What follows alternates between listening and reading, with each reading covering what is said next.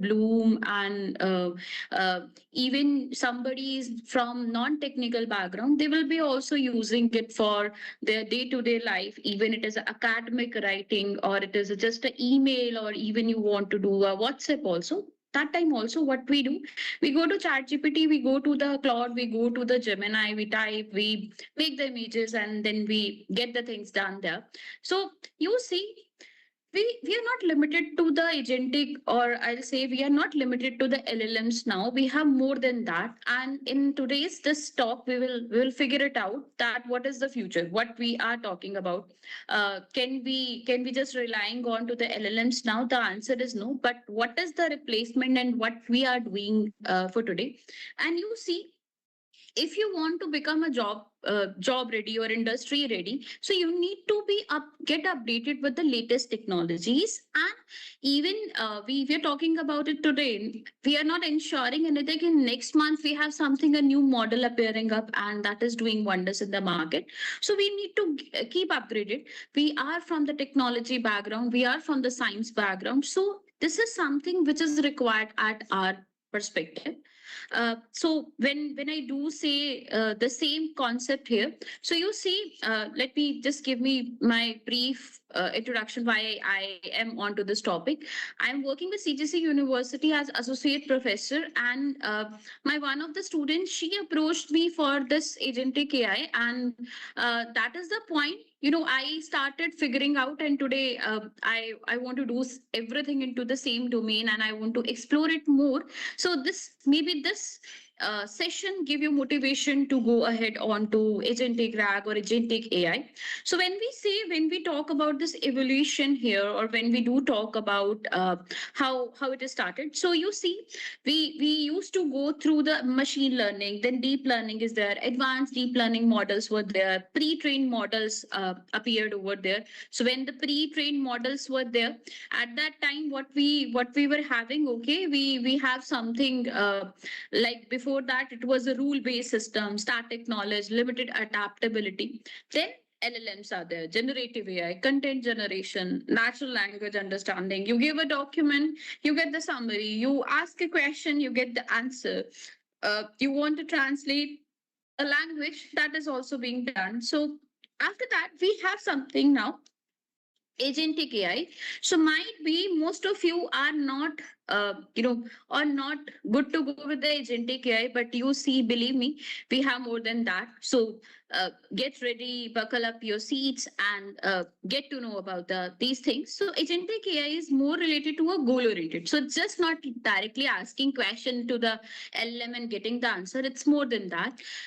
It's a goal oriented approach, and we can have decision making, we can have this in the autonomous section also, so we can apply automation. So we will see how it is happening. Then the RAG is there. So RAG is what, in a simple language, if I do talk about, it is basically a retrieval process. But in that retrieval process, you do see, I am providing a knowledge base also. For example, I do say here that this is my company's HR policy. This document I am giving it to you. You use your knowledge, you use this document's knowledge, and then give me the answer. So you see, in a simple language, what I am doing, I am connecting my LLM to a knowledge base within the form of a documentation, within a form of some guidelines or any apart from that. So once I do that, that is my retrieval process, and we do call it RAG here. So why we are coming to this, why we are talking about this here? So you see, when I do talk about here, so in this case, when I say that there should be some problem, that is why we are coming to the solutions there. So you might have heard about the hallucinations. So what is hallucination? So LLMs are seriously affected by the hallucinations, and the reason being, you see, you give a scenario and it starts getting the answer.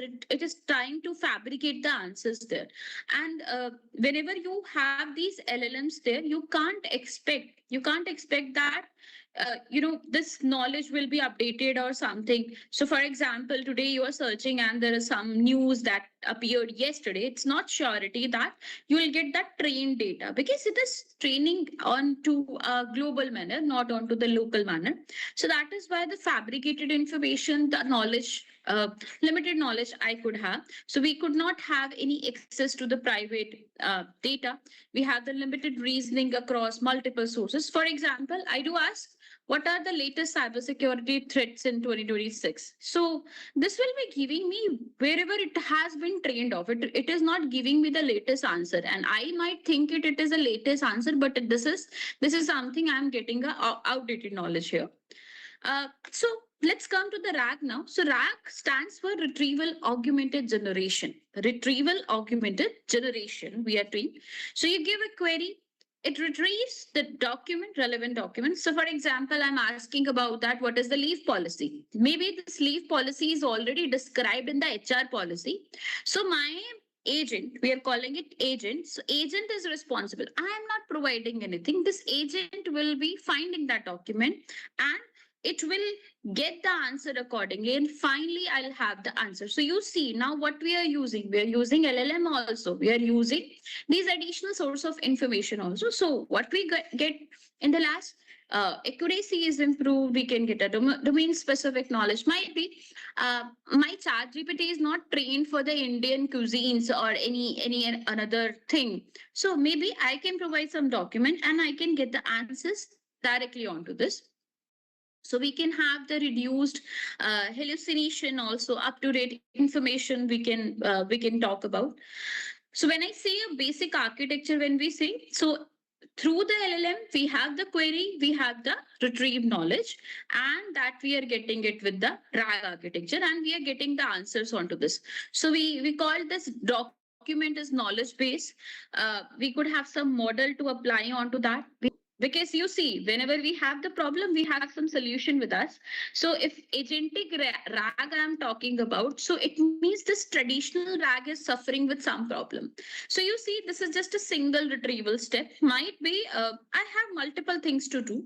I don't have any planning capability there. It can't take any decision, and it is not able to interact with multiple tools. Now, one example I'll give, we have different APIs to fetch the data from the web. We call it web scraping or something like that. So this RAG is not able to do that. So you see, these challenges are actually the key points of agentic RAG that we are seeing here. So in this case, if you do see, so I could have something onto no planning capability. For example, I say, analyze vulnerability reports and create a mitigation tickets. So you see, this traditional RAG would not be able to do. It will give you just a fabricated answer. You will not get anything on top priority of this. So this is, you see, this is very, very important. Now, this leads to emergence of agentic AI. So now you see, now let's try to understand what is agentic AI. So agentic means one agent is working for everything, for planning, for calling, from execution. So you see, this is an automation system which is perceiving, identifying the reason also. After identifying the reason, it is planning. What it is planning? So you see, we do see here that I booked the event manager. So this event manager person is responsible for now 0 to 100.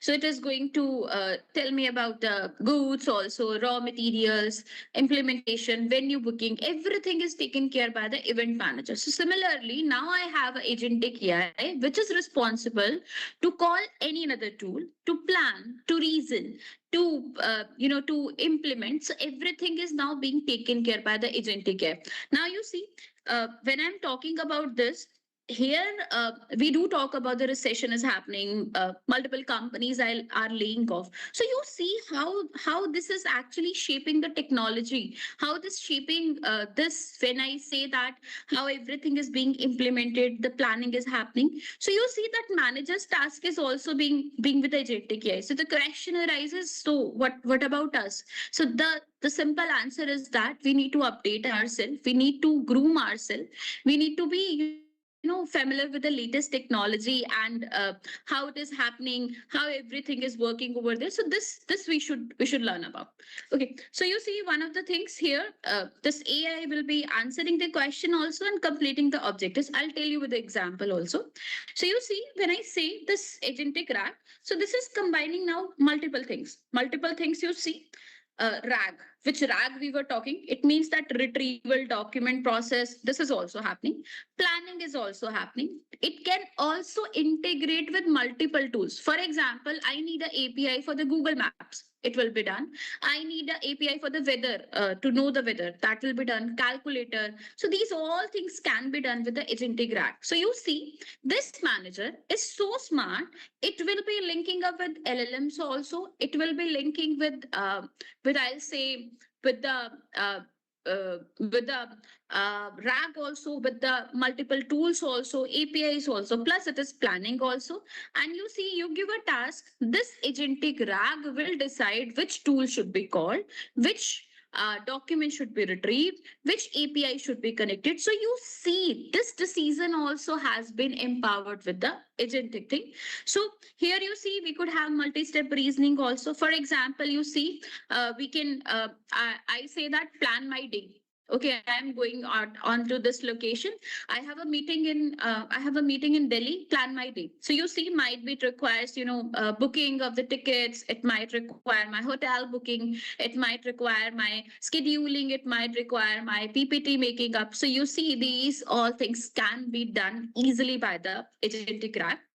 So this is something which we are working now in the many of the industries that we do see. Might be you see, this is a turning point, as in you might be still struggling with learning the machine learning models. That is also required, but you please be clear in your mind, more than that has already happened, and you need to see one executive is responsible for weather API, one executive is responsible for this. So you see, this planner agent will be having multiple other agents. So you see, after knowledge retrieval, maybe it has a reasoning agent, it has something as a tool invocation, which tool need to be called, and then it will be in the action mode, and ultimately we can get the feedback. Maybe I require some inputs also. Now one more thing, I don't know you are aware about of this or not.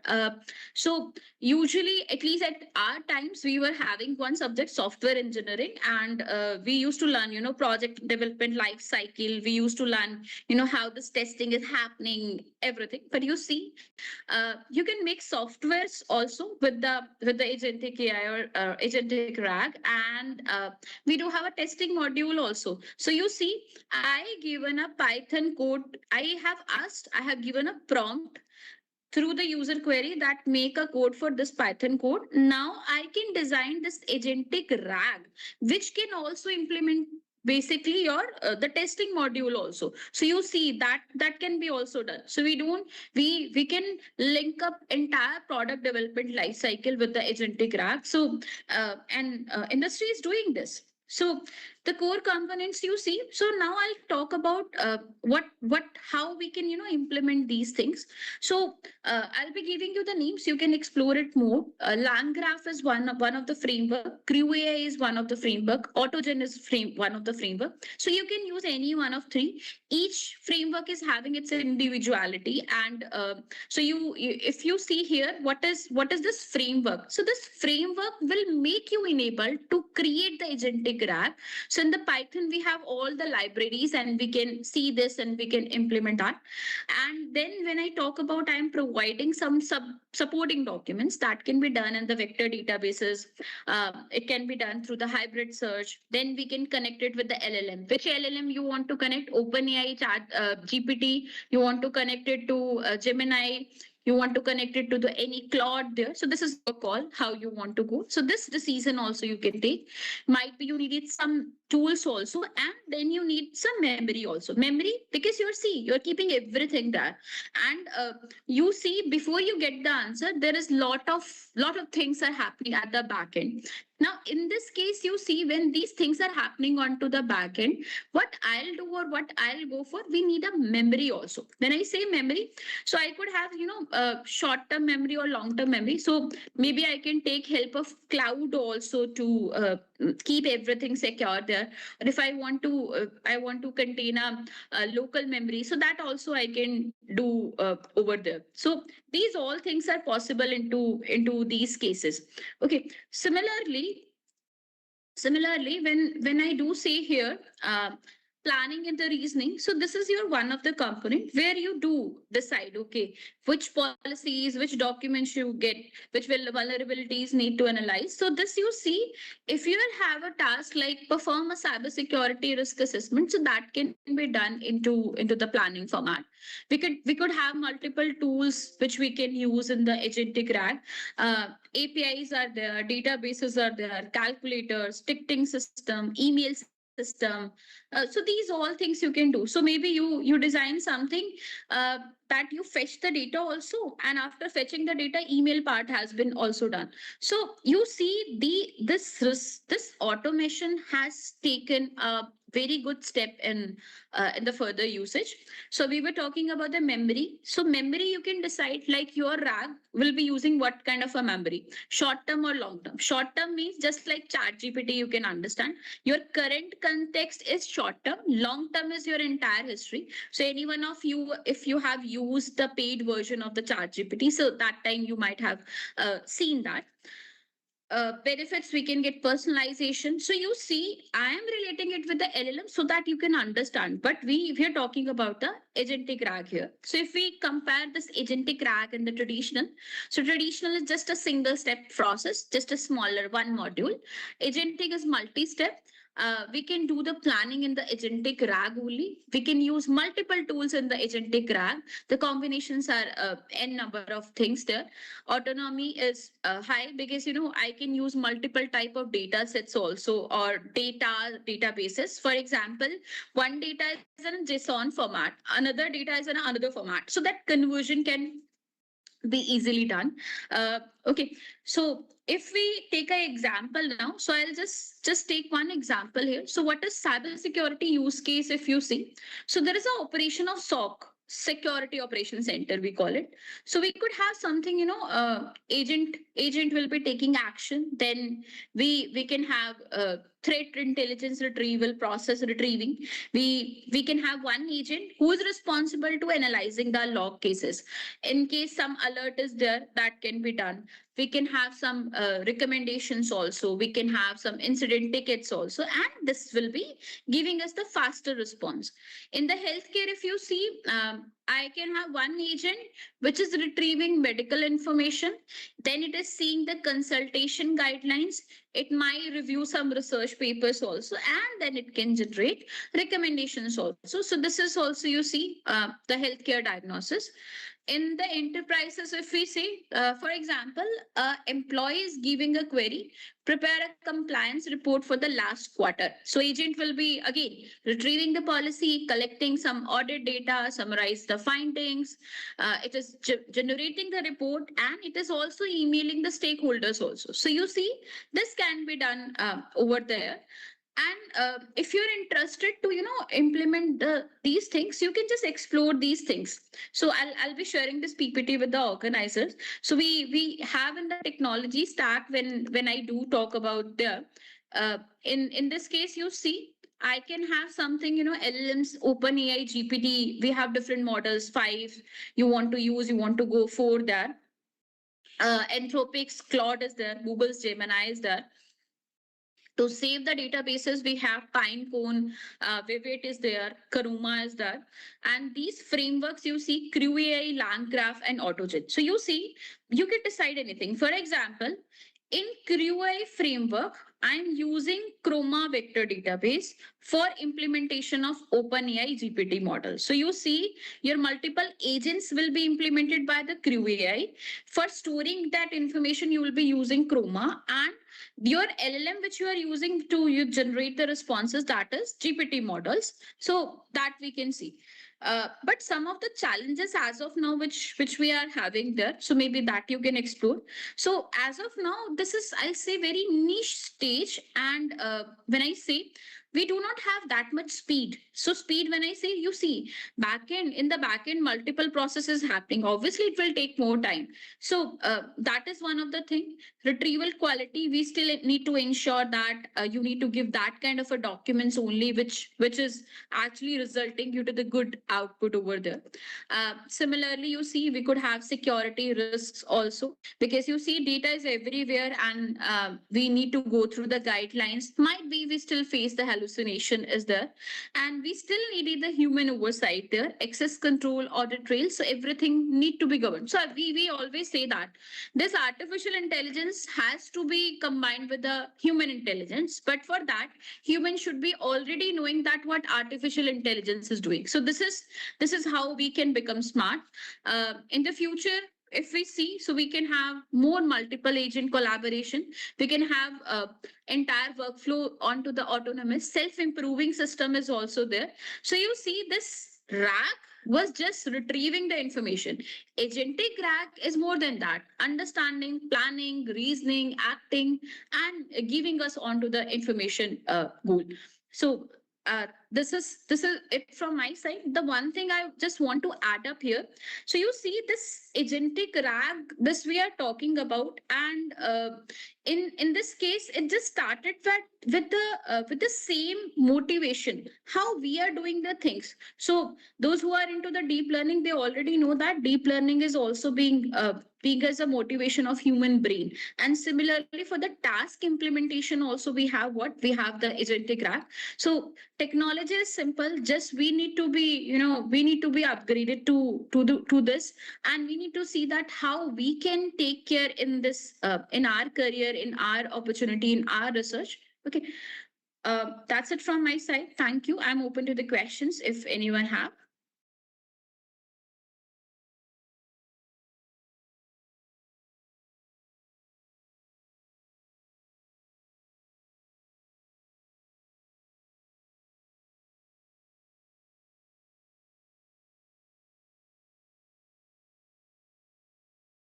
And meanwhile, I'll just suggest one thing. Anyone of you, even you are not from the technical background, CAC or something, try to use one of the tool lovable. So you'll see how this how this artificial intelligence has taken place. You can have everything, entire website, full stack, entire full stack development just by your prompt only. Just try it, just half an hour process, and you see how amazing tools are there. One of the tool you can see, napkin.ai, that also you can explore, and Supabase is there.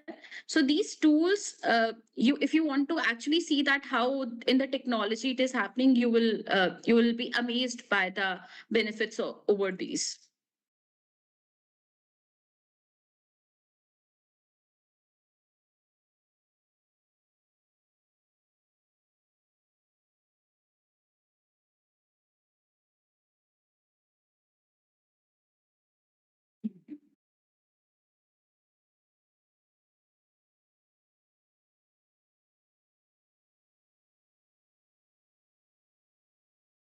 Audience, do you have any questions?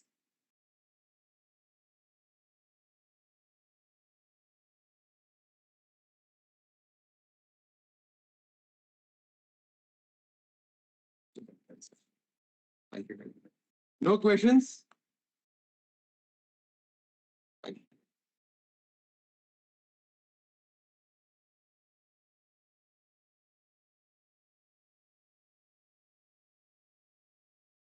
On behalf of AMRUTA Institute of Engineering and Management Sciences, Bengaluru, and the organizing committee of the International Conference on Trustworthy AI for Intelligent Computing Systems, I sincerely thank you, Dr. Aishu Sharma, our esteemed keynote speaker, for your insightful and engaging session, madam. Yes, your presentation on AI system evaluation, agentic AI, the limitations of standalone LLMS, and the RAG, including its architecture and challenges, provided valuable knowledge and practical perspectives to all participants.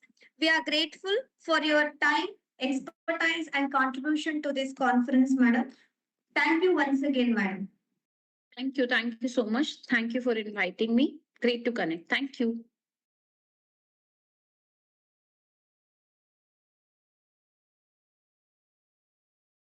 I can leave, right?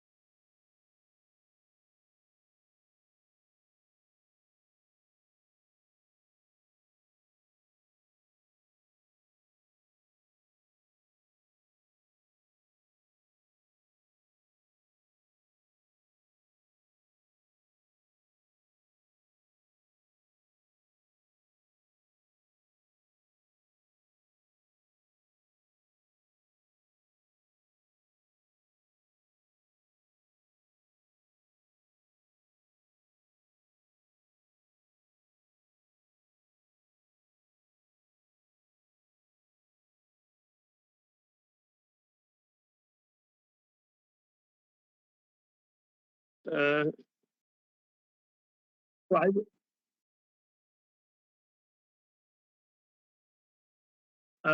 I am sharing my slides.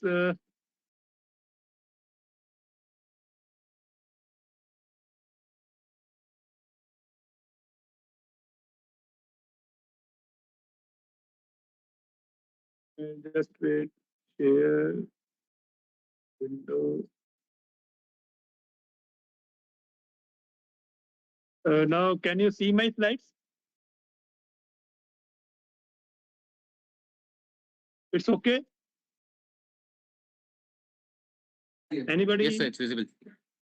Okay, okay. So thank you and good morning, everybody. And I thanks organizer for giving me the opportunity to discuss the importance of the mathematical modeling of physiological systems.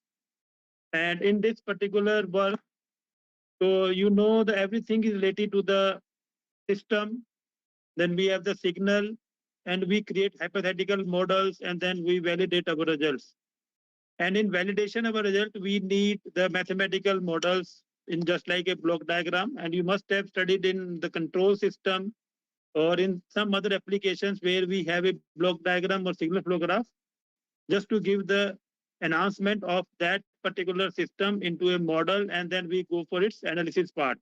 And for analysis part, we can use Laplace transformation, means continuous system and discrete system, and that system can be converted into a discrete system also with the help of some filters and some techniques where we have to convert as the analog signal to Z domain also, so we can validate our result. And in this way, we can say your system is good or system is bad. So for the time being, the system, anything related to system. Let's full screen now. So it is now system. System is the system consisting of various elements. They are interconnected each other. They may be independent, But whenever they are going to perform a task, they will unite together and to give some output. And the output may be maybe the set point. And in control system, we set the set point, but in a uh, uh, physiological control system, we set the homeostasis. Just like in homeostasis, what should be the blood pressure 120 by 80, the heart rate 60 by 80. So it's a homeostasis must be maintained, means set point. So system consisting of components, and these components are have some purpose to perform one task. And just like in human body, and the various organ system, they are independent, but they will work together to perform one task. Task means to maintain the homeostasis or the set point. So control system, interconnection of component forming a system configuration that will provide the desired response. And desired response in our control system may be the set point, and in a human body, it's known as homeostasis. And the process under system, just like a cardiovascular system, respiratory system, circular system, muscular system, nervous system, they all are system, they mean they are all are process.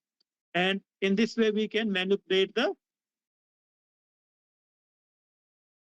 So like this particular system. So you must have noticed this in your control system. You must have noticed this in your control system. What is this system? Here, the system is the man-made system is being controlled by the human body. So both have to work together. So in this, what we are doing? So a operator will check the water level.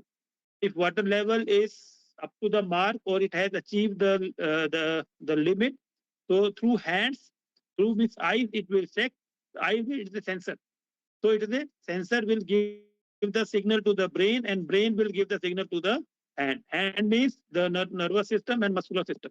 So you can say the operator will close the valve, and in this way it can be controlled, or it is just a human body and a system. So advancement here, instead of watching the water, now it will check the meter. If meter has achieved, so it is the improvement. So human operator. So human operator. This is a human operator. Just wait.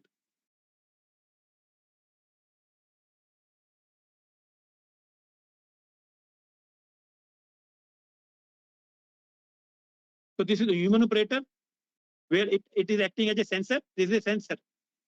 And this sensor will check the meter level, and this signal will transfer to the brain where we have a controller. The controller will check, and according to that, it will give the signal to the muscle. So motor neuron. So afferent signal. Afferent means outside response, outside signal reaching to the brain, and the brain will sense whether we have to close or open or stay calm, and then it will give to the muscle. So it's a complete feedback system. It's a complete feedback system. So you can say the man-made system is being controlled by the human body. So simple, when you're driving a car, this will give you driving a car. So you are driving a car. Again, you have to sense through your sensor is the outside sensor is the eyes. The signal will give to the brain, and the brain will give the signal to the pedal or your hand just for the movement. This you know very well, and you must have studied in control system. So simple one thing related to, let's identify the organ system components and the input and output and description of the biological control system consisting of a human being reaching to an object. Suppose you want to take something and you want to just hold the class. So how you will go there? This is same. The sensor will give the brain, and brain will transfer the signal to the hand. So in this way, you can the efferent neuron, outside sensor, inside sensor. It will be like this. So what are the major organ system in a human body? Major organ system. We have a skin system, the largest organ of our human body. A very good sensor, non-invasive method. Many things we can transfer through the brain, through particular skin. Skin is the largest organ system of our human body. Then we have a nervous system, cardiovascular system, respiratory system, skeleton system, endocrine system, digestive, urinary, and reproductive. So why we are called it system? Because let it be think about your brain, or you can say respiratory system. So it consists of various components. Cardiovascular system consists of it's a organ is heart. But when it is a consisting of various components, it's just like a system. System will work for a betterment of a human body, that is known as the to maintain the homeostasis. So just like introduction to human body, what we have to study, the minimum living organism is the cell structure, which we cannot see through naked eyes, but it can be modeled. Mathematically, we can model and we can simulate, because whenever we are going for some biomedical application, we have to take the ethical clearance for the purpose of validating the result. If you can convert in mathematical model, you can simulate your model, then you can validate with the help of a phantom studies. Phantom is just like a human body component. So nervous system, homeostasis, negative feedback system, positive feedback system. Homeostasis imbalance means whenever set point is disturbed, whenever your homeostasis is disturbed, 120 by 80 is disturbed, that is homeostasis imbalance. Survival needs the body. Communication means the communication between the various components, just like a neuron, the chemical energy, electrical energy, and then again chemical energy and transfer of the signal, that is communication. Transport mechanism, it may be passive transport, it may be active transport. Internal communication, that is inside the human body.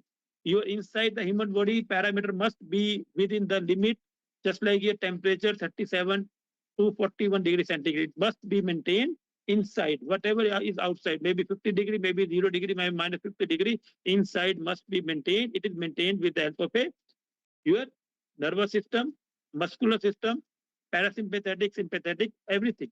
So there are so many applications where we can go for mathematical model, just like a cardiovascular system.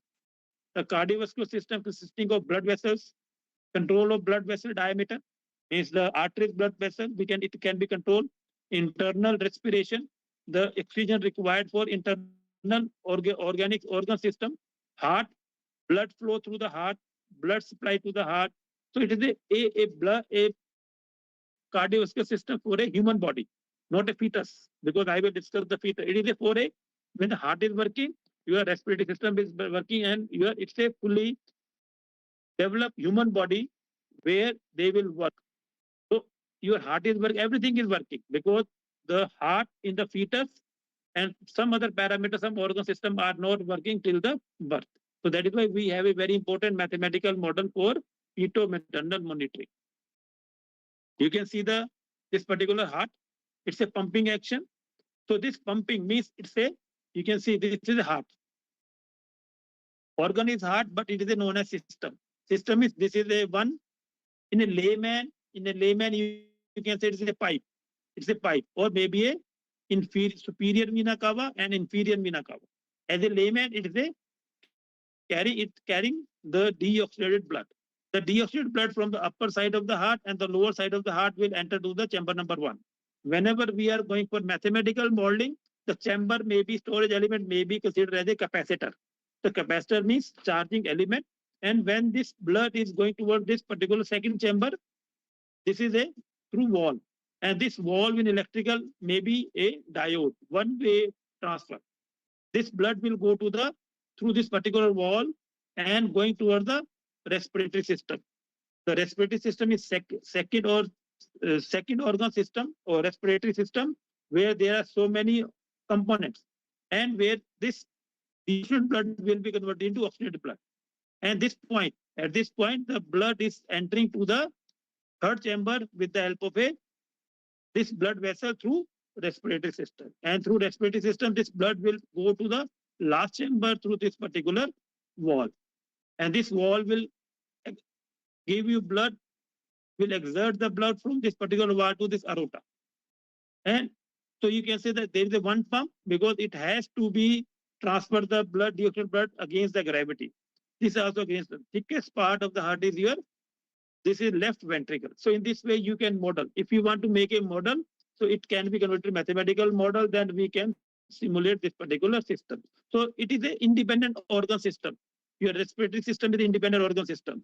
But whenever they are going for a one noble cause means to maintain the blood supply, to give the oxygen to the each and every element of the or cell of the human body, internal system.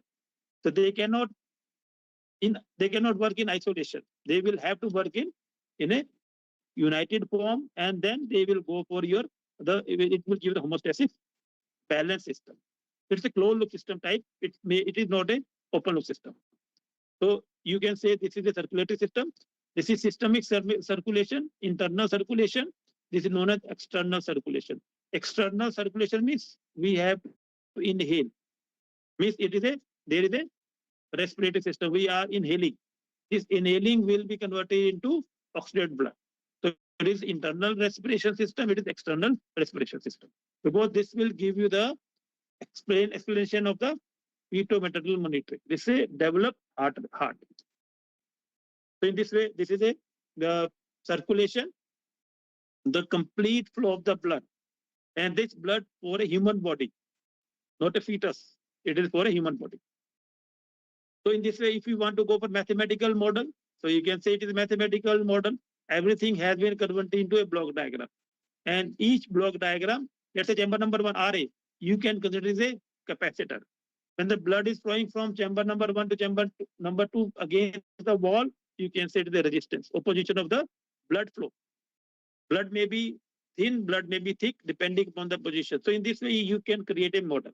So this is a complete block diagram reduction. So where we study this in our control system, so you can simulate this result. So with the help of a block diagram reduction or a signal flow graph, the analog system, that is HS, the transfer function of this particular system can be converted into the discrete system. And we have a discrete system advantage over analog system. So it's a complete block diagram for the cardiovascular system. See, this is the complete block diagram of a human body consisting of your cardiovascular system and consisting of respiratory system. Here we have a nervous system also. The nervous system will control the blood pressure of the system. Whenever there is an increase or decrease in the blood pressure, this blood pressure will be checked by your aorta, where we have a baroreceptor sensor and chemoreceptor sensor will give you the output based on the parameter. This is your system. So here the nervous system, because nervous system is very, very important for understanding the AI. That I will give one slide for this also nervous system.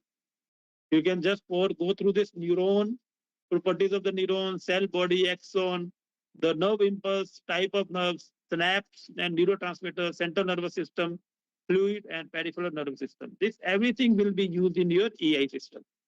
So I will give you how it is being converted into AI system. This is your AI. This is the brain nervous system, the central nervous system. This is particularly the sensor. This is known as afferent neuron sensors. Maybe sight, hearing, smell, taste, internal chemoreceptor, baroreceptor will give the signal to the brain. And brain will sense and will give the motor neuron efferent signal. Will affect the skeletal muscle. Skeletal muscle will give you the strength. Skeletal muscle will give you the power. The skeletal muscle will give you the shivering for controlling the temperature of the human body. If there is a temperature is less, it will give you the parasympathetic signal, will increase the blood pressure, heat will be stored, and in this way you can control your human body will control the temperature. So this is a respiratory system consisting of nose and navel position structure, the various organ system in the respiratory system. So that way it is known as otherwise system is the organ is the lungs. And it is known as respiratory system because of consisting of various components. This is a respiratory, the nasal, larynx, pharynx, right? This consisting of system because it has a various parts. It may be you're controlling the vocal cord, it will control the breath rate, everything. It will give you the oxygen also. So difference between the physiological and engineering system. And engineering control system is designed to accomplish a given task with set point. Physiological systems are versatile and capable of serving different functions or to maintain the homeostasis. Here we study in physiological control system, we study the various organ system, its component and working physiological system means physiology means giving the signal. A system will give you the signal and that signal we will store and we will validate our system behavior with the help of a signal. So this is already I explained the cardiovascular system and cardiovascular system, how this cardiovascular system will work. Already I explained. So definition, characteristics, and function. The cardiovascular system, it is a fluid closed loop system. Connecting all system will give you the blood. It's a closed loop system. It cannot be open loop system. Everywhere it is through a passive transport system. This will give you the oxygen level. It will reduce it will means carbon dioxide will be out like this. So when we inhale, carbon dioxide is 78%. When we inhale, this is oxygen is 21%. And carbon dioxide is 0.04. And when we exhale, it is 4%. 100 times the carbon dioxide we inhale. So you can say that how much carbon is inside our human body and how much it is consumption, and your cell will give you output carbon dioxide. That is very, very important parameter for monitoring or for sensing the carbon dioxide whenever we exhale. That is very, very important. It is not a mathematical. See, this is a mathematical model. So this is a mathematical model. This is a pipe, one chamber. It is a capacitor, resistor, capacitor like this. So it is for this particular. So when we are converting this to transfer function, see this RA. This is the input output.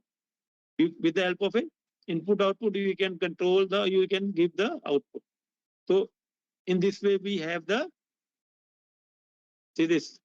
So with simple KVL, KCL, with the help of simple KVL, KCL method, we can convert it into transfer function. So this is your transfer function. This is a first order system. When the blood from chamber number 1 to chamber number 2, this is a first order system. And if we combine all, it will be fourth order system. See, this is the chamber means this is a capacitor consisting of the heart, wall, vessel, and then this is a resistance. And in this way, we can simple KVL, KCL method. Simple KVL, KCL, blood flow level with the help of simple KVL, KCL method. So this is one. Now it is, if we are considering chamber number, both chamber 1, chamber 2, and output from chamber number 2. And when the blood is going towards the respiratory system. When the blood is going towards the respiratory system. So in this way,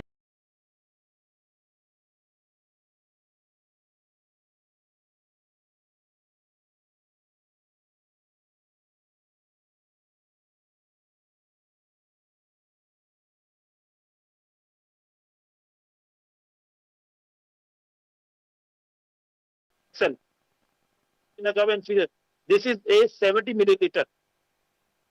Input 70 milliliter, output must be 70 milliliter. This is validate this result with the help of a block diagram and the transfer function. So this is your mathematical model, this is your transfer function. The second order system, where R2 the resistance of R1, R2 resistance of walls, C1, C2 the capacitating element of chamber 1 and chamber number 2. So in this way, you can convert it into mathematical model. And this mathematical model, if you have validated your result with the help of simulation, you can go for some studies. So you can create your own system. Chamber number 1, chamber number 2, chamber number 3, chamber number 4. Chamber number 3 will have a one motor. Chamber number 3 have a second motor because they are against the gravity. This is how this blood is going from the lower part of your inferior vena cava. Lower part. So this is the calf muscle will give you the strength. It will pump the blood, whatever we have in the veins. So this will be pumping. So it is just like a second heart. It is just like a second heart. It will transfer the blood to the chamber number 1 against the gravity. So you can say, think about this just like a pump. So this calf will give you the blood flow, and this blood is deoxygenated blood is going towards your chamber number 1. So come to the fetal metal monitoring. So why we are interested in fetal metal monitoring?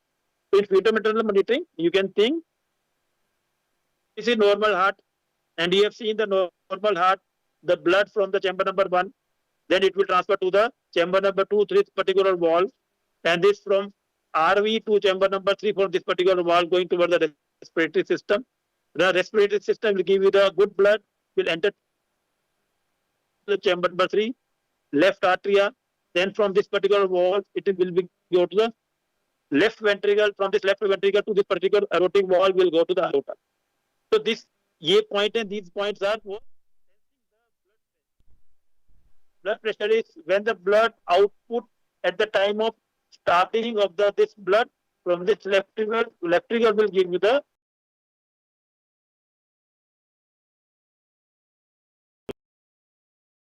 this blood pressure will be here, and this signal will be transferred to the brain, the controller.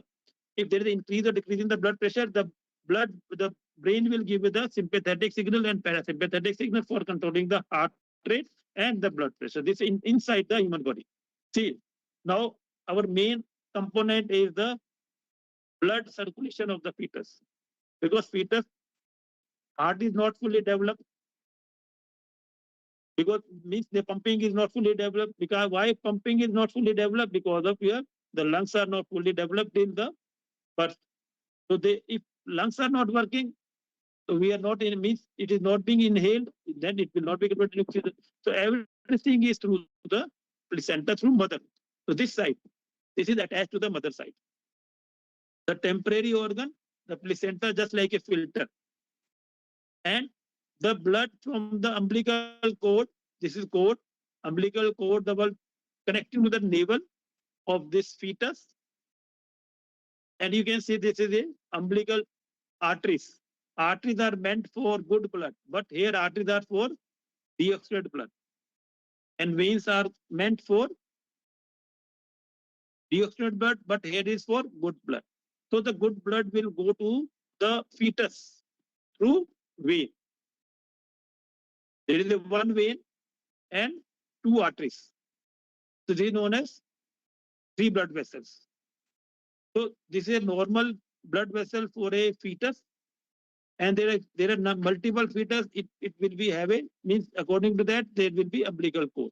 It may be one, it may be two, it may be three also. For three fetus, two fetus, two, one fetus, one.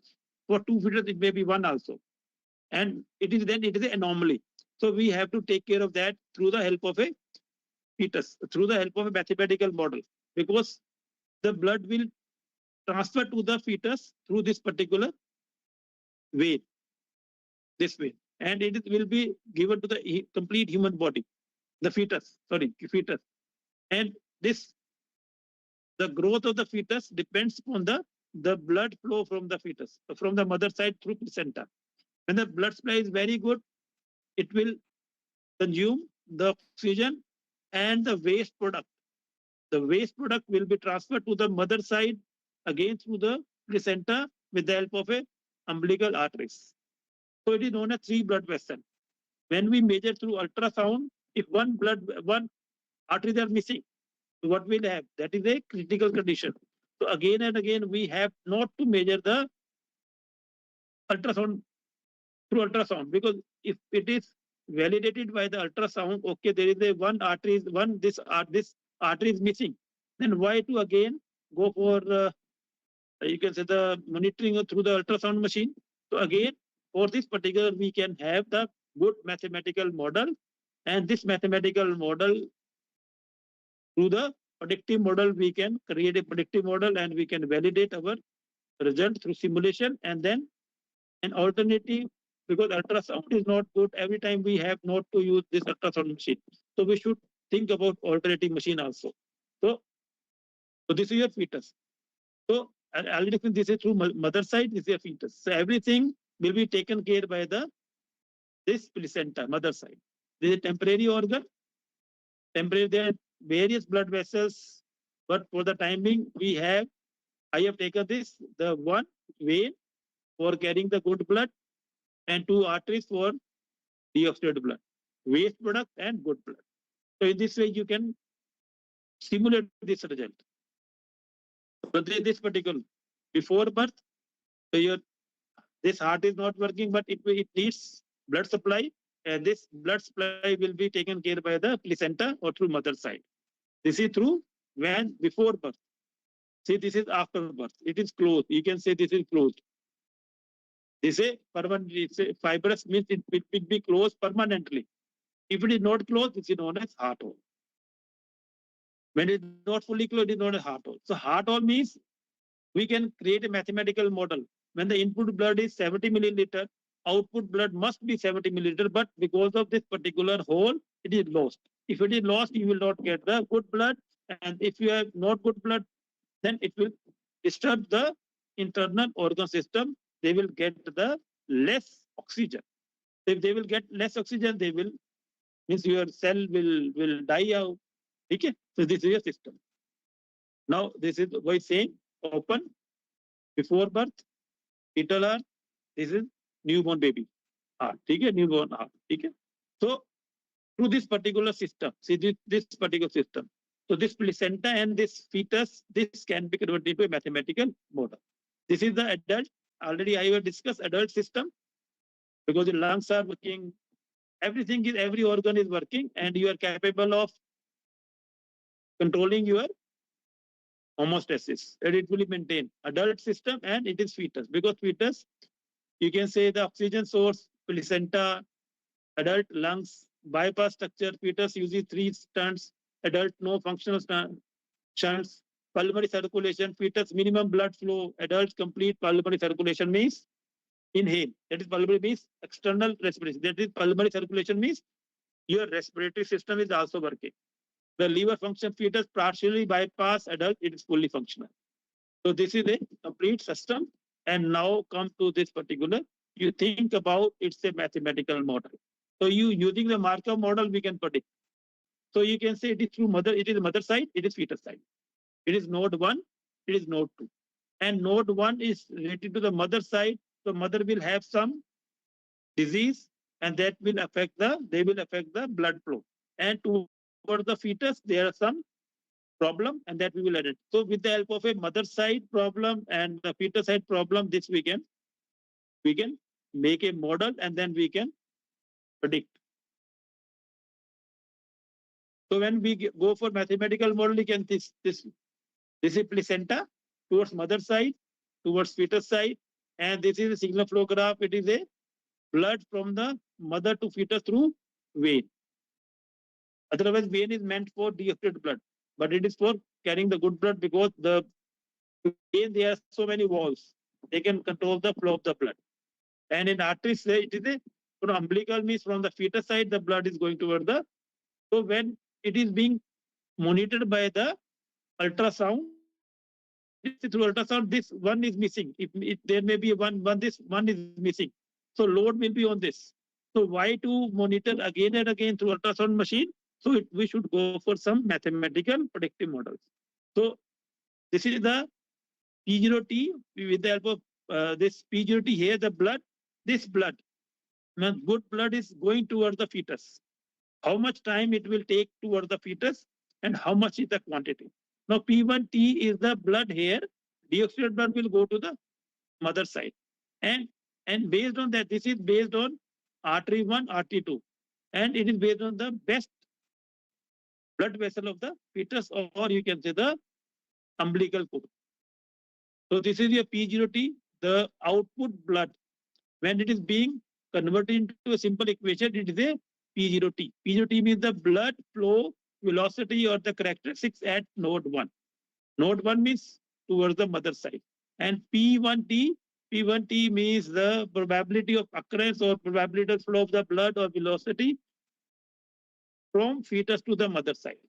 And this is for a you can say the best combination of the fetus, means all blood vessels are intact in the fetus.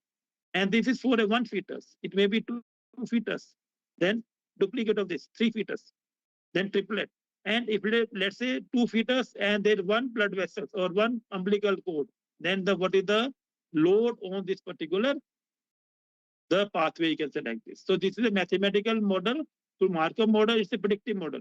We can predict this state from the input side. And from this is input side, and we can predict this state also. So it's a transfer of P0T from mother to fetus, the probability how it will go to the fetus, and this is how from the fetus to the mother. If you simulate this result, okay, before that I will see the factor affecting the node 1, high blood pressure to the mother, diabetic to the mother, infection to the mother, kidney disease, heart or respiratory disease, alcohol or drugs. So these are these parameter towards the mother side or towards the node 1. And so this is a just 5 minutes, I will take just 5 minutes, okay? Then I will stop. Can I take 5 minutes? Okay. So factor affecting the maybe two blood vessel, long cord means if it is long cord, it will be a tie in the neck area, and it's just like a foci. The knuckle cord, if it is node is very less short, or knuckle cord there is node, it will reduce the blood supply from node 1 to node 2, node 2, node 1. And the small, okay. Now this is your, if you go for simulation, you go, this is your the result from the ultrasound, this result from the blood flow, and our this simulation result. So both are same, so we can define.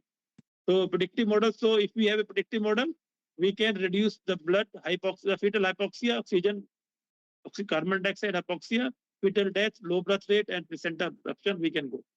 So this is a synapse. I will skip this. This is the you can use this combination in your neural network. This you can use for neural network. Because this is your neural network, and this neural network will be converted to synapse, the neurons, dendrites, cell body, and synapse. So this, okay, this is the validation. This is for. Thank you, sir. Thank you very much. Any question, any doubt you can ask. Thank you. Your time is very less. Otherwise, I would have explained better. So if any and you want more discussion, I am available also anytime after the conference also. Thank you.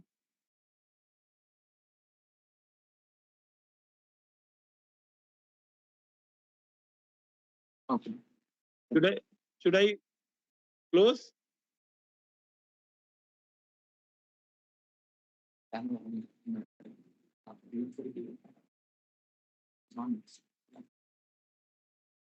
Your sound is not clear.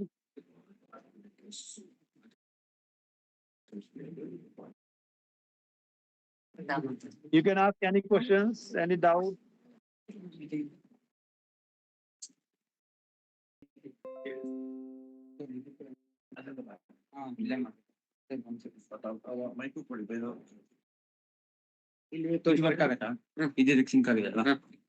So you can use this.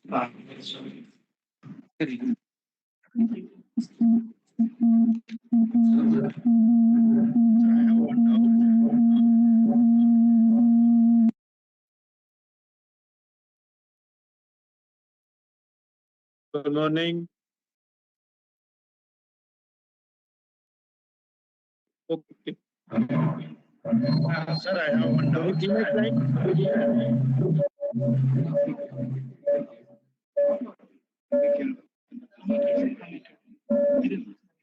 Sir, I have one doubt. Yeah. So as you know that all physical systems have to be, before we use it for AI or neural network, the first job is to build a mathematical model. Yeah. And we need to give an hypothetical data. The data is to be actually collected in the physical system before we supposed to train the network. Is it right? Yes.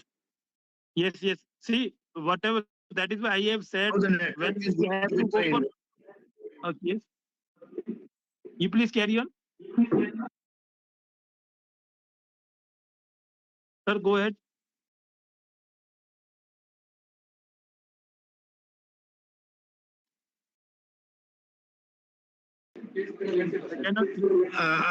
Hello, sir. Am I audible? Yeah. Am I audible? Yes. Yes.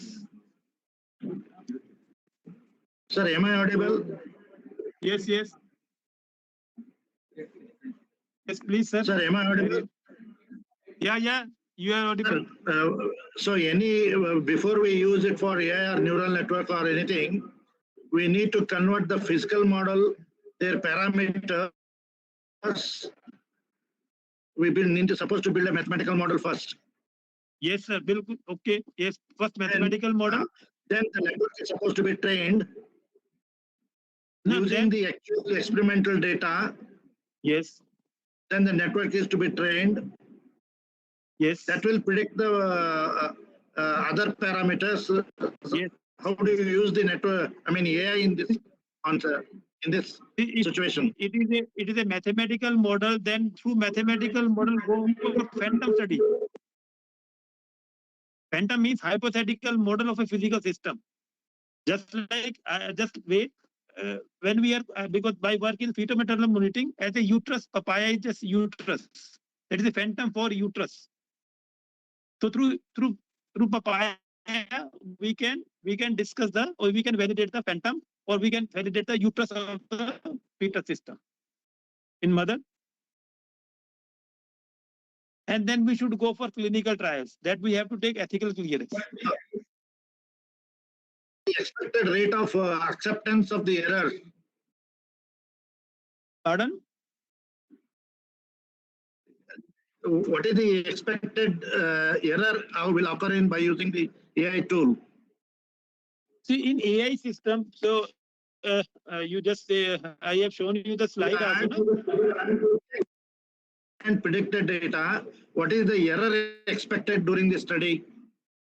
Which is the allowable error to be permitted? See, because I have used impedance tomography, and because to validate my work, and in that case, we have to go for more and more rigorous signal processing and image reconstruction algorithm for better response, you can say like this.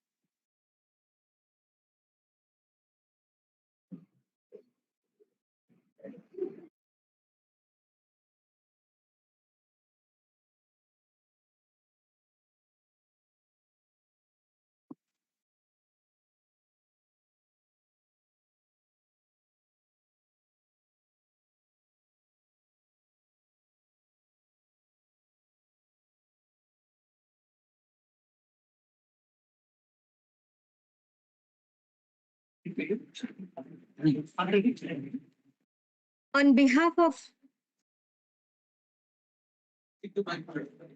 AMRUTA Institute of Engineering and Management Sciences, Bengaluru, and the organizing committee of the International Conference on Trustworthy AI for Intelligent Computing Systems 2026, I sincerely thank our esteemed keynote speaker, Dr. KUMAR, for your insightful and engaging session on mathematical modeling and physiological systems.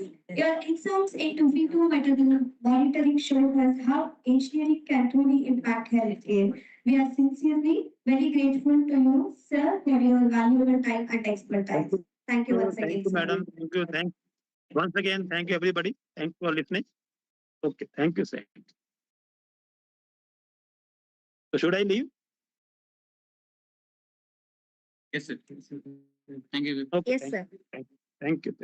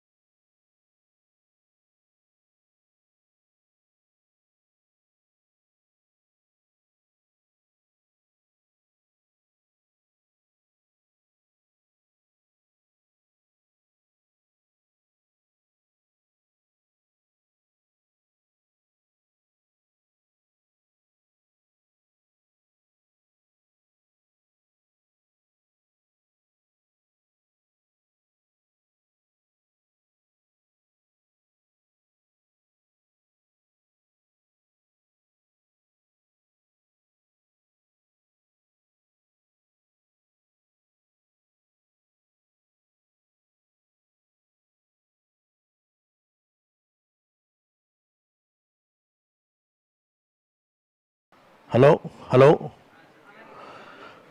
good morning, everybody.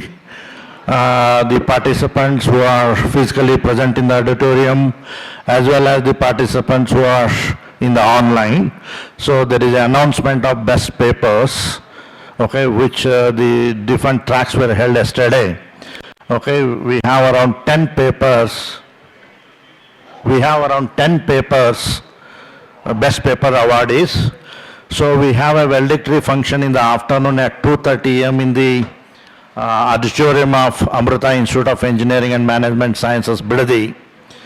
Okay, these 10 papers, participants, I will announce, and if you are interested, you can come out to our institute and collect your best paper award certificates. Okay, the first best paper award goes to T2064, Engineers Desk, a web-based solution. The authors connected to this paper, you can come at 2:30 to AMRUTA Institute of Engineering and Management Sciences, Bidadi today. And the second paper, T1067, e-learning platform using AI. The third paper, T4003, design of IoT-based medication. Paper number 4, T1025, road safety. Paper number 5, T4078, UAM-based functional verification. The next sixth paper, best paper award, T2043, real-time object detection. The seventh paper, T2049, IoT integrated smart energy harvesting and automated irrigation system for the sustainable agriculture. The eighth paper, T1015, cloth design generator using machine learning algorithm. The ninth best paper, T1060, IoT-based LPG leakage detection. The 10th best paper award, T4046, enhance the efficiency of the thin crystalline silicon solar cell through advanced light management using aluminum, using AL203 it seems, nanoparticles. Okay, these are the 10 best papers awarded yesterday. You can come to AMRUTA Institute at 2:30 a.m. today, 2:30 p.m. today, okay, to get the best paper certificates. Thank you all.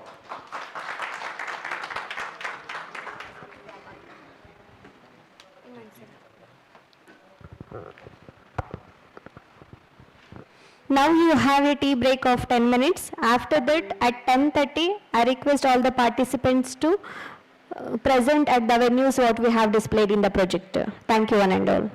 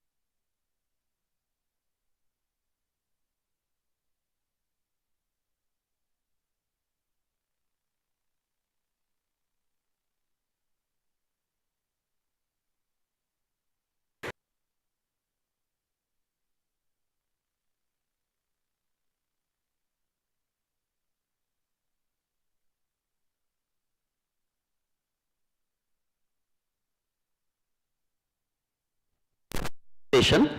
Myself, Dr. Kumar, Bidadi, Professor and Head for Information Science Department, AIEMS College. And with me, today's session chair is Dr. Santil Kumar sir. He is Head Research and R&D at ACS College of Engineering, and I heartily welcome on behalf of our college to you, sir. Thank you, sir. We'll start the session, sir.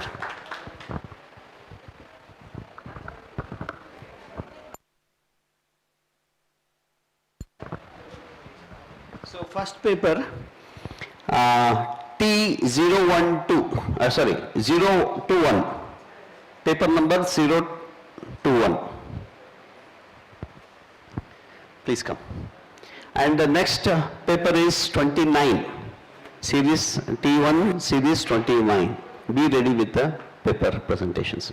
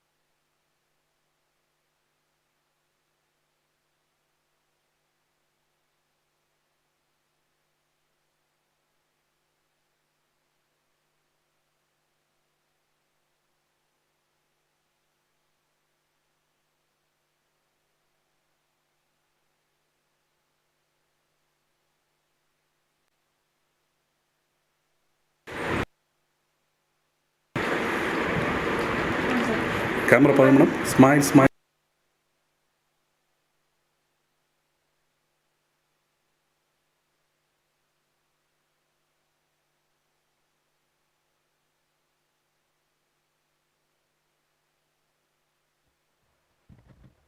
Hello.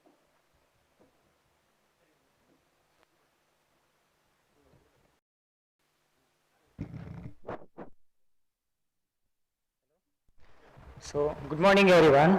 My name is Aditya. So, today I am presenting my paper on a multimodal, multi-agent healthcare conversational AI system for clinical decision support.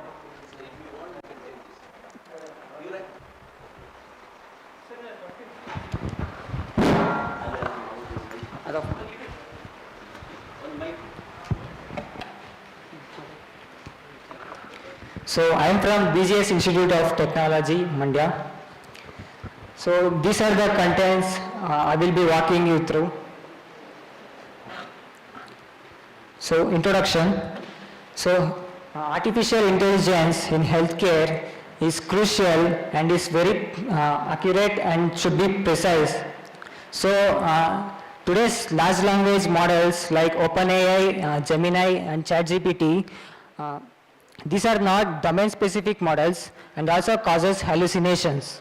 So multimodal AI uses to interact through speech, text and images, so it improves accessibility and users experience. So we have introduced a new approach called as RAG, which is called retrieval augmented generation. So it can produce accurate and useful information for the user. So problem statement. So first problem is hallucination in LLMs like ChatGPT or Gemini. So what these models can cause is, so if you give user gives a query, so what is the dosage of paracetamol? So ChatGPT can say like 500 mg for any user. So it is not domain specific and it is trained on robust data. So we are implementing a retrieval based approach called as RAG, retrieval augmented generation. So the model do not causes hallucinations. So the research problem is how we can develop a safe, accurate and multimodal healthcare conversational AI system for clinical decision support. So objectives, we are developing a healthcare conversational AI system which supports text, voice and image inputs. So implement multi-agent architecture using retrieval augmented approach. So this helps in reducing hallucinations and improves factual accuracy. So this enhances in healthcare by providing easier accessibility and usability. So these are the literature survey we have gone through. We have considered so many advantages of previous researchers, and also we have improved the withdrawals.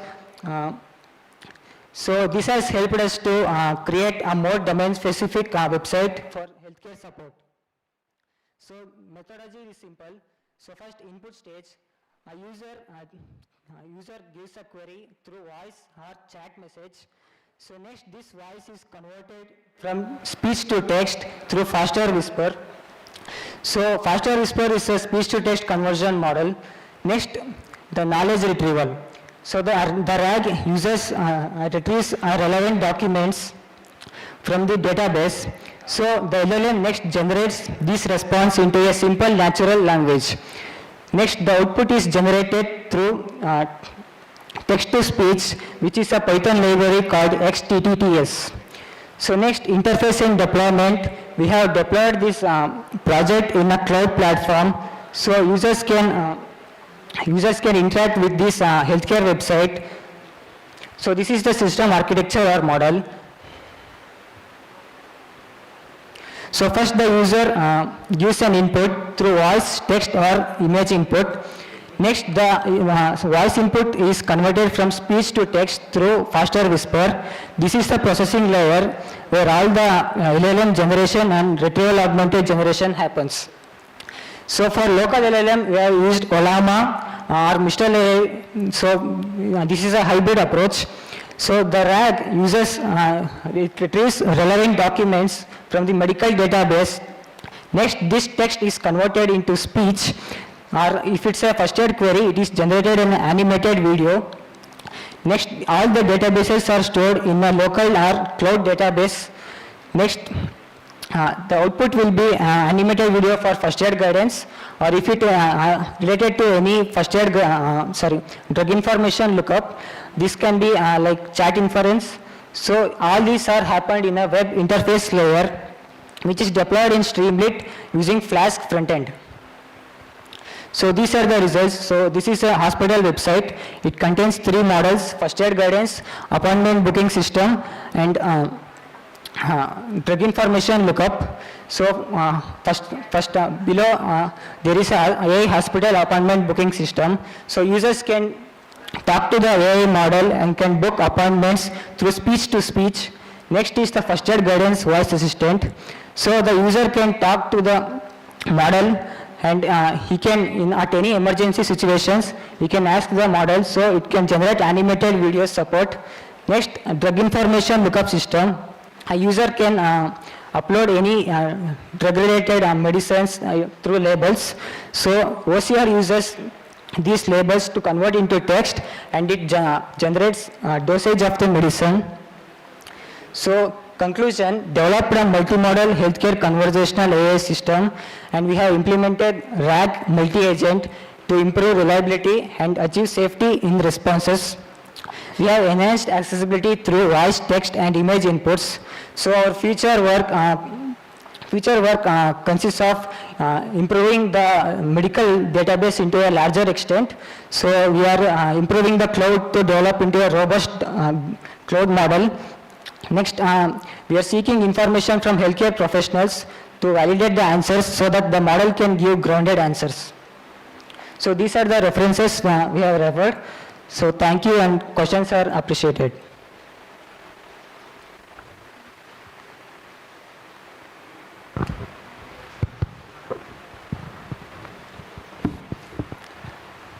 Okay, my first question, you are using AI-based fine, but the major problem in medical industry, without professionals, your prescribing medicine is unethical. Yes, sir, that's what I said, sir. No, so, first you understand. Yes. Without prescription, without consultation, prescribing medicine is unethical. Because paracetamol, you are telling, what are the purpose we can use paracetamol? Do you aware of this? Okay, you tell. Sir, like I said, no, sir. The documents are already verified by the healthcare professionals. No, my question is, if you are recommending paracetamol, what are the purpose we can recommend paracetamol? Sir, What like, is the causes of paracetamol? yes, sir. It will describe the causes also, and it will also describe how much dosage the user can take. No. That's why, what is my point now? In the entire system, doctor role is missing. Sir, no, sir. These are verified by doctor also. Where? You can go to your output of that last one. Where is the doctor Sir, consultation? these are already verified by the doctors. No, But here there is no. We have because- provided this disclaimer, sir. We have provided disclaimer that these are only verified by doctors and these data sets are limited. So it can be correct, and we will provide the disclaimer, sir. This is an AI, so it is No. grounded, but Now, you understand the point. Point number one, by seeing physically only, the doctor can recommend the medicine. so this is not a recommendation website. Ah. This is only tells the dosage and No, accuracy. that's why I'm telling. See, paracetamol, we have 500 mg, 650 mg. Yes, sir. Two things are there. What is the causes of paracetamol? Be aware of this. So yes, the website can give everything, sir. No, that's the problem actually. Website should not give. Doctor should give actually. In medical industry, if you do such a Sir, kind but- of things, but we even have if the- to get first ethical permission. Sir, See, even- one thing I'll tell you. I have some problem. Without consultation doctor, I can go to pharmacist. I'll tell this, usually in India, what is happening now, I'll go to pharmacist. So I have a cough, I have a cold, I have this problem. The pharmacist will give medicine. Okay. Now it is happening in India. Okay, the pharmacist will give the medicines. But he won't take any accountability. Something is going wrong, who will take accountability in your project? That's why we have provided disclaimer, sir. This is not a No, disclaimer is something is, I lost my life. I'm using this system, something is happening, I lost my one organ. For example, if you are taking over storages, This has happened on it ChatGPT. will sir. affect kidney, it will affect liver. Then if I lost or something is happening, I will go to some doctor will ask, to whom permission you have taken this medicine? What answer I can tell to doctor? He said, I will not treat. Because you are taking medicine without my permission, I will not treat. And most important thing, paracetamol I am going to take, okay. Already have so much existing disease. Who will take accountability?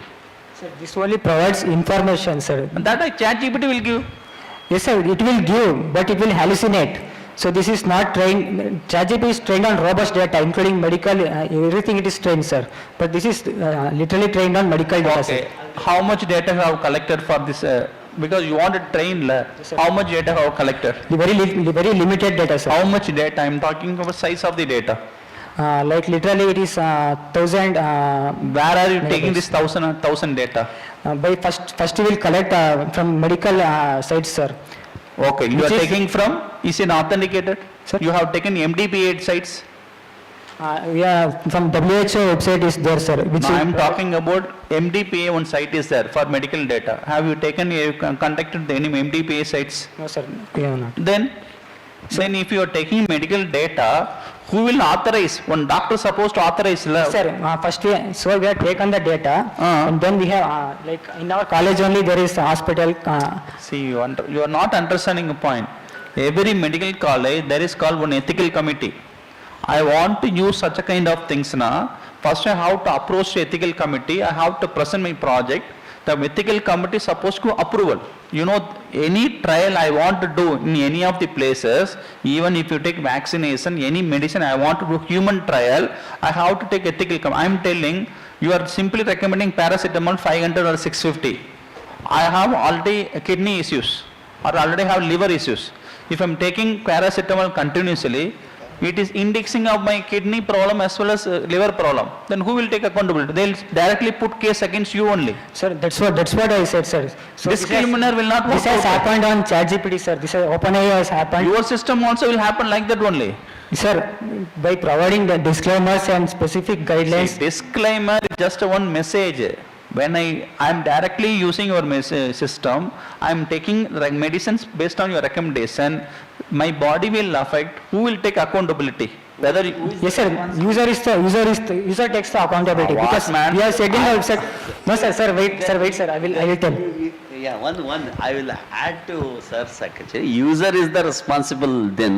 Why you will take this kind of, why we want this kind of So ಈಗ ನಾವು ಎಷ್ಟೇ hospital ಹೋದ್ರು ಯಾವ doctor consult ಮಾಡಿದ್ರು user ತನ್ನದೇ ಆದ ಒಂದು research ಮಾಡ್ತಾನೆ. ಯೂಟ್ಯೂಬ್ ನೋಡ್ತಾನೆ, ಚಾಟ್ ಜಿಪಿಟಿ ಮಾಡ್ತಾನೆ, ಅಥವಾ ಗೂಗಲ್ ನೆಟ್ಸ್ ಅಲ್ಲಿ ನೋಡ್ತಾನೆ. ಬಟ್ ಅದನ್ನೆಲ್ಲ ನೋಡೋದ್ ಬದಲು ಅಟ್ಲೀಸ್ಟ್ ಸ್ಪೆಸಿಫಿಕ್ ಆಗಿ ಒಂದು ವೆಬ್ಸೈಟ್ ಇದ್ರೆ ನೋಡೋಕ್ಕೋಸ್ಕರ ಏನ್ ಮಾಡೋದು ಅಂತಂದ್ರೆ ಸರ್ ಕೇಳಿದ್ರು. ಯೂಟ್ಯೂಬ್ ಅಲ್ಲಿ ನೋಡ್ತಾರೆ, ಯೂಟ್ಯೂಬ್ ರೆಸ್ಪಾನ್ಸ್ ಆಗುತ್ತಾ? Yes, sir. If I'm seeing by YouTube now, YouTube will not take a responsibility. But your system is, I'm enrolling your system, then you have to take responsibility. We are not enrolling the system. This is not enrolling the system. Then what I'm going to do? You don't develop them. If you are not taking responsibility, why you want to leave this to the society? Sir, no, sir. This is only for research purpose, and this. Researches are for good things, to do some good things to the society, right? Sir, this is for education purpose, sir. The users can only get. In India, you understand the first system for how the medical is functioning. Anything I want to do human trial is supposed to get approval from ICMR. Yes, sir.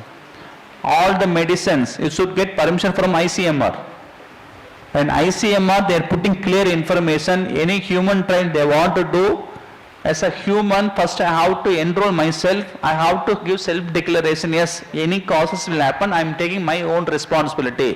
That I have to register in ICMR. Then they start human trial. Okay, they have to analyze periodically. It is not easy. Because most of the thing why A is not coming to medical, you know what is the reason? That is the reason, sir. That is the reason. Two departments still they are not get into A. One department is medical industry. What is the second one? You know, you are aware of this? Law, sir. In law industry they don't accept because these two are sensitive issue. Still now they are not allowing. Even Supreme Court also, because I am telling one other way. Instead of this, I can develop an AI based lawyer. So the AI will go to appear on behalf of me, it will counterfile. Okay, the problem is the AI lawyer fails. Who will take accountability?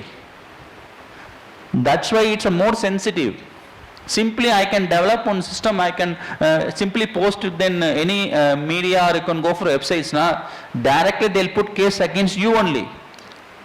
You know, ICMR, National Medical Council and Indian Medical Association, all three they'll put case against you. They'll put 1,000, 2,000, 3,000 crores defamation suit against you because he is giving wrong things. Already there is a problem. Homeopathy, allopathy, Siddha, naturopathy and MBBS. These MBBS people not accepting homeopathy, allopathy, Siddha, naturopathy, all XYZ medicines. There is a contradiction going on. Be aware of this. Yes, sir. Homeopathy people should not you recommend allopathy doctors. Still the problem is exist. That problem government not able to solve. This is, I think, maybe your intention is good, but it is very dangerous for the system. This is not about implementing the healthcare, sir. This is about First one, second one, at least first aid, somewhat okay. Drug is danger. I get it, sir. I get it. Drug is too much danger. My family doctor will say I should not take paracetamol. Your system says go and take paracetamol. No, it will not say don't take, sir. It will first describe how to use paracetamol. Wow. But you tell how to use paracetamol. Sir, I don't, sir. I am not a medical student. You tell how to use paracetamol. Sir, it will first describe what is paracetamol and how is it used and what is its use for. I am telling sir, you developed this system. You developed this system. Which medicine you have used drug information, paracetamol. You only used paracetamol. Yes, sir. Now, how to use paracetamol? So it is described by... How much dosage I have to take paracetamol?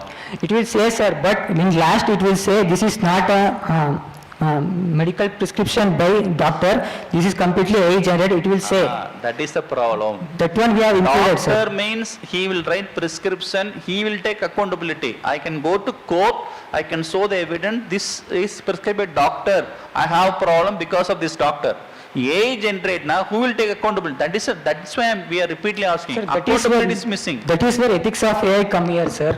So, Ethics of AI means so much field there, but medical is too dangerous.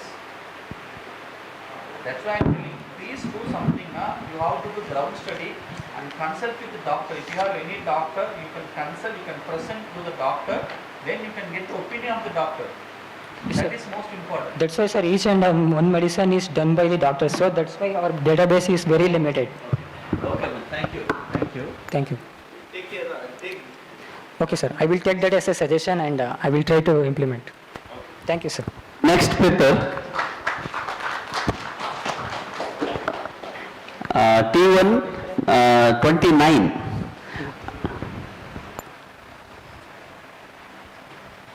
So, is there anybody? Paper number, paper ID T1 29. And next is T1 34. So paper ID ICTAICS 2026 T1 34. Yeah, please come. And next paper will be T1 37.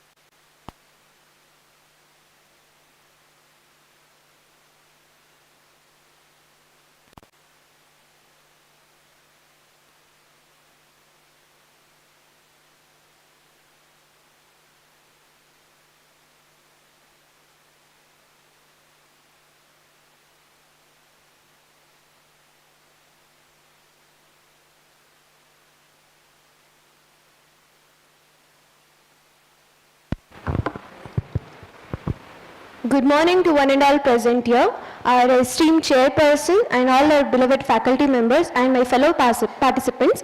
I am Srijana Deshpande from Information Science of 6th semester. So I am representing my paper title as God's Eye, an AI-driven multi-source intelligence system for real-time human tracking and predictive analysis. My team members are Simon Leo Alexander, Shreya V and Shivrama R under the guidance of Dr. Kumar Bidadi. So these are the this is the outline of my presentation which will be covered today. First will be the introduction and the problem statement, objectives and the literature review, proposed methodology, system architecture and algorithm and technology used. At the last with results and conclusion and the future scope.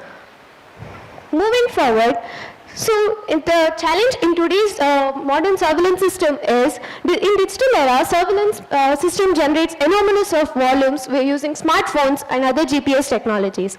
So this traditional surveillance system mainly operates independently and lack intelligence required for real-time analysis, multiple source integration, and automated human technology and predictive monitoring. So our solution to this is God's Eye, an AI-driven intelligent surveillance system which provides real-time surveillance, tracking movement across frames, and integrating multiple data sources and prediction of future moments. So problem statement. Our problem statement is traditional CCTV based systems suffer from several major limitations that reduce their effectiveness in real time environment. So traditional surveillance system mainly depend on manual monitoring dependency. Normal CCTV surveillance system use normal manual monitoring, which needs labor effect also. People need to sit manually and monitor the CCTV surveillance. Our next limitation in the current surveillance system is lack of intelligent detection. There is no smart detection in our present surveillance system. Like there is no automatic detection of the activities occurring at a particular location. So next is limited tracking capability.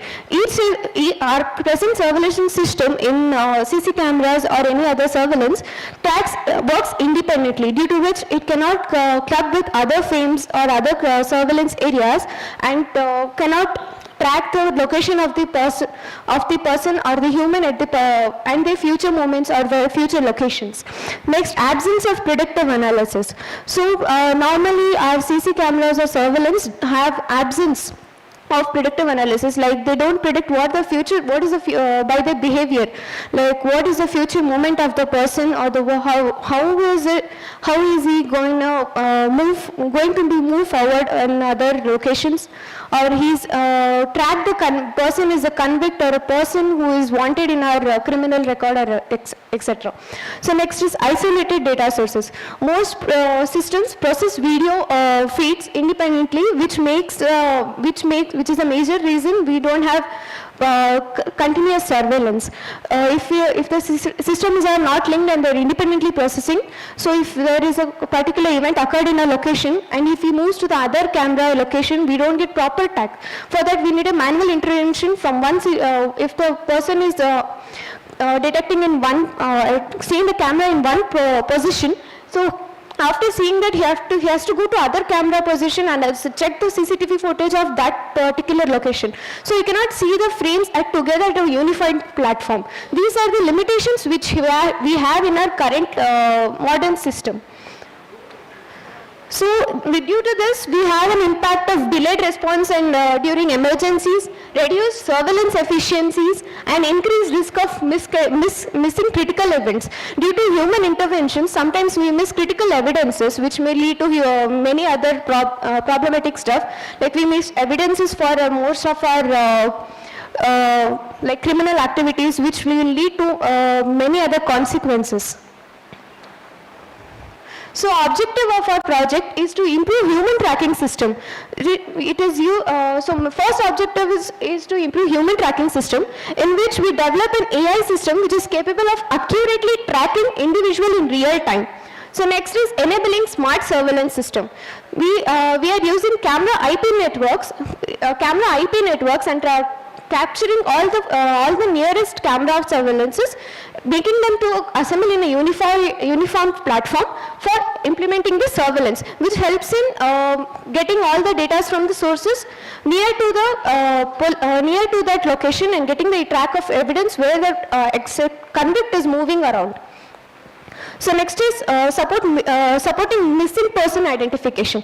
For example, if a person is missing from a particular spot and there is a CC camera which has captured that the person has been kidnapped or is missing from that spot, so if we have this type of system over there, so what will happen if the person is captured in that camera? So he'll be if the van carrying the person moves on the other location, by contacting that other location camera, we can access that person.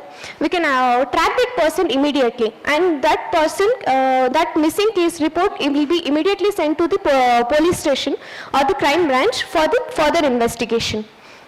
So next is provide predictive insights, analyze movement patterns and predict possible future location using machine learning techniques. So by these cameras, this professional AI intelligence system, we can have predictive analysis, like where the person will be moving further, or the way the person exact location is predicted by using these camera frames. So next is enhancing disaster response. So normally during disaster response, it is very difficult for the team to search for the people who are injured in the disaster systems. So by using this system, we can track where are the more people have got injured, or the people who have got stuck in the disaster, or after the disaster is completed, the people can go rescue the people immediately. So this will help in saving the people earliest. So next is promote ethical AI usage. With this, we can use this majorly project can be used for many criminal services and intelligence department of India to find the convict or the terrorist or the other part of other criminal activities happening in India.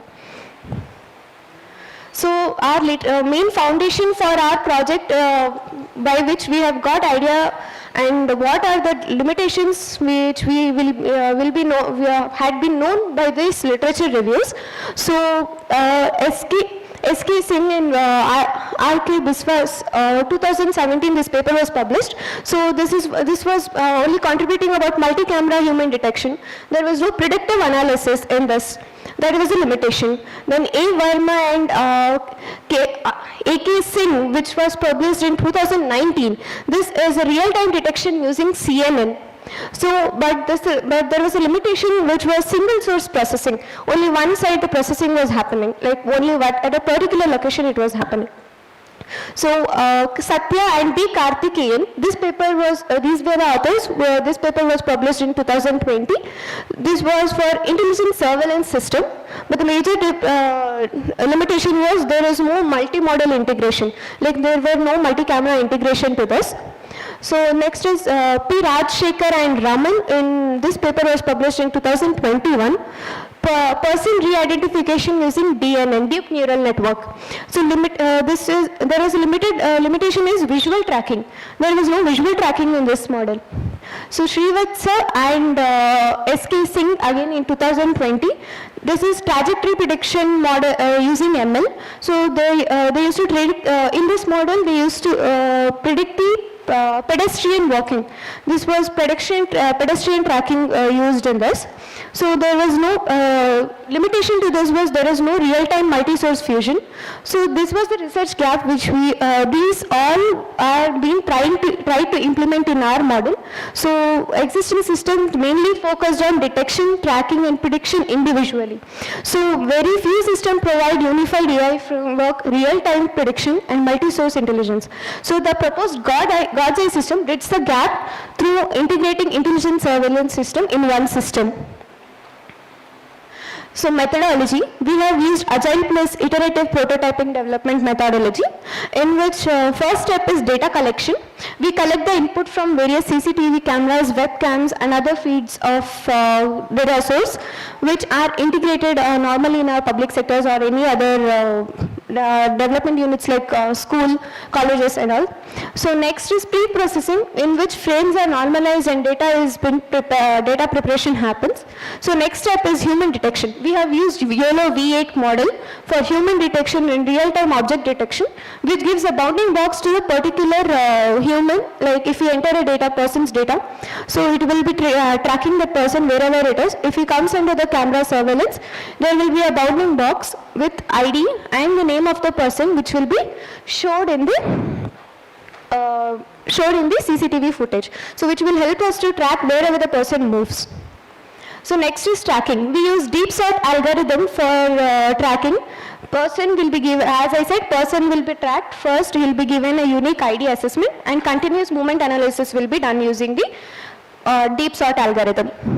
So next is prediction engine. We use future trajectories and possible movement patterns, like where the person might move further. Will he be going this way or will he be going this way? Will be predicted predicted early. So next is visualization. Real-time monitoring dashboard will be there. So in that dashboard, we'll be monitoring the person constantly and tracking the overlays. Wherever he goes, he'll be tracked. So this is our system architecture or the model which we will be using to implement. So first is data ingestion layer or data acquisition layer, where where it collects information from inputs from camera or the GPS sources and the image data sets which will be providing. Next is pre-processing layer. Here will be the frames will be enhanced, or the images which will be provided will be enhanced, and the data will be normalized. Next, AI core engine. That is the core engine for the detection is YOLO 8 for detection and deep sort for tracking. Next is fusion layer. It combines visual data, location information, and tracking outputs. Fusion layer is a layer in which the visualized data, the major data will be seen, and all the tracking information will be stored there.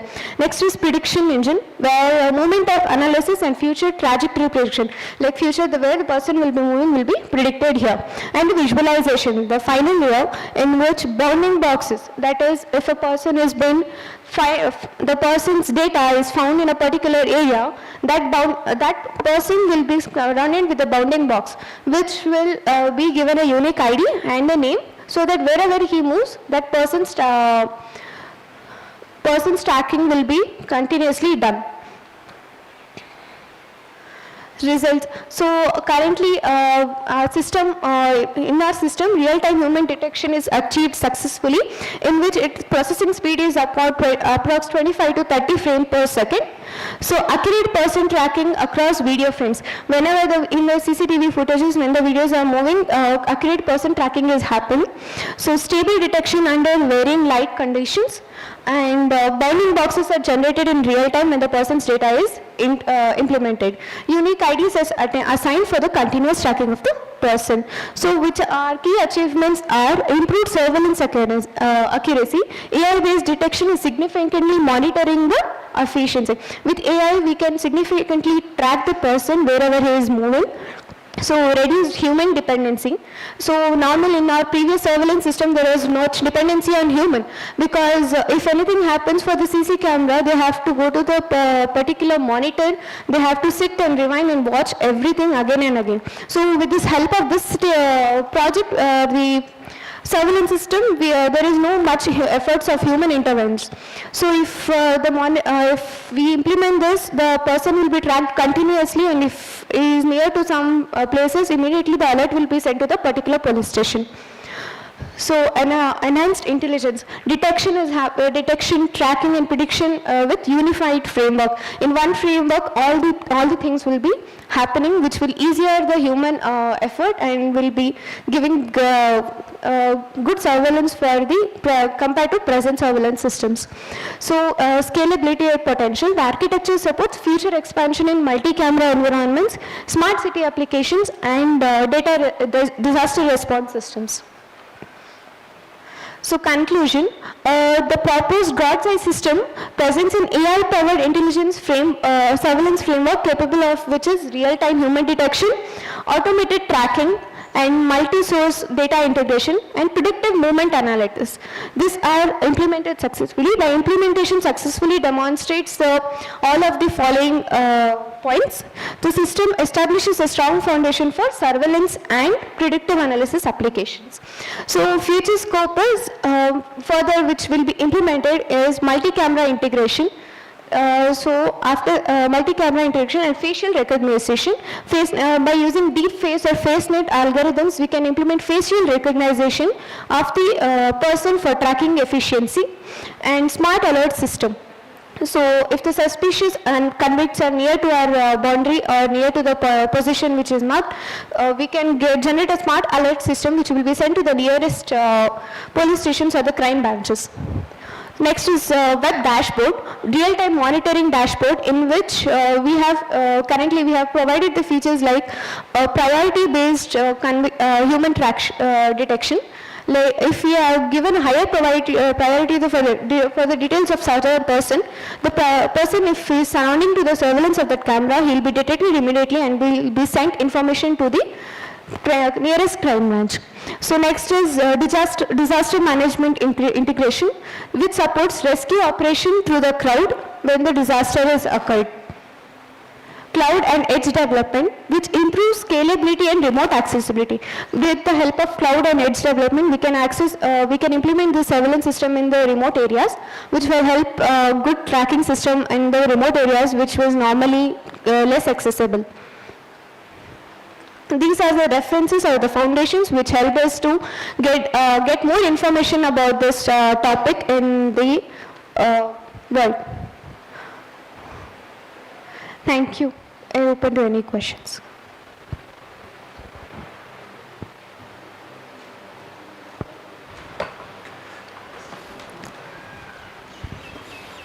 So you have done this project or still it is in elementary stage? Actually, sir, this is our major final year project, which is being implemented in the first phase, in which we have implemented... in first phase, which are the things you have implemented? We have implemented a real-time detection of the person. Bounding boxes will be appearing in it. So it will be generating a unique ID. We have made a dashboard in which we have given target addition. So if you have the data of the target will be added into that page and will be set with the priority. So this project have you done for your college or general public? Both, sir. It is for general term. In your college, how many students are there? Approximately 2,000 students are there? Maybe, sir. I don't know exactly. Diagnostic tools are not available to diagnose this learning. Lesser screening availabilities, lack of open access and data, because this is a very confidential data. Schools do not prefer to share the data of the students. So there's a lot of disparity between the data which is available. Then we come to multilingual data sets. According to the census of India, I think we have 122 major languages. So a lot of multilingual data sets is also missing in this case. This is how we started our journey with the bibliographic analysis. I mean, we saw that, the computational models were started building in the year 2010, and this is how the research is going so far about the scientific production of learning difficulties and using computational models, and specifically AI. If you see this graph, I mean, the darker the graph is, you will get to know that how India basically is a hub of the research and collaboration over here. For instance, India appears as a central hub with connections to other countries like USA, European countries, and Asian countries. The dark blue color of India appears that it's a significant hub of research and collaboration with multiple countries. This is a graph that I've taken for the continents, and you can see that in different continents, it's higher in North America, that's the diagnosis is between 8.5 to 23% of school-going children, while in Asia, it is still lesser, which is from 6 to 15% of school-going children. This graph represents how things are basically changing in this diagnosis, and mostly China and India basically are the hub for the research in neurodevelopment sciences and in these difficulties as well. So these are the things that we basically did in our research to find out who are the authors basically who are working on this. And also we found out that the India, China, and USA basically works heavily on this. So I'll just skip all these. The occurrences of, so you see the machine learning and all these researches that we did appeared maximum, then SV, machine learning, and all these things. So this is a literature review. We started with 260 research paper that we got, this query that we ran. Now, this is all between 2010 to 2026. So the research basically is growing in this field from 34.29%. Now, yeah, so this is our literature review, where we reviewed around 490 research papers, and based on, all the ifs and buts, basically we came to 74 eligible research papers for our research. Now, I'm not going into this, but this is how the literature review basically worked for us. We found the theme, we found the accuracy as well. But there's one thing which I really want to point out over here is, if you see most of the researches, again, the accuracy is questionable, and also they only work on very limited features. Maybe someone might be working on MRI, NLP, and all these things. So these are the latest research papers which are published. But again, there is a problem with these research papers. If we see the yellow highlighted ones, one research paper comprehensively work on the reading skills, one basically works on handwriting, and one basically work on the prisma. Basically, that is how the transformation takes place. So all these things are limited. So our aim basically is to build a multi-model that works really well in this case. So these all are the researchers that we basically selected. So these are the literature gaps that we found in this study. So, there's a single modality approach. That means we are focusing only on single approach when we are doing the research. There's no multilingual or the diverse data sets which are available. Like maybe, the data sets of North India, South India, and the other parts of country might be a bit different. There is a problem with the longitudinal study. So this dyslexic children, they require time to be monitored. So when we say longitudinal studies, we have to monitor them for 1 year at least in order to find out what kind of problem they are facing in their divergence. So, and mostly there is a problem with the AI model because they get so much of data, but the fact is, there's no clustering, there's no, balanced kind of a data that basically comes in from there. And it's very generalized also. So the tools which are available, they're very expensive. In order to, if you go for a dyslexia test or to a clinic or to a special education need educator, it's very weak. And the alignment with the current, the UN and NEP policies are also missing. And most of the online tests which are available for this dyslexia are basically very English centric, and that is not suitable for a lot of multilingual learners. Now, this was our aim basically. When we started building this tool, we found out that everything in this plays an important role, starting from the family history of the diagnosis, then the phonological awareness, the reading examinations, the working memory trials, and the intelligence test as well.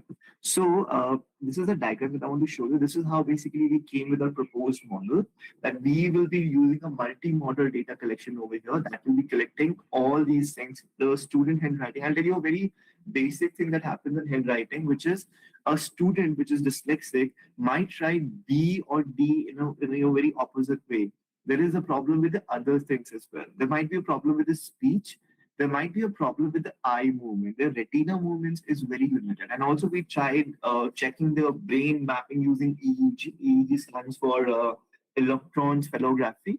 So that basically gave an idea of how basically the brain mapping is done. Then we did data pre-processing, the noise balancing. It works like a data warehousing where we did, the extraction, transformation, and loading.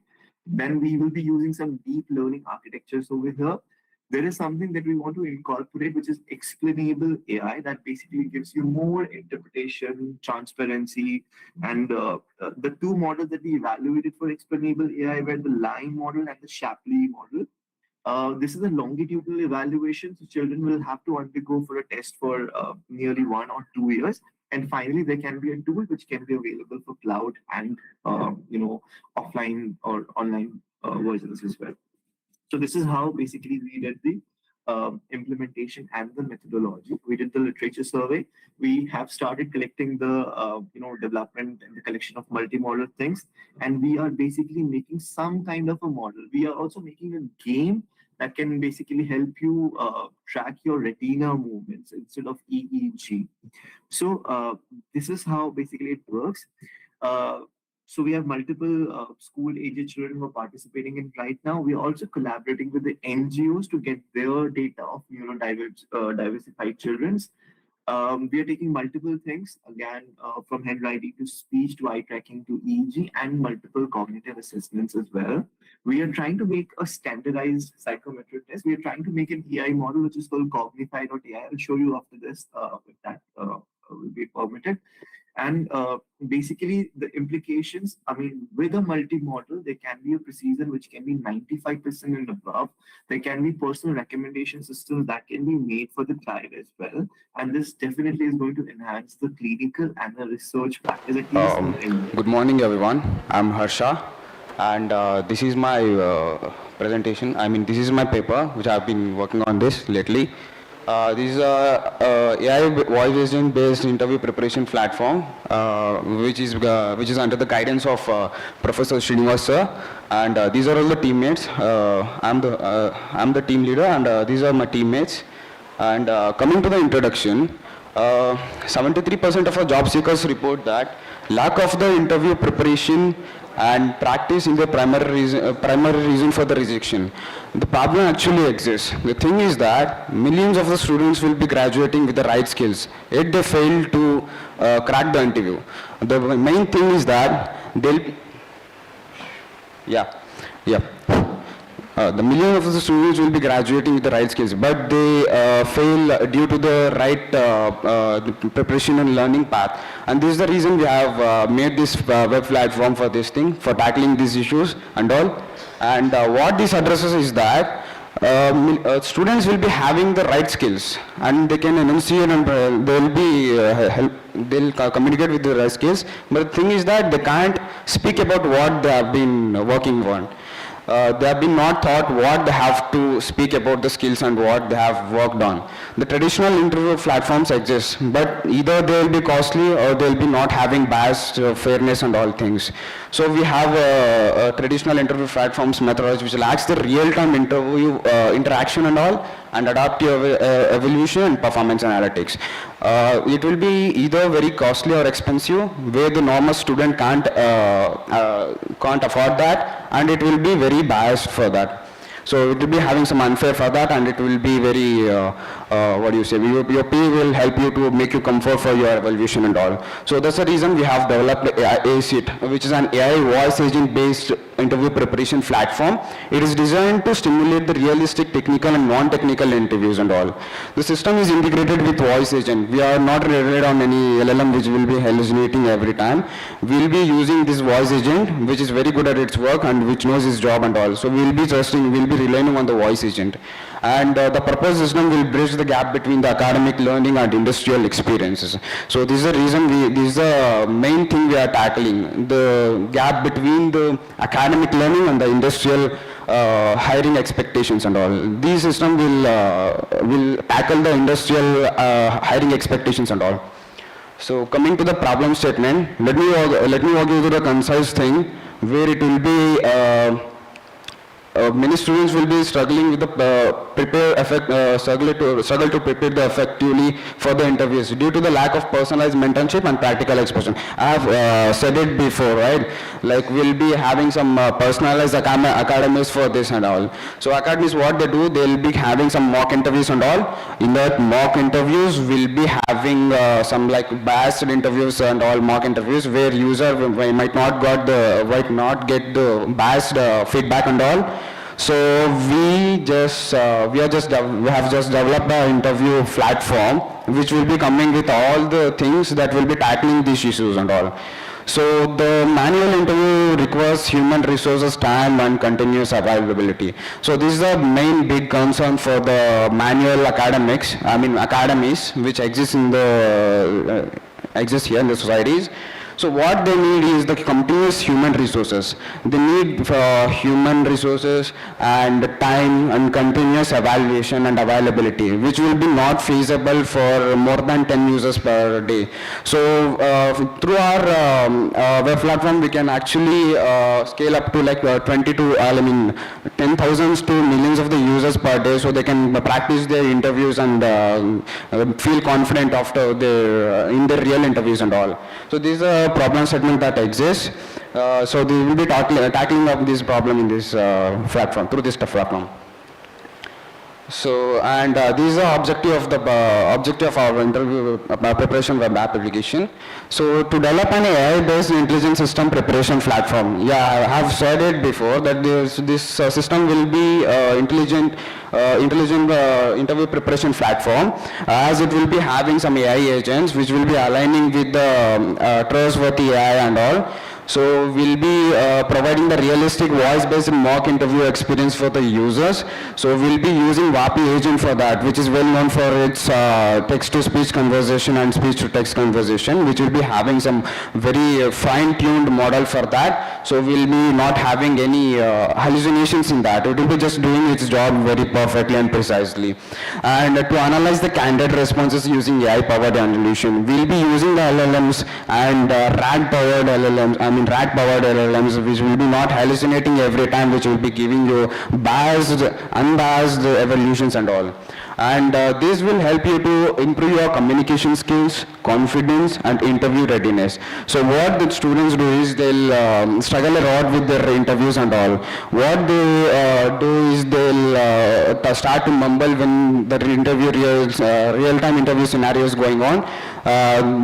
Practicing on these mock interviews will be getting the user with the communication. We will be getting some confidence for that, and interview readiness will be guaranteed by this platform. And to create an adaptive learning path based on the user strengths and weaknesses. So these were the objectives of this project. And coming to the literature revision, we have focused on the gaps. We have focused on the research gaps which were existed before. The thing is the traditional which will be academies will be having. As I said before, this will be the same thing I have been repeating again and again. They'll be having some issues with that thing, concerns and all. Like they'll be having, they should provide the continuous human interactions and human resources, and they have to give some time. I mean, they have to give more time. If it's like 10 to 15 users, 10 to 15 students per day, it will be very crucial for this to handle everything. So this voice agent system will improve the scalability. Like thousands of users can actually use this, and they can improve their communication confidence and all. So this is what the literature research gap we have been working on. Methodology, it requires analysis which considers the user's needs and interview preparation. AI voice agent was integrated in this speech recognition to text-to-speech technologies. As I have said, we have used WAPI AI agent, which is good at its work, and it will be offering us some low latency things and all. So we will be having some good benefits from this WAPI agent, and there's a reason we have used specifically WAPI. This is the reason we have choose for this. Everything we have chosen in this is precisely chosen for this thing, not randomly we have chosen. We have chosen precisely for every part of this project. And coming to the system architecture and model architecture, as it is a system architecture, we will be having 5 layers for this: user, front-end, back-end, voice and voice services, and data storage. Coming to the user will be starting, everything will be starting with the user. User will log in, and login will be handled by clerk. We will be relying on clerk for this. And also upon this, we will be relying on Firebase file store also for this thing. We will be putting whole authentication process and authentication and authorization burden on the Firebase thing, Firebase. So which is very, we can rely on that actually. We can trust their systems and all, because it is very highly secure and all everything.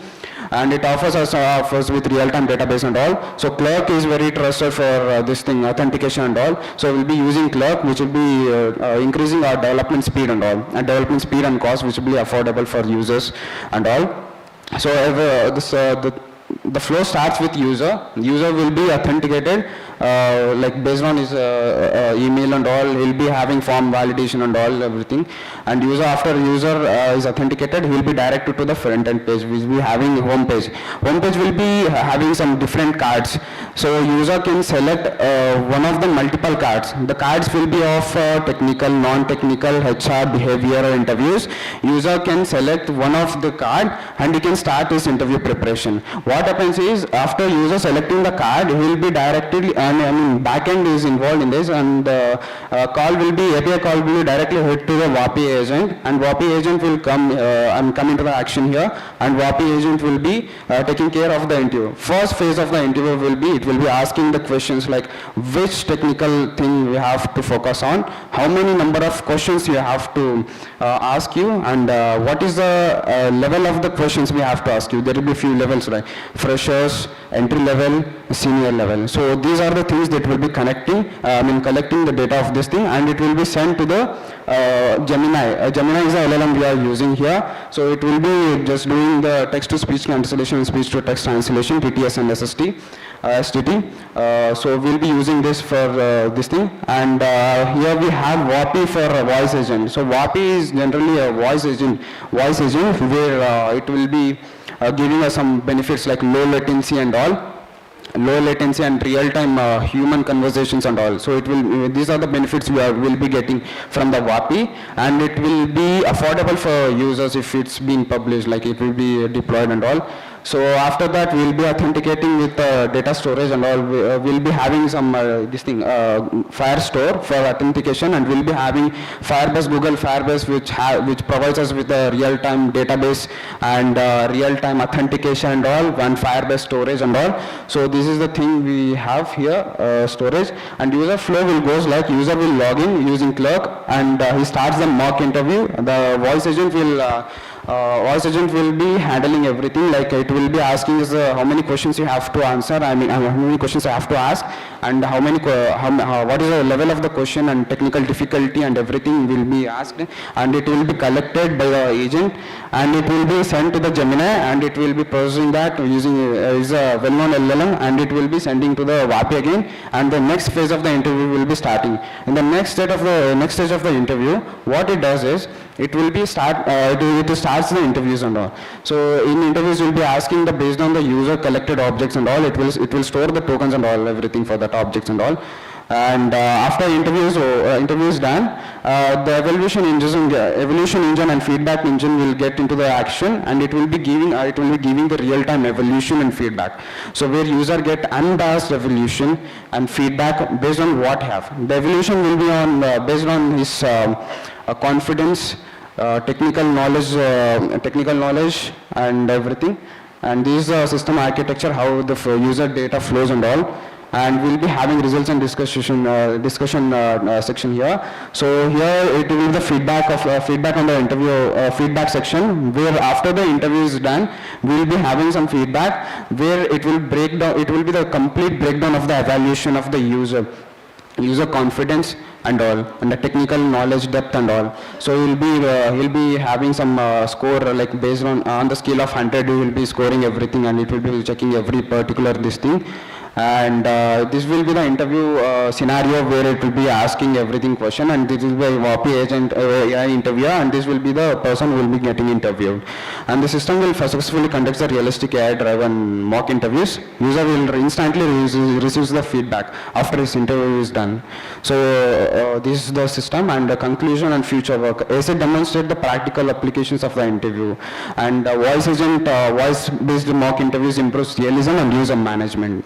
And it will tackle the interview scenarios where it will be building the students with the confidence and all.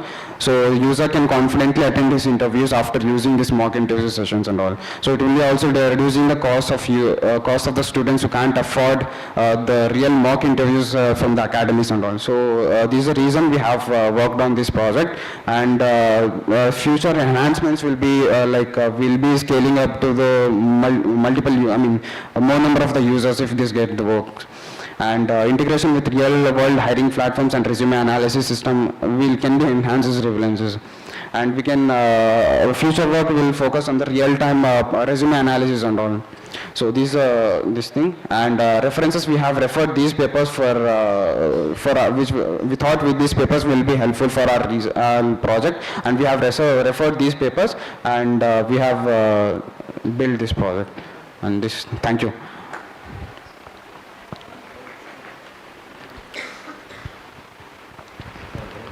So you're using Open Gemini means what is your contribution? So no sir, this is a LLM which will be giving us... LLM, you are using Gemini only? Yeah, Gemini. Then what is your contribution? So it will be like this engine will actually... You are making front-end design and giving to Gemini actually. Gemini will take care of everything. Yes, sir. Actually, Then what yes, is sir. your contribution? Sir, actually, this is not about the technical depth. It is actually about about helping the students to build their confidence and all. We'll be using the API toy itself. These are just basic project. These are mini project, to be honest. To be very honest, this is a very basic level of project, and this is just API toy, sir. Just we have built it for the students to help, which will be, we thought it will be helpful for the students to build their confidence and everything. For this project, some small drawbacks might be there. Yes, sir. Sometimes AI will do misjudgment of this candidate. Sorry, sir? AI can do misjudgment of the candidate because I'm be good actually. When I'm going to AI model will some other results. It sometimes the AI may misjudge about me. Sometimes there is no ethics. Yes, sir. How do you handle such kind of Because things? when you do interview, you are presenting, I'm listening, I'm seeing your eye contact, how you are presenting, where you are struck, everything I observe in person. Yes, sir. If I'm a AI, Yes, sir. sometimes I'm a misjudgment of the my answers. Sometimes I have some bias. Sometimes I don't have ethics. Yes, sir. Actually, I have said right, sir. This will be having this system has drawbacks. Like these are mini project, which is a very basic project. Okay. Yeah, that's the reason we have improved. Thanks.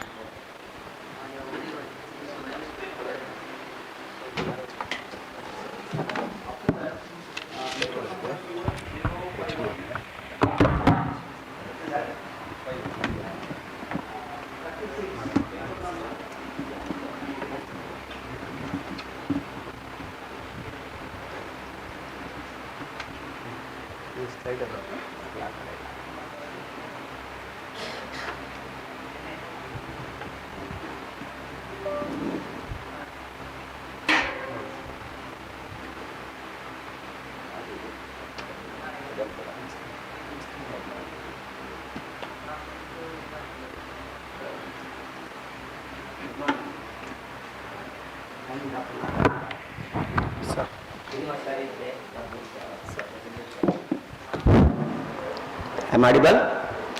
Hello?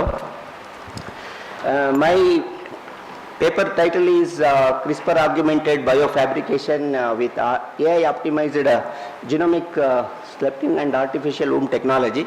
This is the new technology, actually a proof of concept development. We are extensively working on literature review, how exactly technology is developing for the future. Like we are all suffering with so many disorders, maybe COVID-19, heart disorders, neurological disorders, mania, schizophrenia, by so many mental disorders, physiological disorders are somewhat common across the globe. So this particular concept, proof of concept project is about how best we can make artificial womb, which is developing a very sophisticated womb technology to prevent the probable disorders for the human being.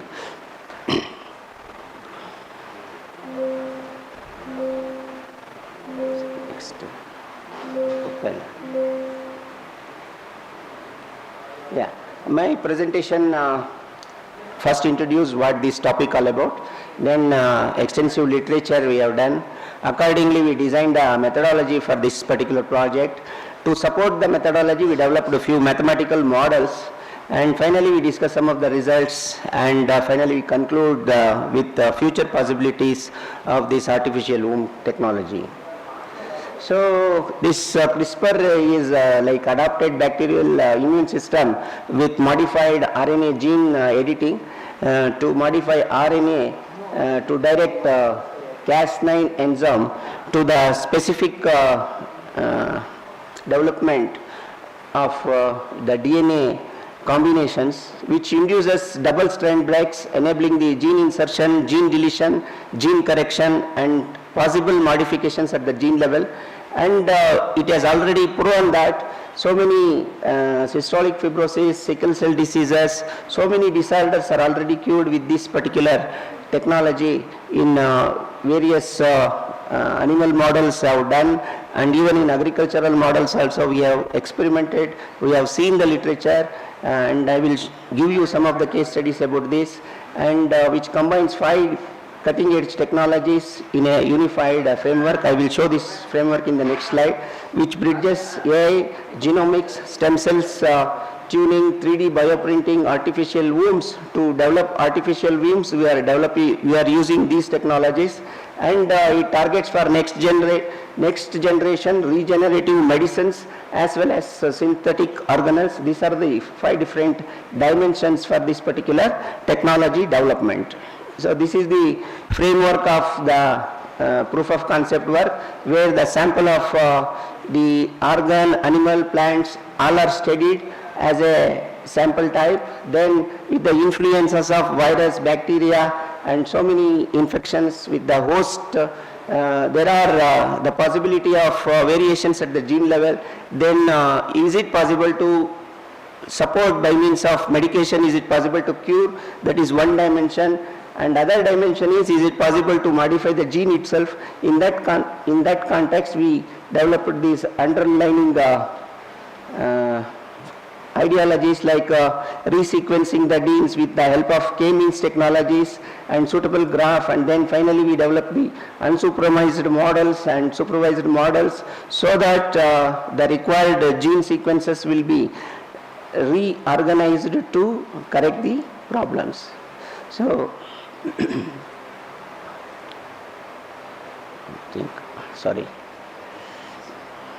this is the literature where how the different people are working in different dimensions for foundations, biofabrications, stem cell engineering, bioprinting, AI-guided RNA design, and artificial. Ultimately, we are looking at artificial womb development, how these dimensions are supporting to this final artificial womb development. These are the 6 different phases where we need to do the gene sequencing at the first stage. Then AI optimized DNA, RNA design is required as a second phase, and then CRISPR cell editing is required, and this is applicable for stem cell modifications also. Then tissue biofabrication is in the fourth phase, and finally the 5th stage where artificial womb development is done externally, and then it is clinical trial and validation is required for the future problematic phases in the animal health or plant health. So these are all the how DNA design factors are influenced for development of artificial womb with GC content, seed regions, RNA length, target cloning, and then palm site, and AI platforms are used in a software domain, and these are considered as hardware domain, and DNA pathways are used where in 2 dimensions for homologous and homology directed repairs. These are the 2 different dimensions for RNA design, and this is the how exactly the damaged DNAs are identified and then which are repaired by means of either biological donors or artificially developed DNAs are considered here, and then it is remodified and it is infected to the system, so that effective system is introduced to make the system very efficient. Okay, this is how the physical organ system is considered, and which is artificially developed. The real organ is considered as a reference. Accordingly, the artificial organs are analyzed and developed with the support of bioactive tissue model, along with the subjective analysis through doctor-patient communication, introspective navigation, performing experiments, prospective planning, simulations, medical evaluation, device casting, and training skills are used to do some cell reaction, cell therapy, and situation detection, drug screening, local tissue filling. All these factors are considered for 3D natural bioprinting or artificial 3D bioprinting for medical field with the sandwich of engineering field. This is what the different dimensions of technologies are working together parallelly for precise control of pH and temperature for inducing this artificial DNA into the womb, and nutrient oxygen requirement as very essential component for physiological and anatomical development of any organisms. So real-time tracking development progress is monitored in this artificial womb technology. So this is what some results which are all collected from the available literature, and these technologies are already there across the globe with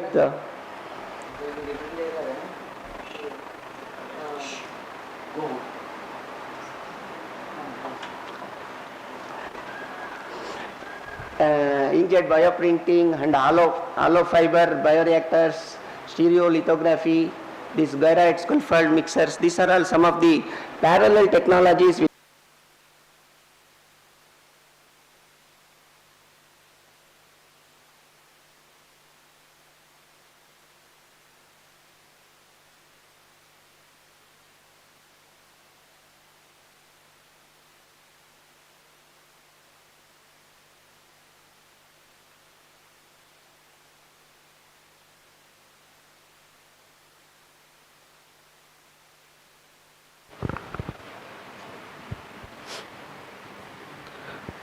Good afternoon, everyone. I am Sanjay Raman. Sanjay Raman, Librarian, AMRUTA Institute of Engineering and Management Science. To present our research paper, Artificial Intelligence and Machine Learning Libraries Application, Impacts, Challenges, and Future Prospects.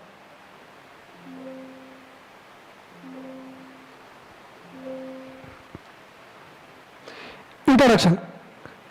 Artificial intelligence and machine learning are realizing modern libraries by transforming traditional library systems into smart intelligent knowledge centers. These technologies help libraries automate routine activities such as cataloging, classification, and information retrieval. AI improves search accuracy and enhance user services through the chatbots and virtual assistants.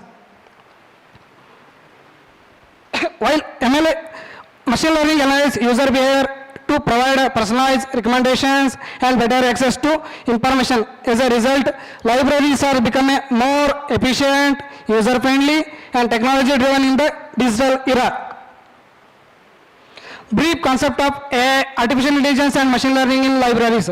In artificial intelligence refers to the ability of machines and computer systems to perform tasks that normally require human intelligence, such as learning, reasoning, problem solving, and decision making in libraries. AI used for smart search systems, chatbots, and automated cataloging services. In machine learning is a branch of AI that enables systems to learn automatically from data, improve their performance without explicit programming.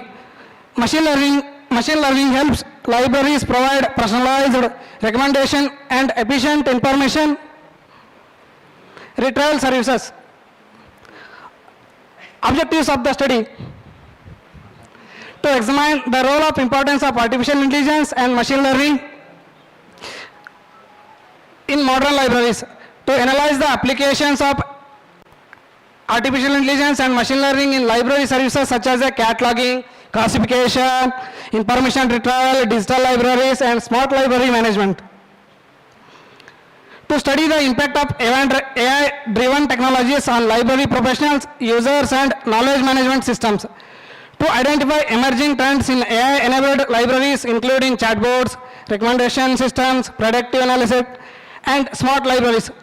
To discuss the ethical, technical, financial, infrastructural challenges in implementing AI and ML in libraries. To explore future opportunities and prospects of AI and ML developing intelligent and user-centric library systems. To understand how AI and ML are transferring traditional libraries into smart knowledge center. Literature of review. In the artificial intelligence and machine learning are rapidly transforming traditional libraries into a smart intelligent knowledge systems. By automating cataloging, classification, indexing, and information retrieval services, thereby improving the speed, accuracy and efficiency of library operations. AI technologies like chatbots, natural language processing, recommendation system and virtual assistants enhance user experience by providing personalized, fast and 24/7 library services.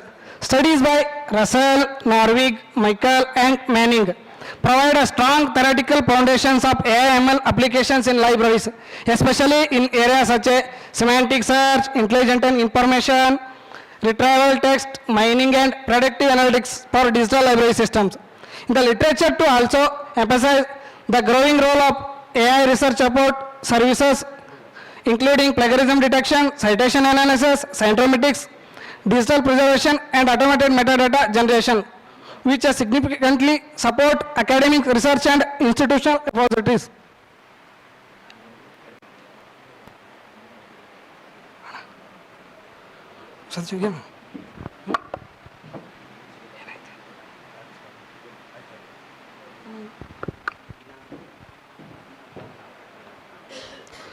Applications of artificial intelligence, machine learning in libraries.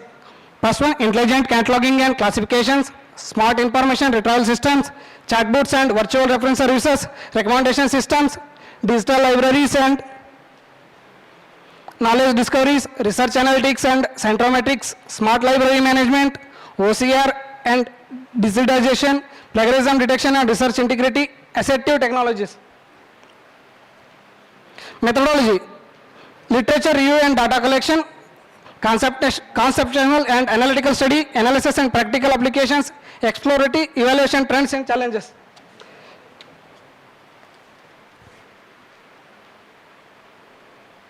Scope of the study, to examine how artificial intelligence and machine learning are transferring modern libraries and library information science services. AI/ML technologies are changing traditional libraries into smart digital knowledge centers, improving library services, automation, research support and user experience, while also addressing the challenges involved in adopting these technologies. Emerging trends in AI-driven libraries, AI ethics frameworks, smart libraries and intelligent buildings, generative AI and research writing and reference services, AI-powered discovery platforms and knowledge graphs, predictive analytics for library decision making, integration of AI with IoT and RFID technologies in libraries, personalized learning and research support systems, AI ethics and governance frameworks in LIS, autonomous library robots and smart shelves, AI-based digital preservation systems, human-AI collaboration in information services. These are all emerging trends in AI, artificial learning and machine learning.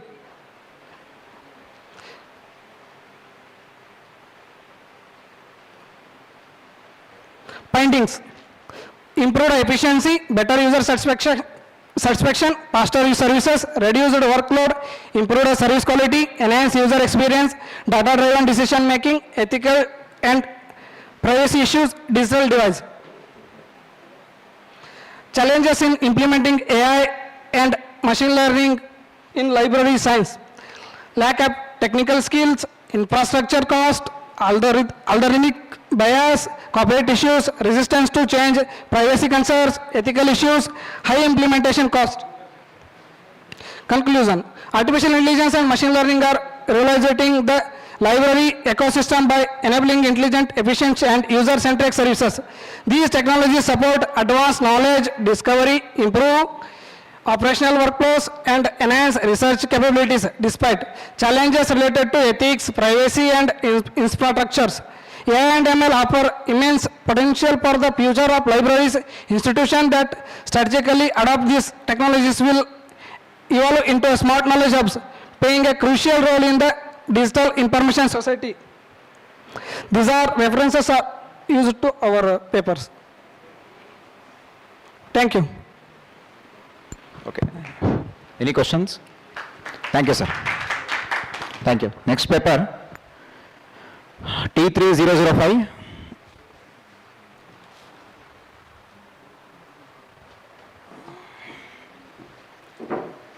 Next, T3007. 007. Not there? And Next, T129. Objectives. Based on this framework, our core objectives are straightforward. It is to reduce active power losses and to improve the voltage profile at each buses. And extract the precise optimal sizing for both configuration and shunt capacitor. By implementing this on a standard benchmark system, we provide clear, reliable data to guide ultimately planning and power quality enhancements.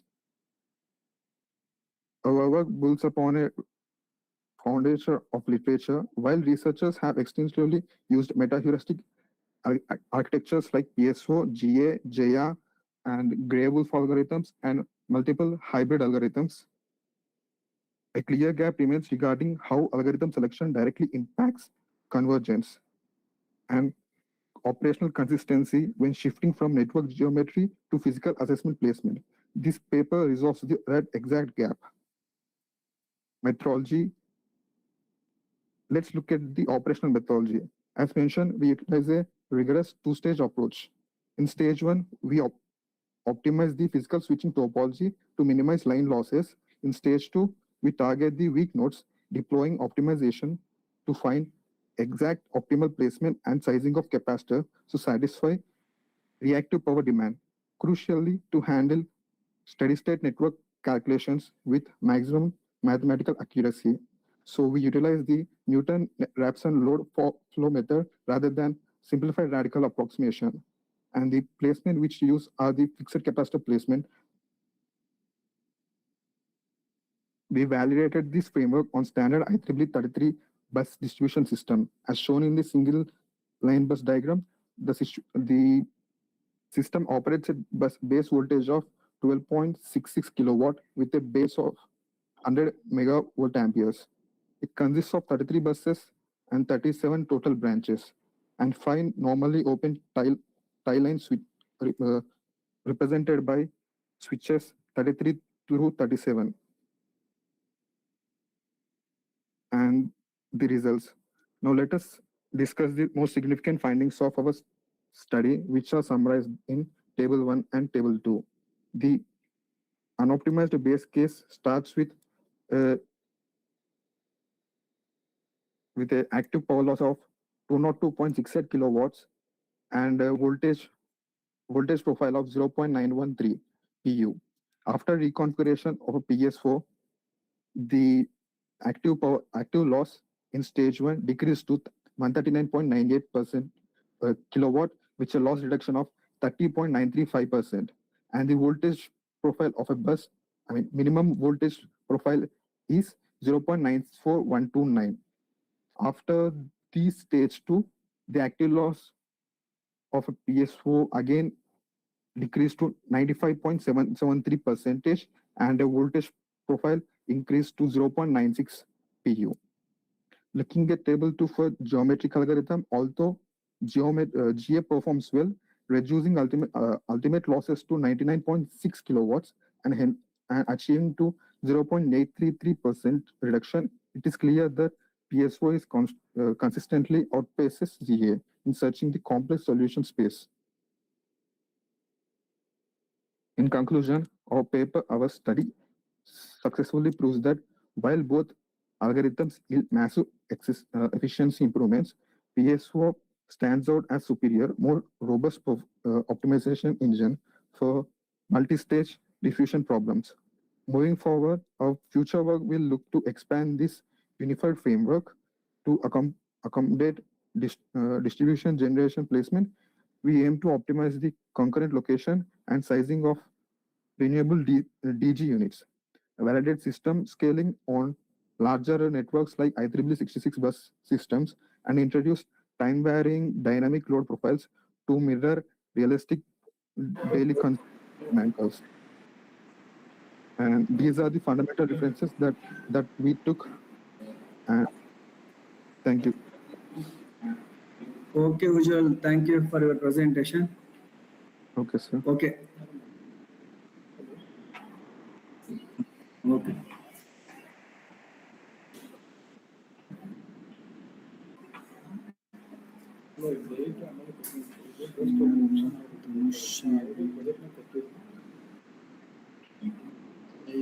May I speak to Kirtana Venkatesh?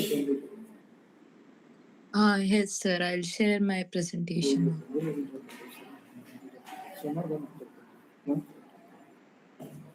Yeah.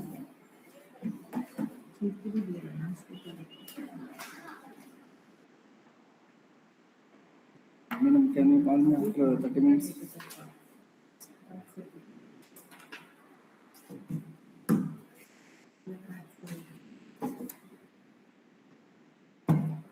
Can I speak to Kirtana Venkatesh? Yes, sir. Okay. What is your paper ID? The ICTAICS EA 2026 _ 24 _ Once again, 05. repeat it. ICAS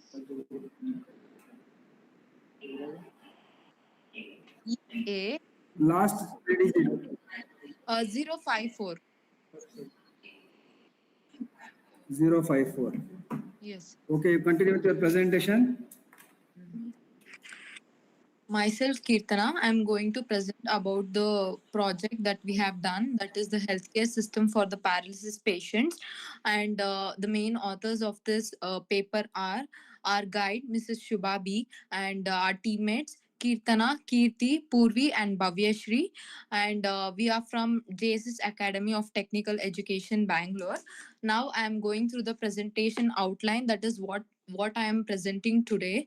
I'll be sharing the introduction or the background behind our project and the problem statement that we have gained from this literature survey, and the objectives of this project and the methodology, then the results, and I'll conclude with the future scope of this project and the other results and what we are going to do next. Like First is the integration with the introduction, 60 communication and networks. mainly the impact of the paralysis on the individuals are very crucial and severe because they lose their mobility, mainly they lose their independence, and there are many causes of the paralysis such as the spinal cord damage or some stroke or some other causes that is maybe due to the accident. The people will mainly lose their ability of many parts such as leg or some brain or the hand, and many paralyzed individuals, they are suffered, the main difficulty they face is they left out with the adequate assistance from the caretakers. So in order to avoid this problem or to address this issue, we have come up with a project that is to develop an integrated healthcare system for the paralysis patient. And this is the problem statement. As we know, they face common difficulty, that is their lack of adequate care from the caregivers. We have developed a centralized or an integrated healthcare system for them, that contains ECG sensors, EMG sensors, and the flex sensors in order to give or monitor their vital health parameters such as heartbeats or the muscle movement in order to give them a good rehabilitation, and flex sensors in order to increase their independence. And the main objectives of this project are to develop an healthcare system comprising of various sensors, and also to implement a voice-based assistance to the caretakers. Then we'll go through the literature survey. The first paper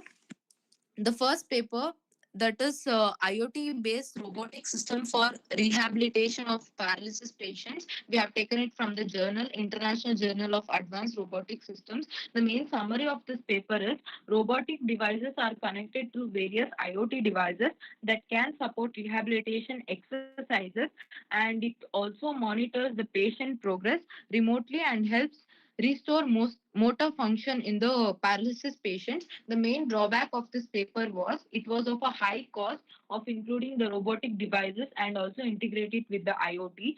And the second paper was BCI, that is brain controlled emergency calling system for the paralyzed individuals, and it was taken from the IEEE journal. And the main summary of this paper was the brain signals and muscle Okay, movement. Kirtana, you go to the implementation. Okay, sir. This is a block diagram of our or the main implementation of our project. That is, it contained a processor, that is the Arduino Uno, and many inputs from the sensors such as flex, LM35, ECG, and EMG. The output we have got through the voice module or this and the speaker and the LCD. This is the flowchart of our proposed system. That is, the sensors will read the input from ECG, EMG, and temperature and flex sensors. ECG sensors are used to monitor the heartbeats, and also the output we have got through the serial monitor, and sensors are used to um, uh, what is that? The based on the finger will get the outputs such as I need food, I need water, I need medicine and all through the voice module. And the ECG sensor is used to calculate the BPM as they are suffering from, as they may go through vital health.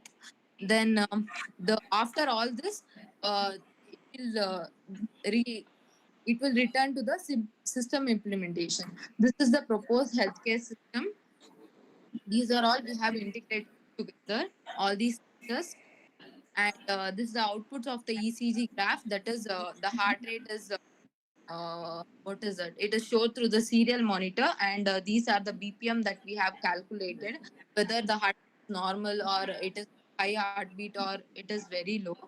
We can show it through the serial monitor. And this is the EMG sensor. It basically measures the muscle activity of the paralysis patients. We will set a range to it of if the muscle activity is more than that, the servo motor will run. Based on this computation results, we can give rehabilitation to the paralysis patients. And third one is the LM35 sensor, that is mainly used to measure the temperature and temperature of the patient, and also the output or the temperature that can be displayed. Kirtana, apart from these, hello? Yes, sir. Hello? Yes, sir. Apart from these sensors, what is your contribution for this title? Sir, we have integrated all together that we that can't be seen in majority of the papers that we have read. How you are able to develop that interface? Sir, through Arduino Uno, we have connected all these sensors to a single controller, that is Arduino Uno. That outputs will be seen through the voice module and the LCD.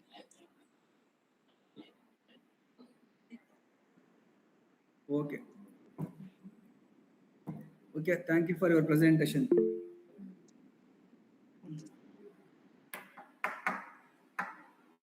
You can stop now.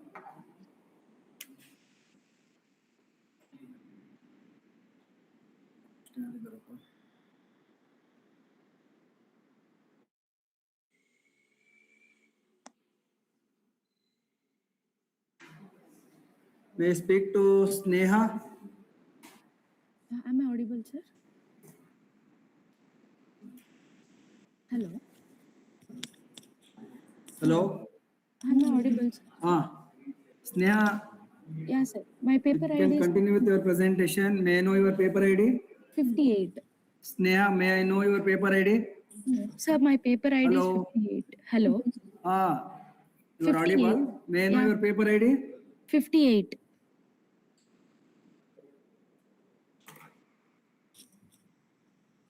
Hello, Sneha. May I know your paper ID? Sir, my paper ID You is tell the last 58. three digits. 58. 058. 50? 058. 58. Yeah. Can I start? Okay. You continue with your presentation. Okay, so my paper title is Real-Time Monitoring and Intrusion Detection in the Smart System. So the my paper ID is 058. Author's name are myself and my teammates Tanushri, Shivmanikanta and Deepu. Okay, continue with your presentation, Sneha. Hello, am I audible, sir? Okay, continue. Yeah. Continue with presentation. 1 minute.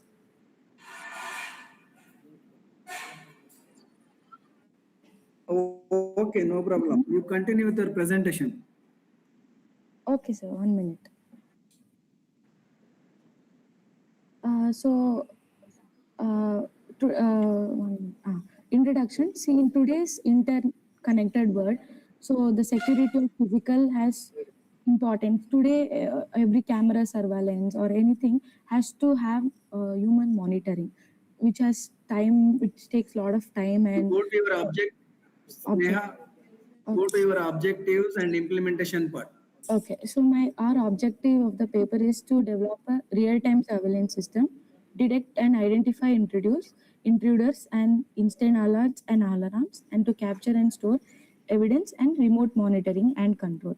So how we implemented this is that, so we use the motion sensor and we use the touch sensor also and a face recognition model and intrusion detection and alert generation and data processing and a hardware and a software part. We integrated the hardware and the software so that the efficiency of intrusion detection will be more. So the block diagram is this. So it will be like a motion sensor will be monitoring 24 hours.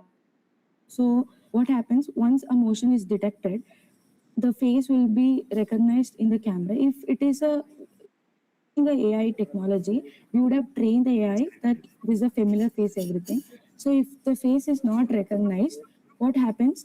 And if the behavior is not normal, like for example, if we take so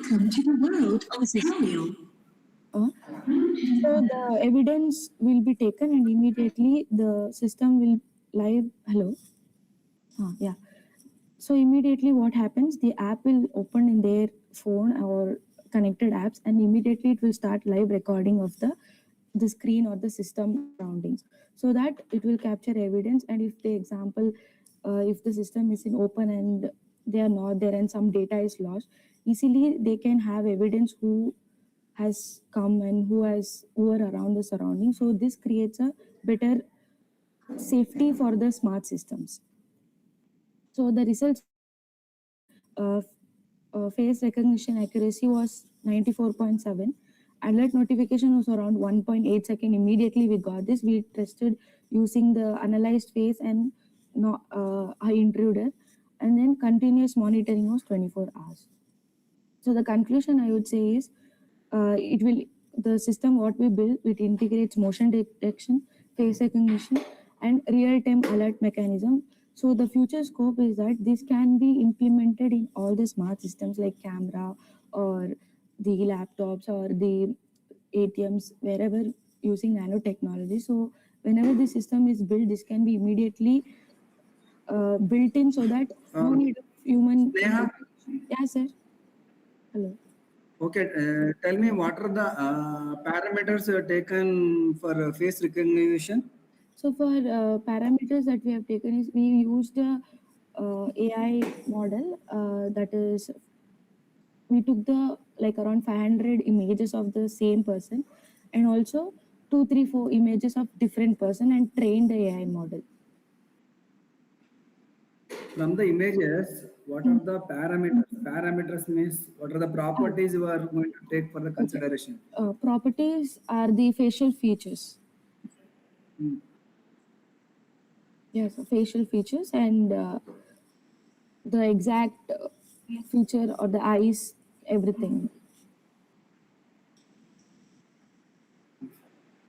Okay, thank you for your presentation.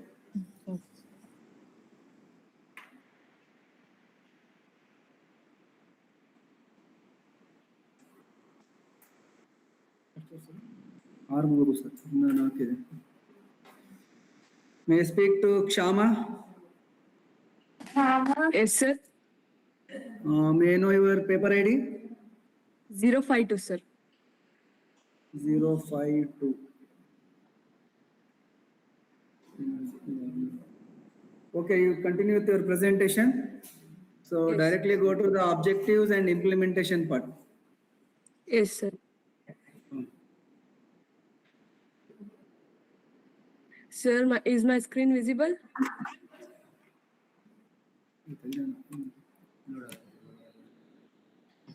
Excuse me, sir. Yeah, it is visible. You can continue.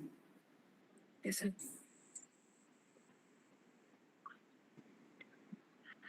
Good afternoon, sir. I am Kshama from GM University, first year BTech.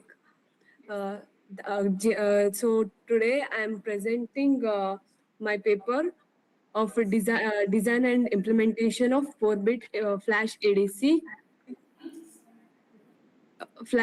using 90nm technology.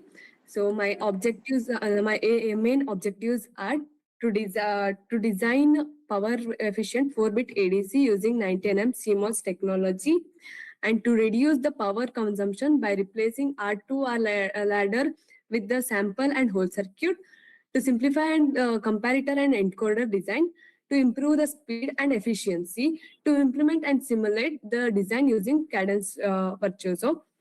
So next we will go through methodology. So the proposed methodology focus on designing a low power flash ADC by optimizing the major circuit blocks. Components, the 4 main components are sample and hold circuit, discrete comparator, priority encoder, and test circuit. Next, we will see our circuits like sample and hold circuit. So sample and hold circuit is first stage of the ADC. Its function is to sample the analog input signal, hold the signal, and constant during conversion. This improves the stability and conversion accuracy in our design. Replacing the R2R ladder with the sample and hold circuit helped to reduce the circuit complexity and power consumption. So next we will go through the discrete comparator. This is the schematic representation of a discrete comparator, and this is our output waveform. The comparator compares the sampled input voltage with the reference voltage. If the input voltage is greater than the reference voltage, the output becomes high. Otherwise, it remains low. The comparator plays an important role in high-speed conversion. So in our project, the simple comparator structure is used. It provides a faster switching. It reduces the delay and power consumption. So next we designed the priority encoder. Priority encoder is a digital circuit that converts the multiple input signal into binary output code. If more than one input is active, the encoder gives the priority to the highest order input. For example, if both 2 and 3 are high, the it is in higher priority.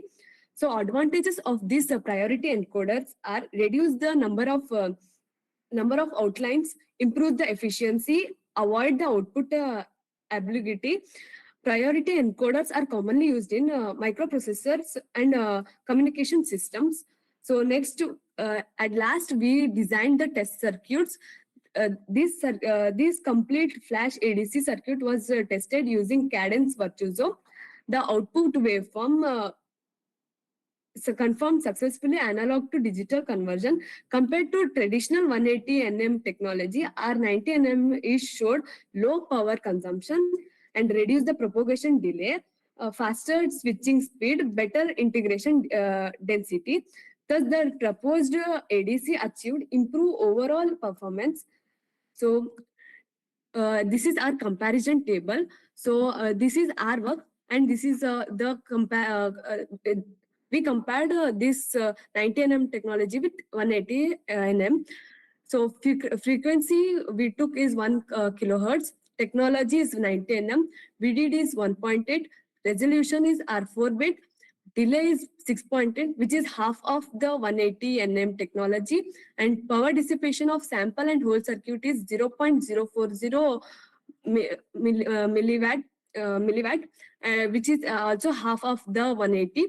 And power dissipation of comparator is 0.036 milliwatt, which is also half of the 180 nm technology. Power dissipation is of encoder is 6.58 into 10 to the power minus 8. So by this, I'd like to conclude, we successfully designed a power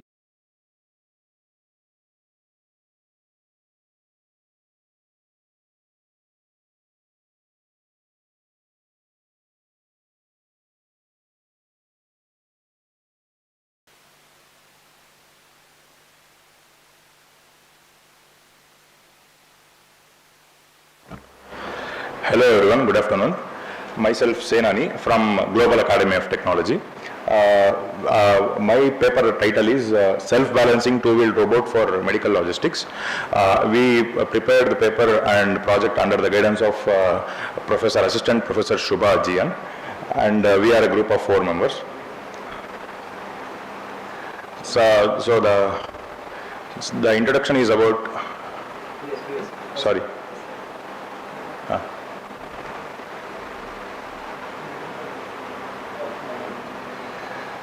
So these are the presentation outline that I am going to present. So the introduction is like in the modern days, robotic systems have gained significant importance in industrial areas and in even in the healthcare facilities.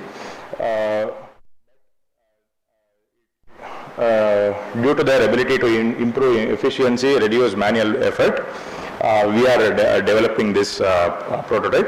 We are mainly developing this in a hospital environment, as there will be some infectious, as it is an infectious environment, it would be helpful for the humans, and it will also give the speed, manual variability. Self-balancing two-wheeled robots have emerged as an effective solution for indoor logistics, and also it has ability to navigate through narrow spaces. So mainly the problem statement is hospitals and healthcare environments face delays, inefficiencies, and also risks in medical supply transport. So as the hospital environment is very compact and there will be narrow surfaces, this prototype this robot can move in all the desired environment. So the objectives are to develop a cost-effective two-wheeled robot with PID control and indoor navigation, where PID control is the proportional integral derivative, which means it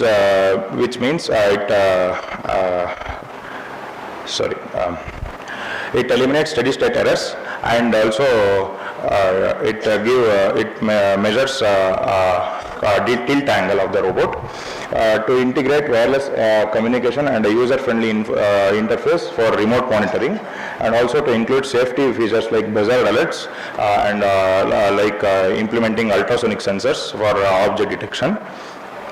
So the literature review, the methodology, the proposed system, the proposed self-balancing robot is a mechanism based on inverted pendulum, where it needs to balance only on 2 wheels. The MPU 6050 sensor we have used, it continuously measures the robot's tilt angle and angular velocity. The PID controller, where I told proportional integral derivative, it calculates the error between the desired and actual tilt angle and helps to balance the robot. The calculated output is sent to the DC motors, where L298N motors are used here, and the ultrasonic sensor is used for obstacle detection. So the complete system operates in a closed loop feedback structure. The system architecture is about ultrasonic sensor, where I told which detects the objects which come closer and move backward. The robot moves backward. IEMU is the inertial measurement unit, and the microcontroller is the IC, main IC. PID controller, the main IC is sent to the PID controller, which controls the tilt angle of the robot. And this is, as we have also used Wi-Fi communication, it helps us to navigate to the hospital environments, and these are given to the motor drivers and geared motors.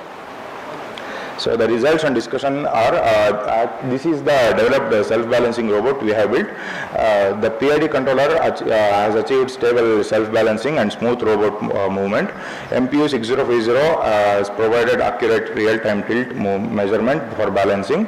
Ultrasonic sensors have enabled effective obstacle detection and collision avoidance. The robot maintained balance during forward and backward motion with minor obstacles and oscillations. So the references are, these are the references we have chosen from, And thank you. Why only 2 wheel? Why you have go for not 4 wheels? As I told sir, in the hospital there might be narrow conditions, or even the big prototype cannot move. As 4 wheels is a big prototype, it cannot move in that places. So Anyhow, you are carrying medicines and all, right? It should balance, no? Yes, sir, it will balance. It will balance. Two-wheel robot will balance, sir. What is the weight you can carry? Now, as it is a prototype, it will carry about 1 kilograms. But we are, as it is a phase 1, we are still going to build it large. Okay, thank you. Thank you, sir. Next.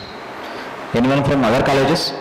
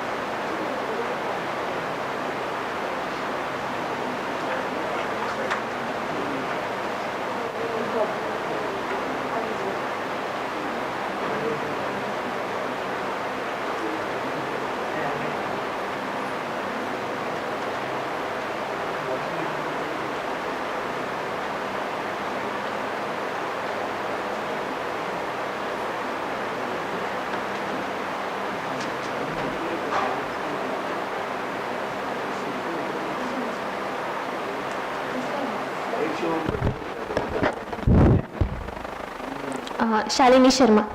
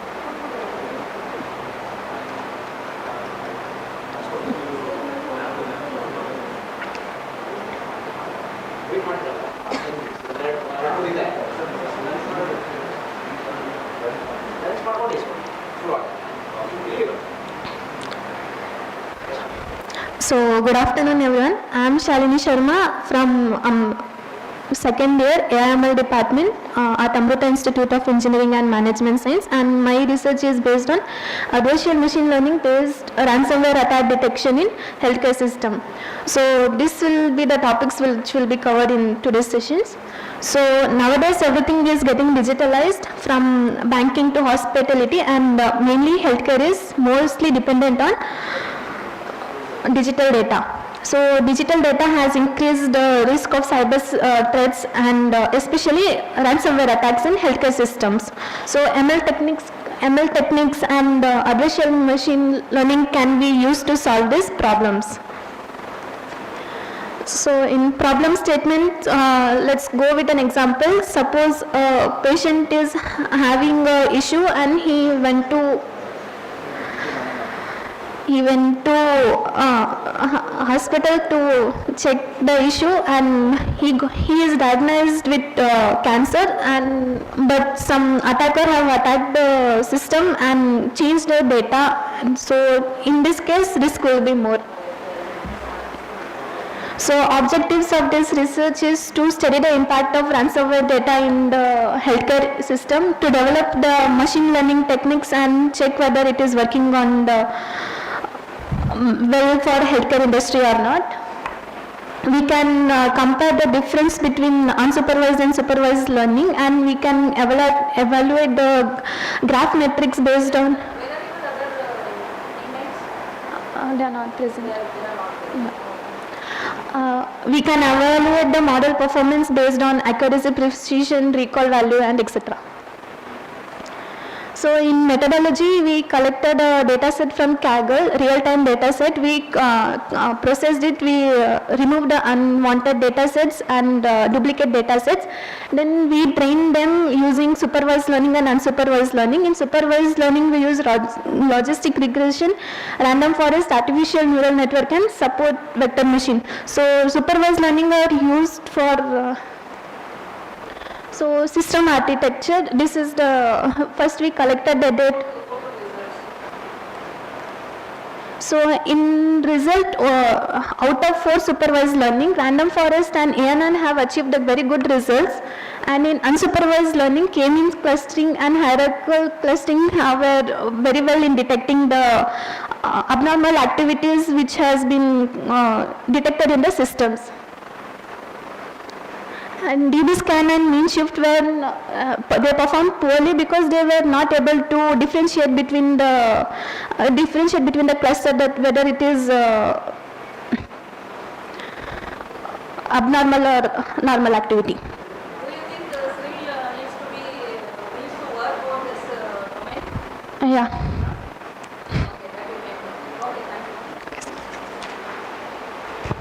Next.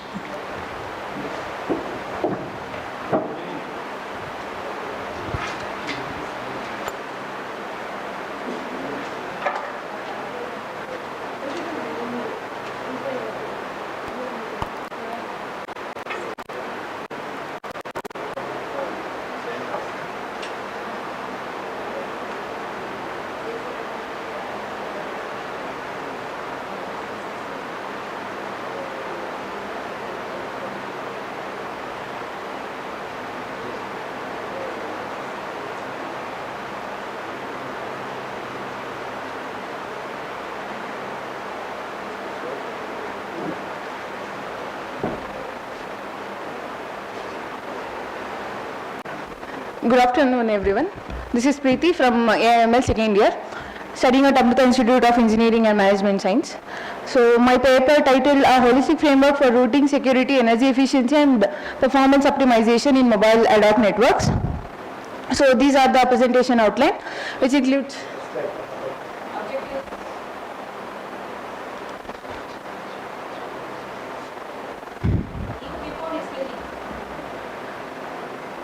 which slide said? No, not like that. Okay, so what do you mean by MANET? So as soon as we hear about MANET, one thing will get in our mind is our device is acting as both host as well as an intermediate node. So let me explain with an example. Imagine you are somewhere in a city or somewhere and you lost your device. So here, how are we going to find the device? That comes to the first question. So using MANET, we can solve those problems. Not only in personal things, but we can also implement it in military, disasters or somewhere. And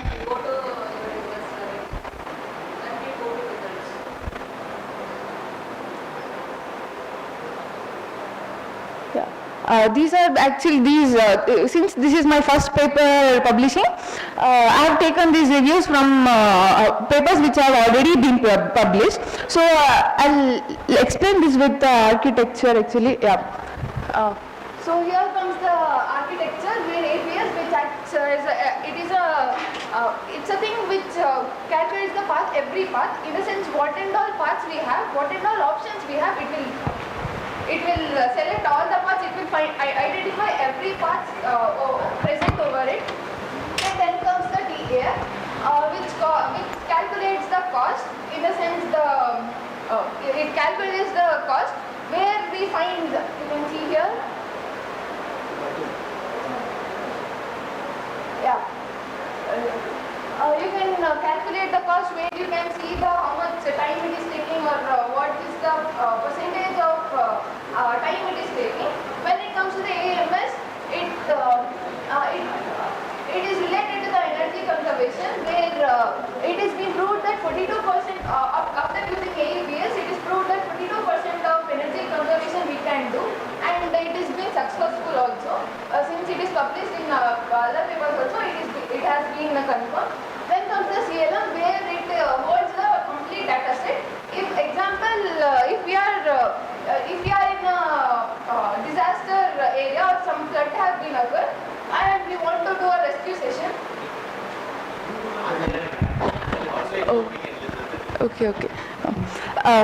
If we are in a disaster situation and we are going to rescue a person, so think there is a multiple robots or someone, and they need to find that person particularly, and they need to find every path. In a sense, they have to search everywhere the path wherever it is present. So it can be done like one robot goes on one path and it will select the path, and it will store the information whether that particular path is proper and it does not have an obstacle or something, and when and the data stored by that one particular robot is shared with the other robots which are on the same mission. So in this manner it is MANET can be applicable.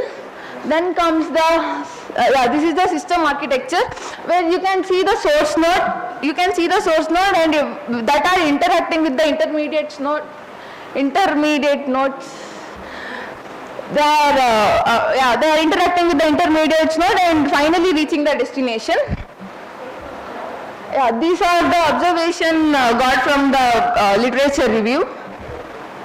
Then come the conclusion. So hence we can conclude that now MANET is not only used for personal gain or somewhat, but it can be used in militaries, IoT devices, and etc. Yeah, future work. When it comes to future work, we can replace threshold selectors with DQN people and agent trained via transfer place federation. So we can implement AI in this. We can incorporate AI and make it even more better. These are the references. Thank you. Questions?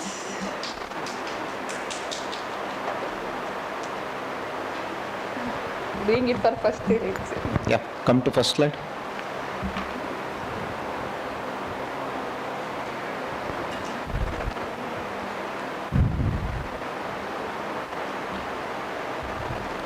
And this paper is completely your review paper or survey paper, not implemented, not a result paper, just you have compared different papers and this is the first paper which includes all the 4 challenges facing. Okay. So we have previously every single is a single paper, but have combined all the 4 challenges and made it reviewed it into one paper. Right. What is the meaning of optimization? Yeah, it's like in a sense we are reducing the complex into simple and making it even more better. Okay. What are the applications of ad hoc network? Now I said no, sir.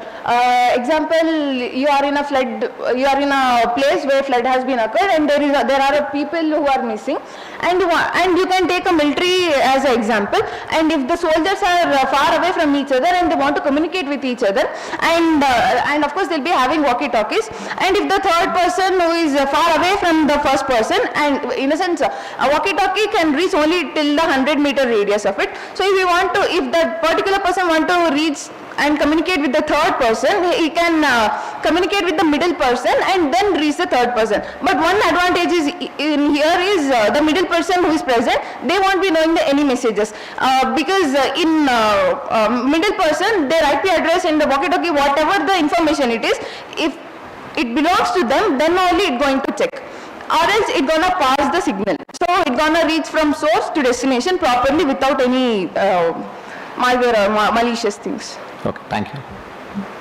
Next.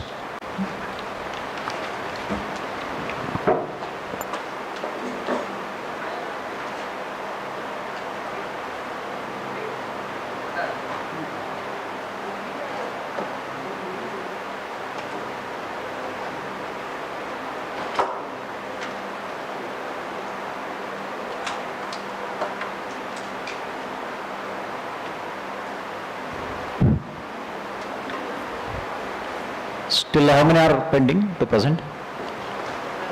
All presentations are over? ಅಷ್ಟೇ okay ಇನ್ಯಾರ ಇಬ್ರು ಇದ್ರು ಕಣೋ ಹೆಸರು ಹೇಳ್ಬಿಟ್ಟೋದ್ನಲ್ಲ ಅವನು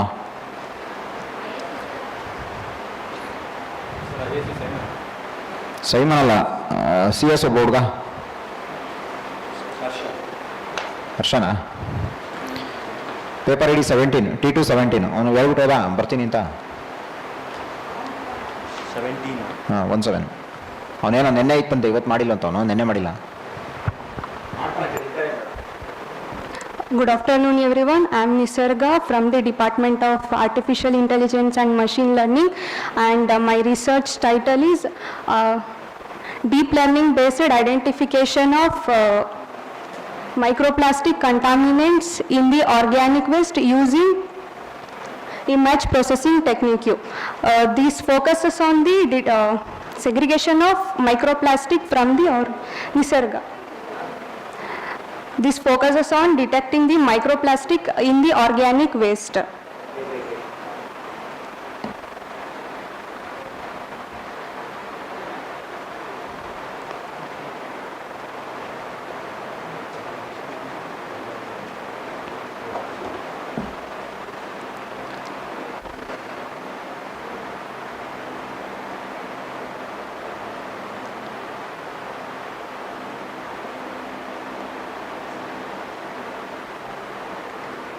In this presentation, we will discuss about all of this.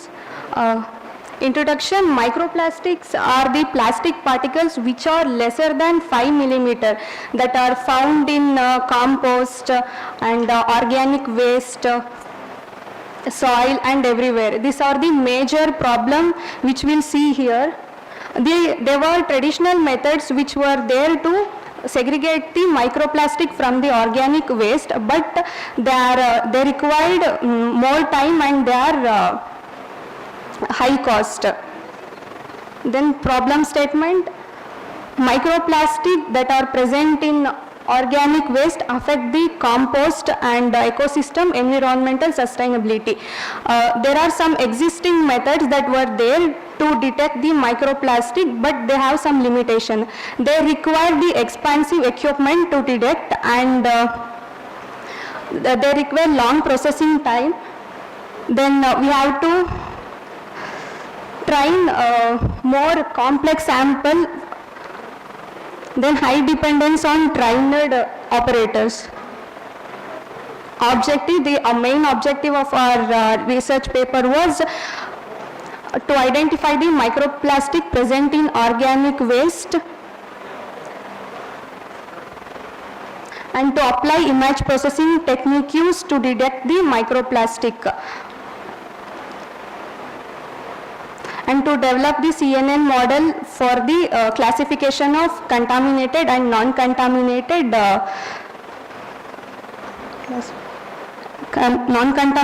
waste detection. Literature view. Next.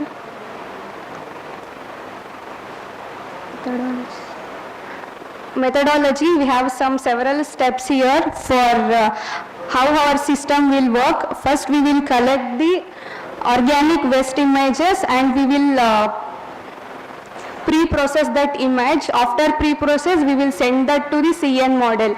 The CN model will extract the future work like a texture, shape, then it will contaminate and it will produce the result, it is contaminated or non-contaminated. Then this is the system architecture.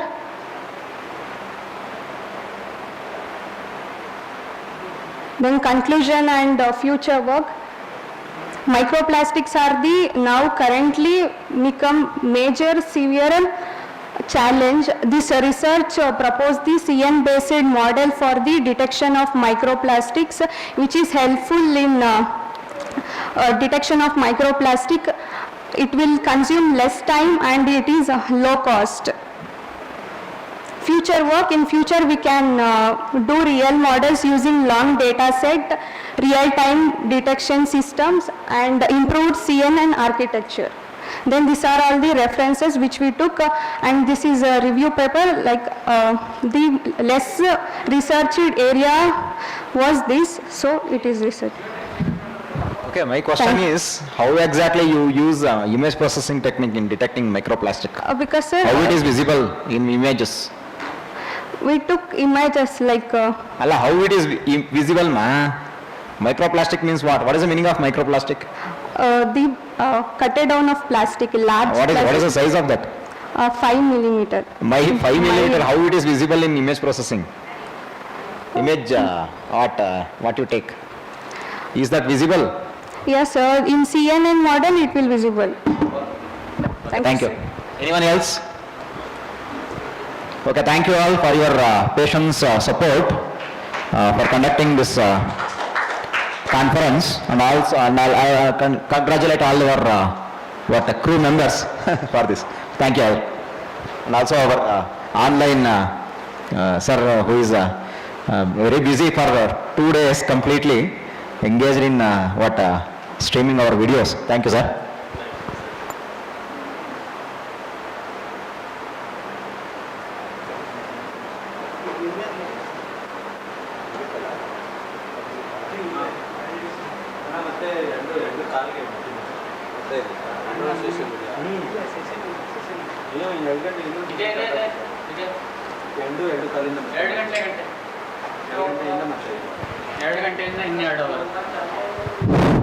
ಧನ್ಯವಾದಗಳು ಗೆಳೆಯ. 1 2 3 start ಆಗಿರಲಿ.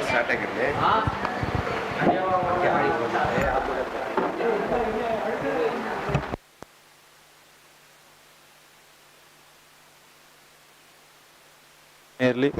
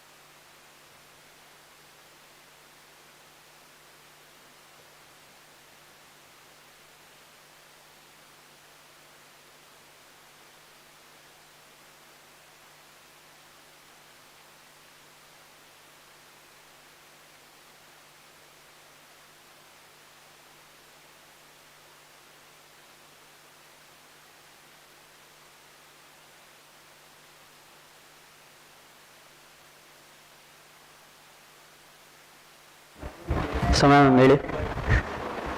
Hello. So ma'am, please come on the stage. I would like to request.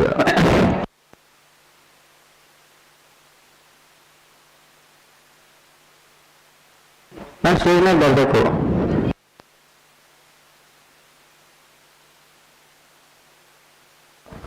ಭಕ್ತಿ ಗೀತೆ from Hitesh and Abhishek. ನಾನು ಹೇಳ್ತೀನಿ, announce ಮಾಡ್ತೀನಿ. ಕಾಪಾಡು Shri Satyanarayana.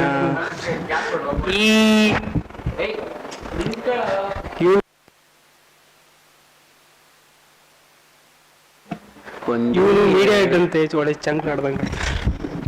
Hello. ತೆಗಿ ಗಾಣೆ.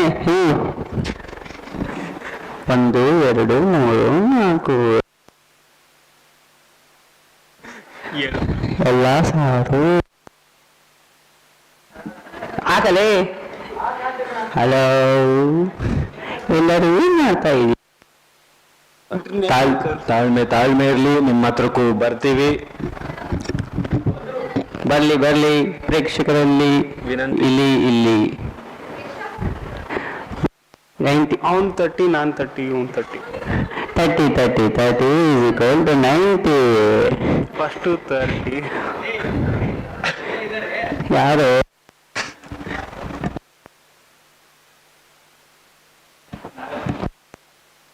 ಬಂದ್ಯಾ?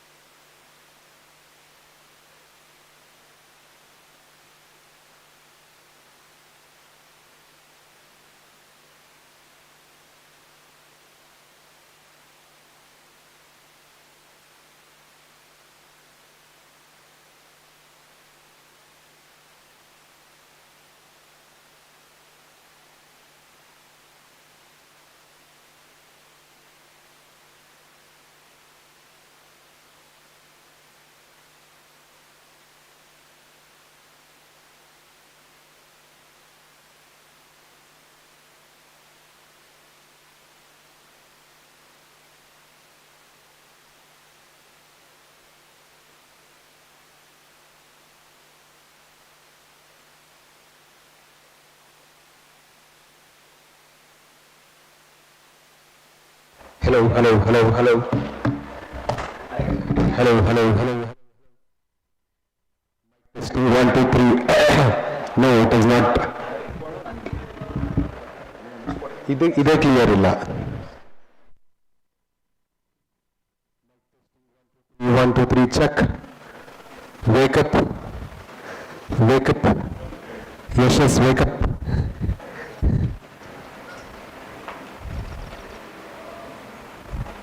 Fine, perfect. Yeah, thank you as well. Did you have your lunch? No.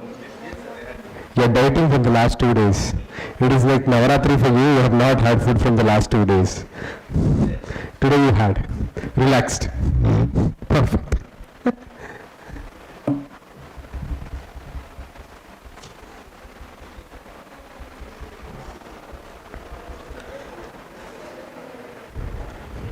So before the session starts, cover ಮಾಡ್ತೀರಾ ನೋಡಿ, let me announce the winners of today's paper, best paper.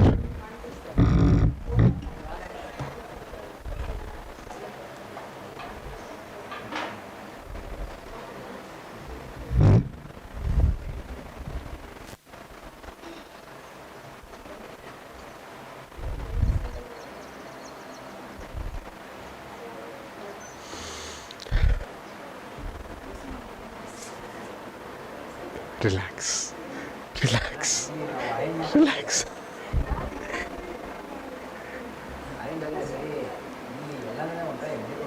Done?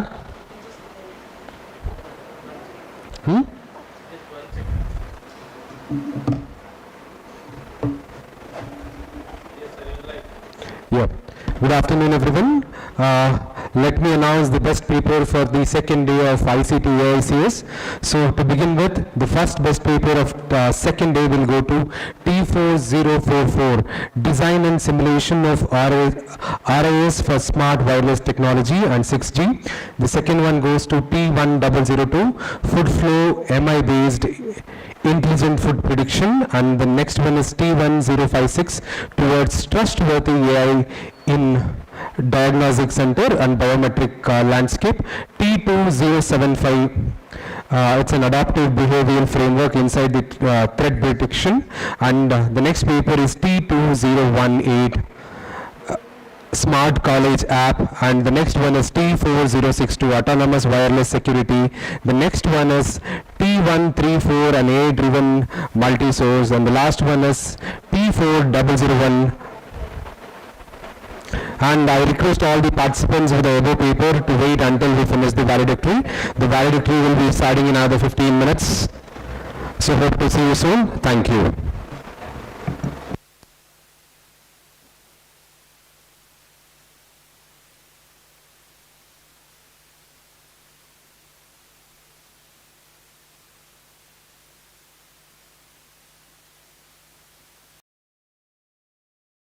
Announcement for the faculties as well. So it is better that you sit along with your committee members.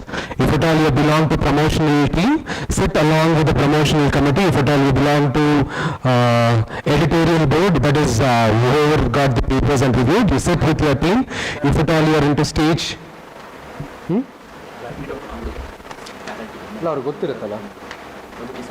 so let me just read out these names. That is much more comfortable.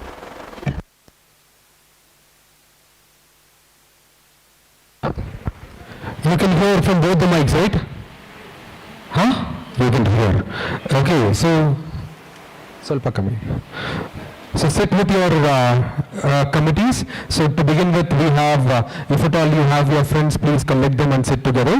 The Publicity and Media Committee, it begins with Professor Sangaya Hiremat, Dr. Nagananda, Srinivas, Vinod, Rohit, Vivek, Rohiteshwar, Nagappa and Prasad. Kindly sit together. Kindly sit together. Editorial and Technical Program Committee, and Dr. Pratibha Devi, Professor Jayaprasad, Manjunath, Kavya, Sangeeta, Akshata, Vinod, Neelam, Shruti, Kavya Edi and Rohit Kumar. So if at all you are in the two groups, you have to manage. I cannot say anything about it. The Conference Proceeding and Publication Committee, Anita Madam, Sanjana, Kusuma, Vijay, Jayashri, Vasant, Arpita, Rakshita, Rohiteshwar, Nagappa and Rohit Kumar. And stage committee, Rupini, Kirtana, Soumya, Prasad, Kusma and Rashmi and Rekha is. Registration committee, Dr. Nagananda, Professor Prasad.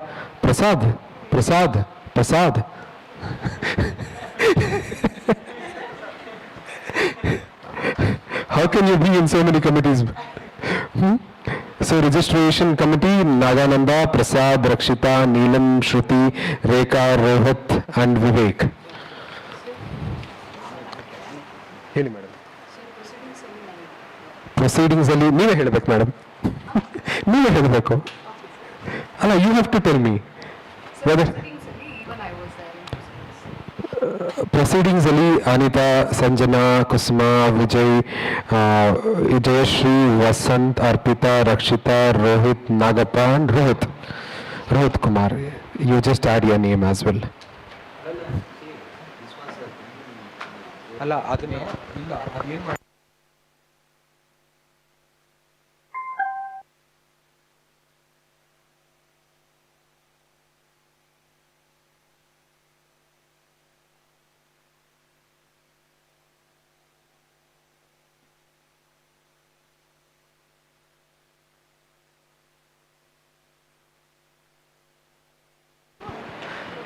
And with respect to the stage committee, it's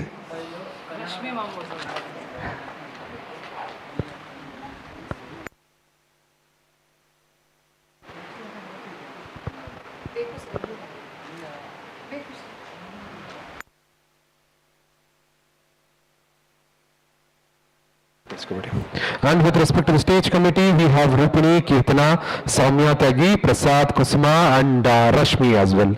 So the registration committee, Dr. Nagananda, Prasad again you are here, Rakshita, Neelam, Shruti, Rekha, Rohit and Vivek. Done?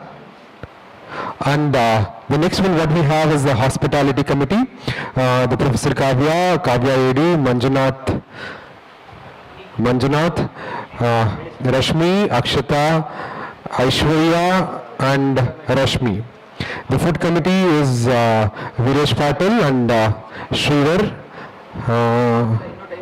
Certificate committee, Mr. Madhusudan, Manjunath and Vasant Reddy. Technical session committee, Akshata, Vinod. And student coordinators, I'll read out your names. If at all anybody's name is missing, please let me know.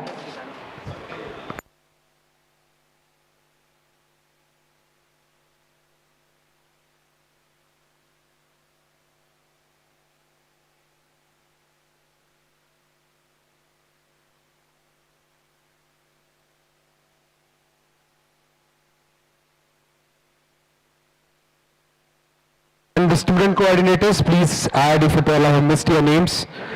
I'll read out the names. If anybody's name is missing, please add it out.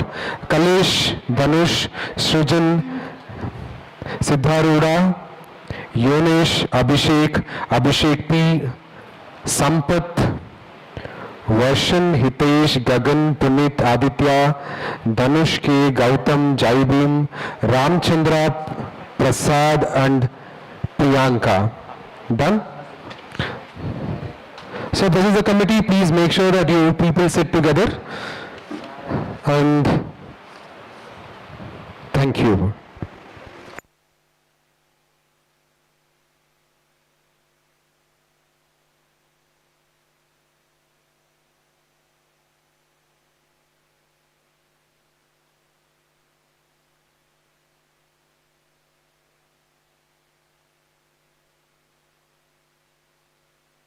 And the last one is Technical Support Committee, Dr. Chetan Rao, Professor Anil, Chetan, Rakesh, Srinivas, Varun, Shilpa and Deepthi. Please sit together.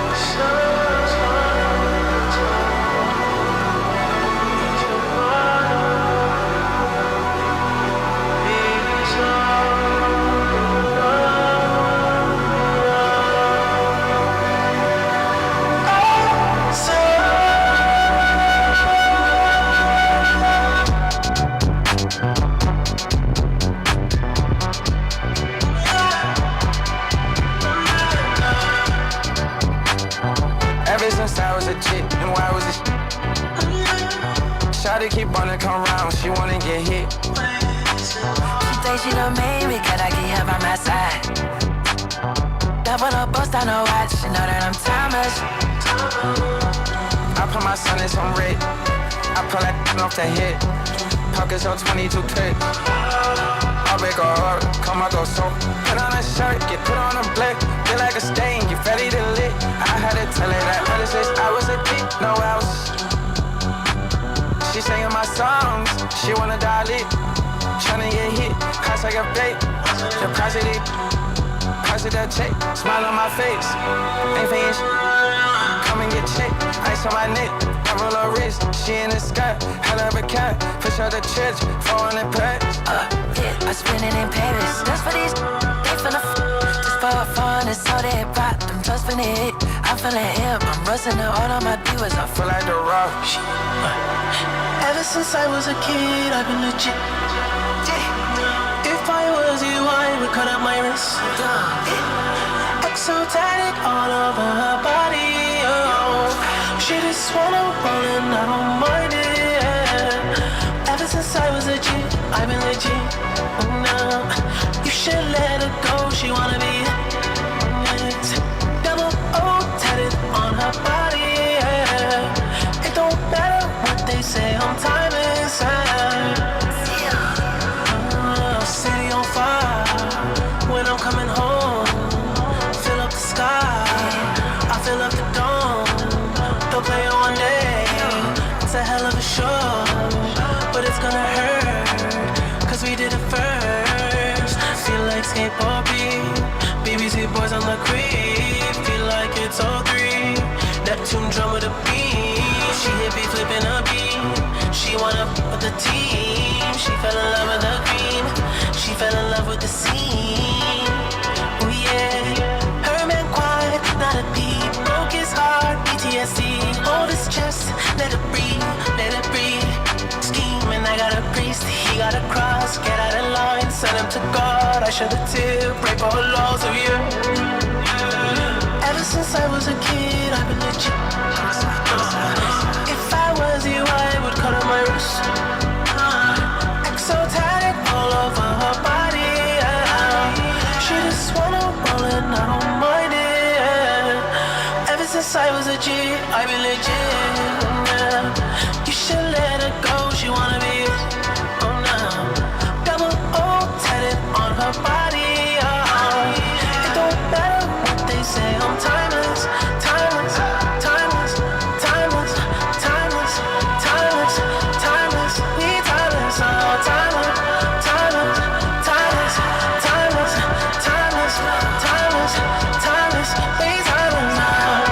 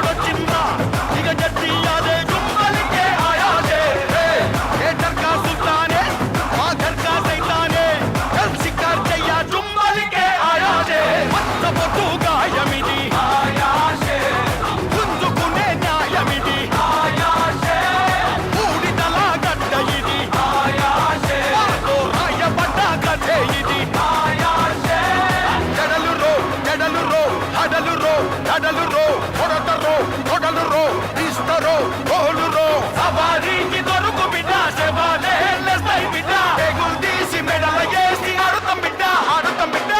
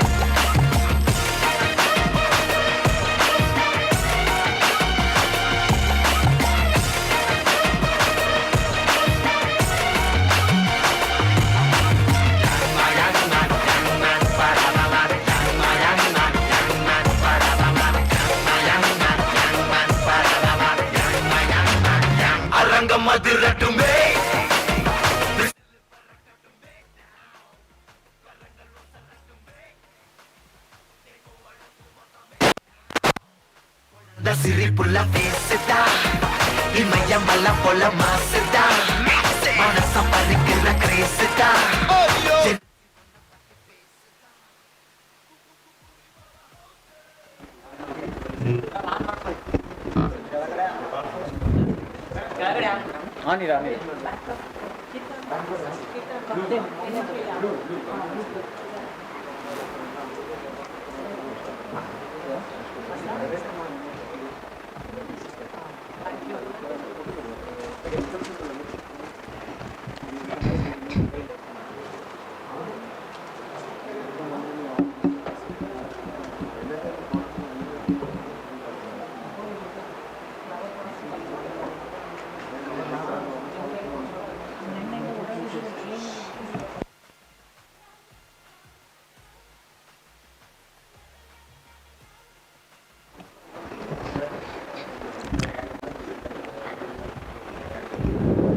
Good afternoon to one and all present here. We have now come to the concluding ceremony of the International Conference on Trustworthy AI for Intelligent Computing Systems 2026. It's my privilege to welcome you all to the valedictory session. The last 2 days we have been a journey of ideas, innovation and collaboration. To begin this session, we want to invoke the divine blessings for this valedictory session. So I request Rashmi R and Saujanya from 2nd Sem CSE to present an invocation song.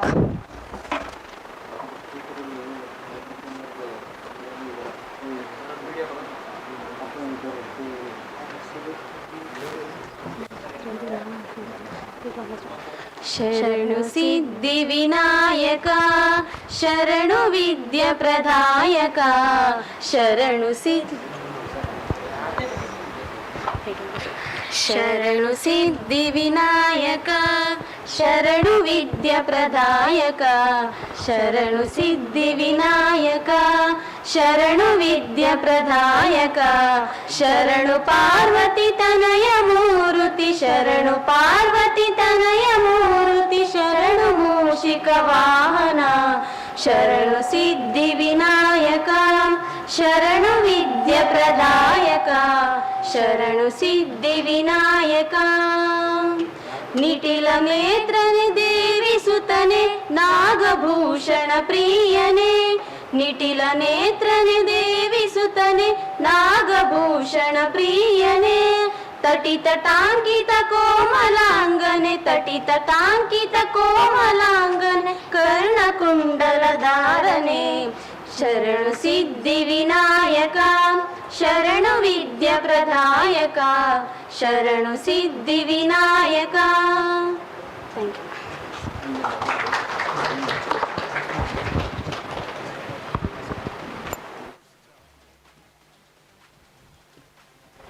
Thank you, Ashmi and Saujanya, for that beautiful invocation.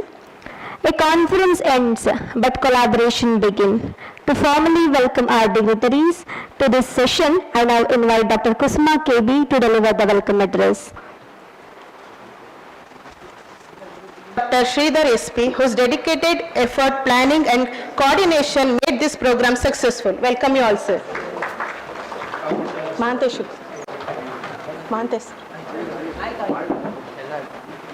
A warm welcome to all dignitaries, faculty members, dear participants present here today. As we gather here to celebrate a successful completion of this conference, I hope today's valedictory session will be memorable and inspiring all. Thank you, and once again warm welcome to everyone. Thank you.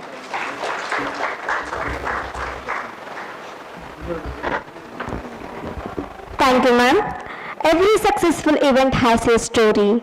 To present a brief report on the highlights and outcomes of the International Conference on Trustworthy AI for Intelligent Computing Systems 2026, I invite Professor Shreyas S., HOD of AI and ML and Basic Science Department to the podium.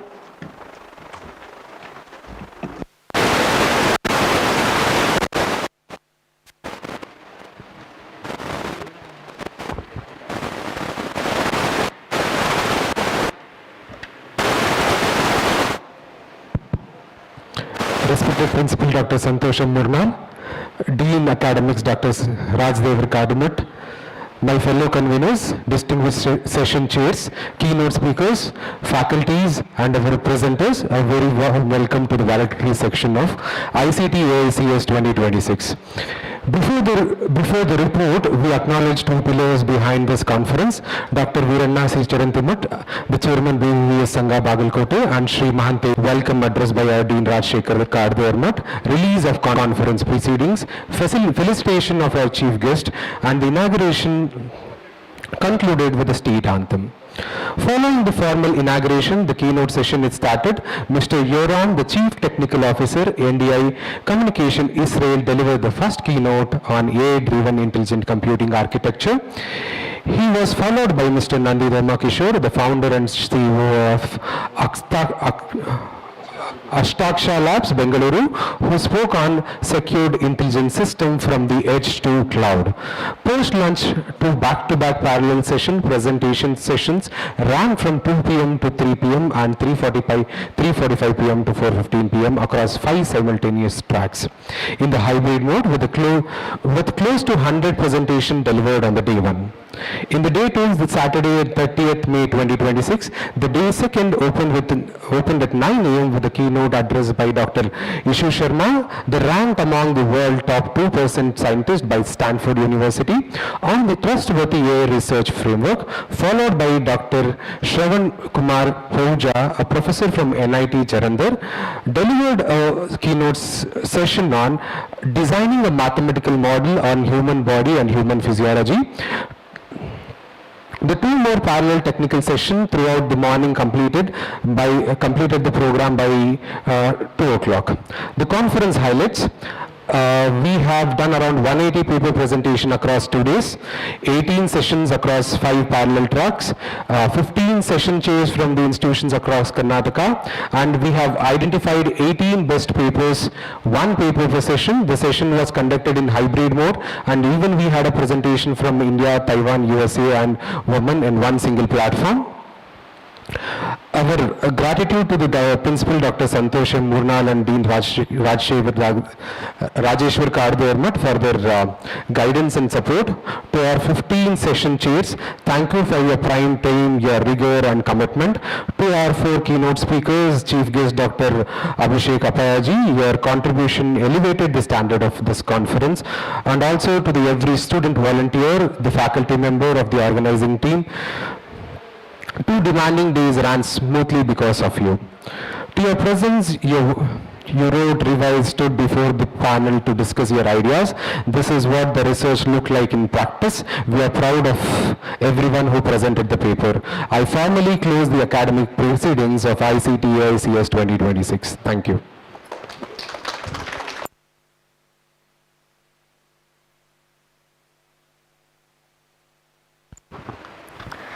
Thank you, sir, for summarizing the key highlights of this conference. Now I request Dr. Santosh M. Murnal, President of this session, to distribute the memento as a token of respect and gratitude to our session chair, Mr. Manjunath TC, on behalf of AMRUTA Institute of Engineering and Management Sciences.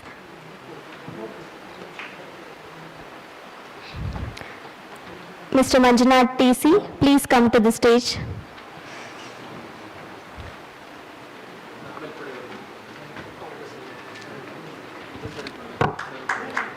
On behalf of AMRUTA Institute of Engineering and Management Sciences and our organizing committee of International Conference on Trustworthy AI for Intelligent Computing Systems 2026, we are very grateful to you, sir.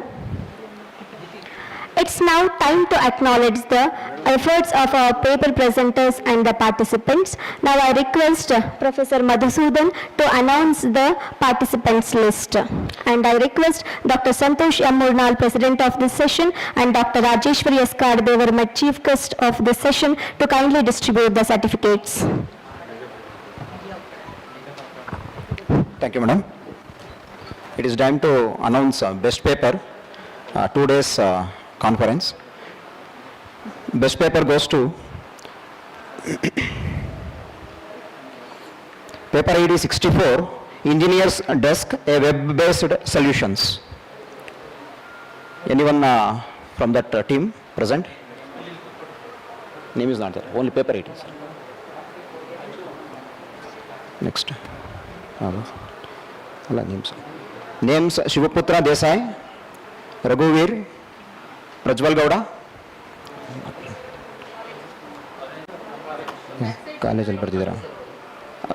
College AIEMS. Paper ID 67, a disability-aware adaptive e-learning platform using AI and assistive technologies. Authors, Varshini, Amulya is present? No. Next, paper ID 25, road safety. Authors, Jivita, Bhumika, Bharat Gowda, GAT. Anyone from that team? Yeah, please come.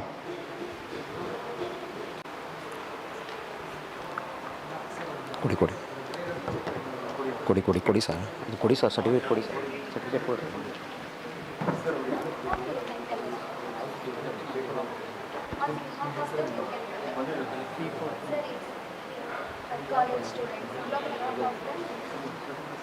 I request Principal Sir and Dean Sir, please distribute the prizes.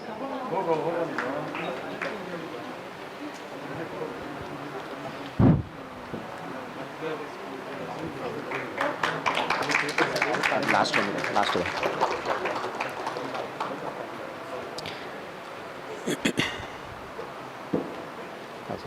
78. 25. Thank you, sir.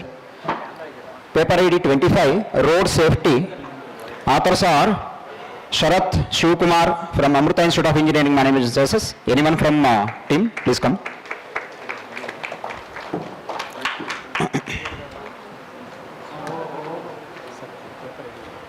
Paper ID 78, T478, UVM based functional verification from PES College of Engineering. PES College of Engineering, Mandya. Authors are Pavan and Sahana Raj. Next, paper ID T243, real-time object detection. Authors are Sridhara, Mohit, Muralidhar Shastri, Mithun Shinde, AMRUTA Institute of Engineering and Management Sciences.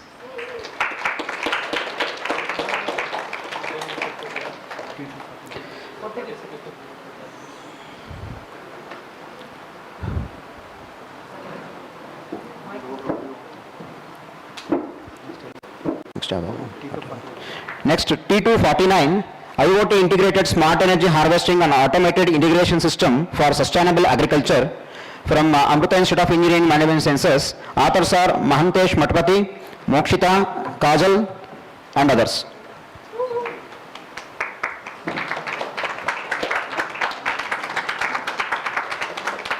Next paper T1015, cloth design generator using machine learning from BGS Institute of Technology. Authors are Bindu, Spandana, Varshita, Veena. Yeah, next paper T1060 IoT based IPG leakage. Authors are Kantakala Patil Rakshita from Sharanabasava University, Kalaburgi. Next paper 046 T4046. Enhance the efficiency of thin crystalline silicon solar cell. Authors are then Sandeep Kumar Reddy and others from SRM Institute of Technology.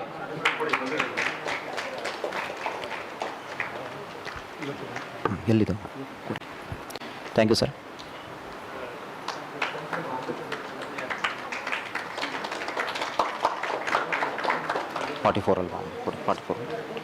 Next, T4044, design simulation of RIS for smart wireless technology. Authors are Manjunatha, Manisha, Hariprasad and others from Nagarjuna College of Engineering Technology, Bengaluru. Next, paper ID 002 T1, food flow MI based intelligent food prediction. Authors are Priyadarshini and others from Velur Institute of Technology, Chennai. And T1056, towards trustworthy AI in disaster management, a biometric landscape. Authors are Sanjeev Kumar and others, and school is ICTAICS Tech School, University, Dehradun. Next, author, paper ID T2075, adaptive behavior framework for insider threat prediction. Authors are Mamata, Bhavana and others from BMS Institute of Technology, Cambridge Institute of Technology and other. Anyone present from there? Then T2018, Uniconnect Smart College app. Authors are Kavya AD, AMRUTA S, Nivedita from AMRUTA Institute of Engineering and Management Sciences.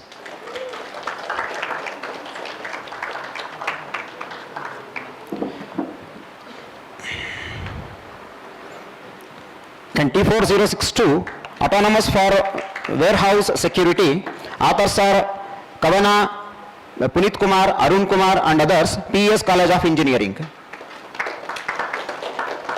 Then track T1034, an AI-driven multi-source. Authors are Kumar, Bid, Simon, Alexander and others, Sujana Deshpande from AMRUTA Institute of Engineering and Management Sciences.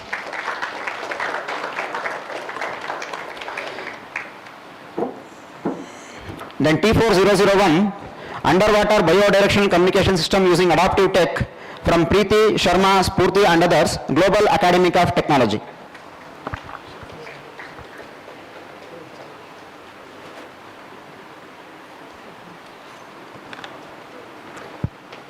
Thank you, sir. Thank you, sir.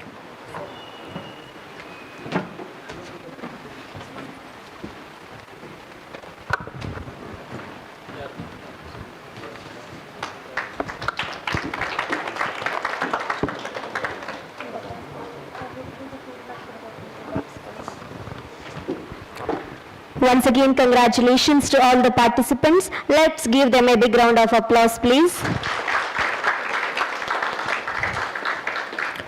A conference is successful only when it creates value for its participants. We would now like to hear from you. May I request Spurti from Global Academy of Technology, Bengaluru, to kindly come forward and share her experience of this conference.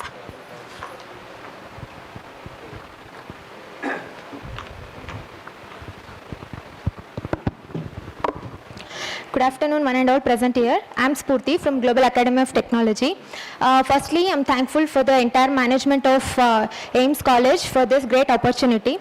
I think it's been almost one and a half months from the process of application till today. The entire management has supported greatly, and also there wasn't even a single drop down or glitch in the complete management.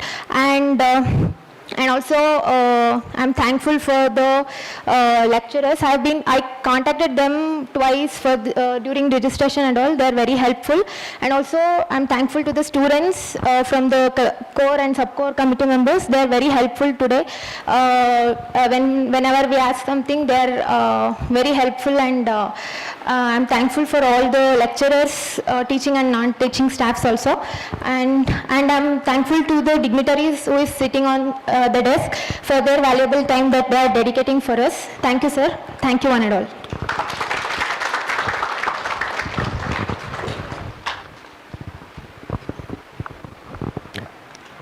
Thank you, Spurti, for sharing your valuable experience and constructive feedback with us.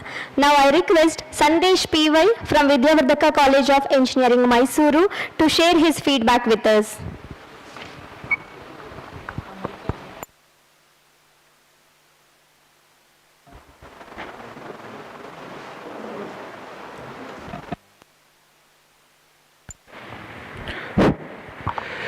Hello, good afternoon everyone. Firstly, I would like to thank everyone. Thanks for the opportunity provided to me. It's kind of a different vibe for me because I was the part of this college previously, like I was passed out 2023 batch in this current college only. It was felt like happy for me. While returning to college, I never thought that I'll come here and I'll step the stage again on this particular auditorium or stage. It was a good opportunity for me to experience once again the college moments, memories and those things. So each and everyone, faculties, I will be forever thankful. The principal sir, thanks for this opportunity mainly. And it was overall completely, it was a good experience for me. Like the mail updates or whatever the WhatsApp group, those updates, whatever the changes, those things are kindly, it was and not questionable. It was kindly updated, those things, and whatever the organized from morning to evening completely, it was, there was no like it was proper organized thing. So overall, I will conclude by saying thanks for this opportunity, and everyone, thank you. I will conclude my words. Thank you.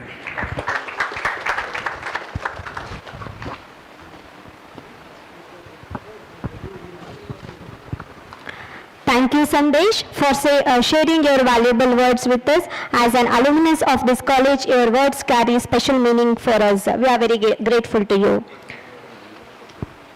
We are privileged to have Dr. Santosh M. Moldal, Principal of AMRUTA Institute of Engineering and Management Sciences, who has been guiding us throughout this conference. Now I request him to present a presidential speech.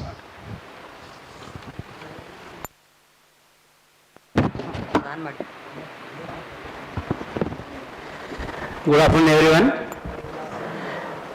Dignitaries on the dais, Dean Dr. R.S. Kardevarman sir, Head of the Department, ECE, Dr. Viresh Patil, Dr. Mantesh Patpati, Professor CSC, Professor Shreyas, Head AIML, and all other faculties and dear students.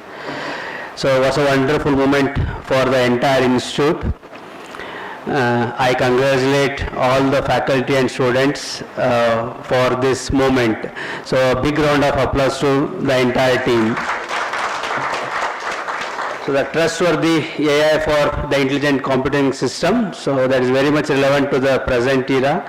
So that's why we selected this topic, and I'm very happy that across the country, from outside the country, so many papers were presented, and there's a good opportunity for all the students. It's not just for sake of conducting conference. It's a good opportunity for all the faculty and students to understand what are different areas in which we can work. Then I congratulate all the participants or who have won the best paper award. A big round of applause for all the participants. And what is the takeaway from this conference? So especially for students and faculty. We have released the abstract, so please go through the abstracts and try to figure out what is your area of interest and in which you want to work, and even you can contact them who have presented their work, you can take their guidance. So that's how as a technical community we can connect to each other. So already I think we are going ahead of time. So I wish once again all the best to the students. I am very much thankful to the entire team. So we have on different 7 committees, and faculty, non-teaching staff or students, everyone have worked very hard for a successful completion of this international conference. And I wish, and again I promise, that coming ahead we will have much more such technical events in the college. Thank you very much.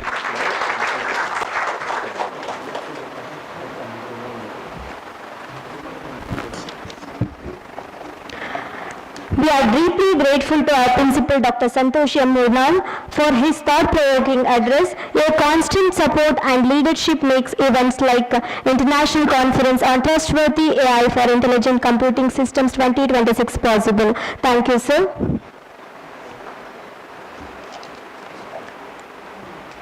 Today's offline participants are there here. I request Professor Madhusudan Yes to announce their list and to give them a certificate.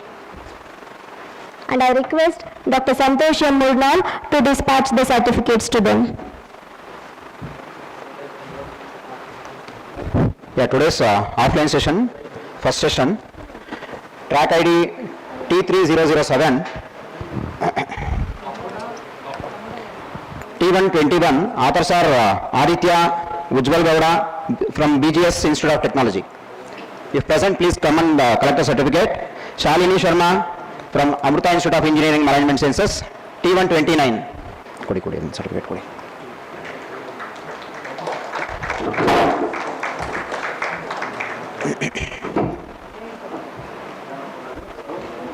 T134, Bitkumar, Simon, Alexander, Srijana Deshpande.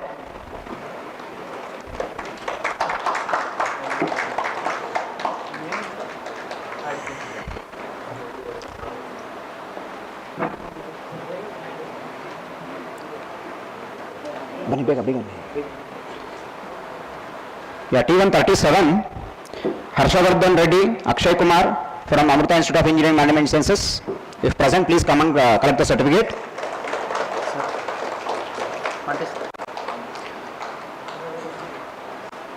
Sandesh PY, Hamsaveni from VVCE Mysore.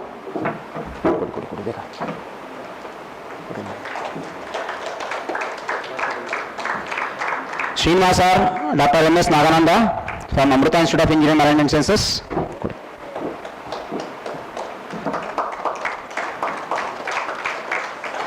T174,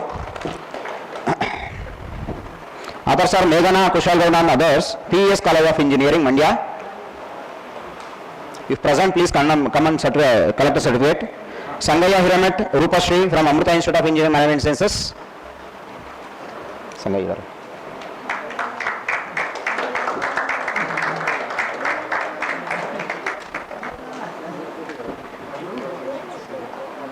T3005, Priyadarshini Netravati Chaitra from AIEMS.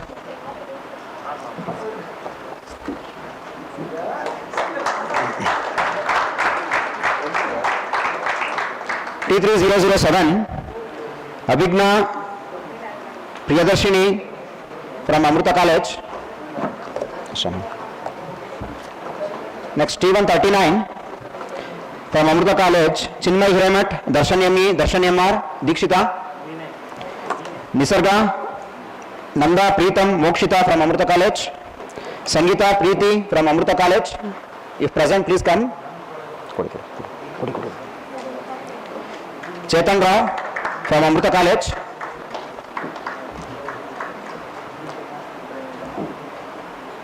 Okay. Wait.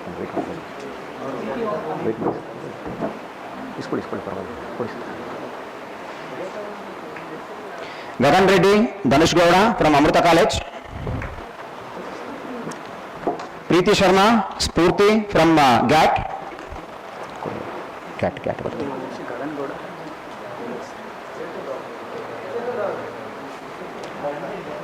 Hey, wait mara, yaake wait mara.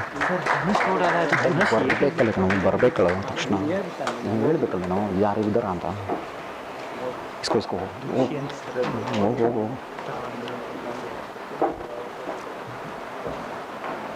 ಇರಿ weight ಮಾಡಿ ಅವ್ರು ಕೊಟ್ರಾ ಇವ್ರದ್ದು ಪ್ರೀತಿ ಹೌದು ಇದಾ ಇದು ಕೊಡ ಇದೆ ಕಣ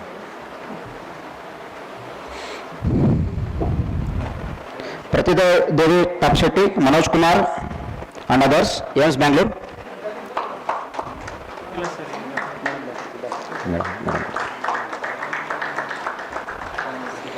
Shivani, Sirisha, and Dr. Rabiraj Patel, sir.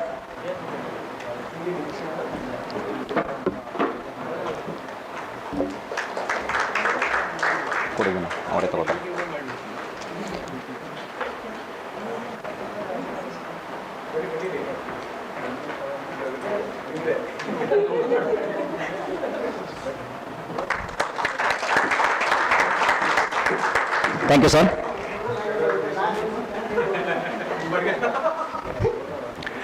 Thank you, sir.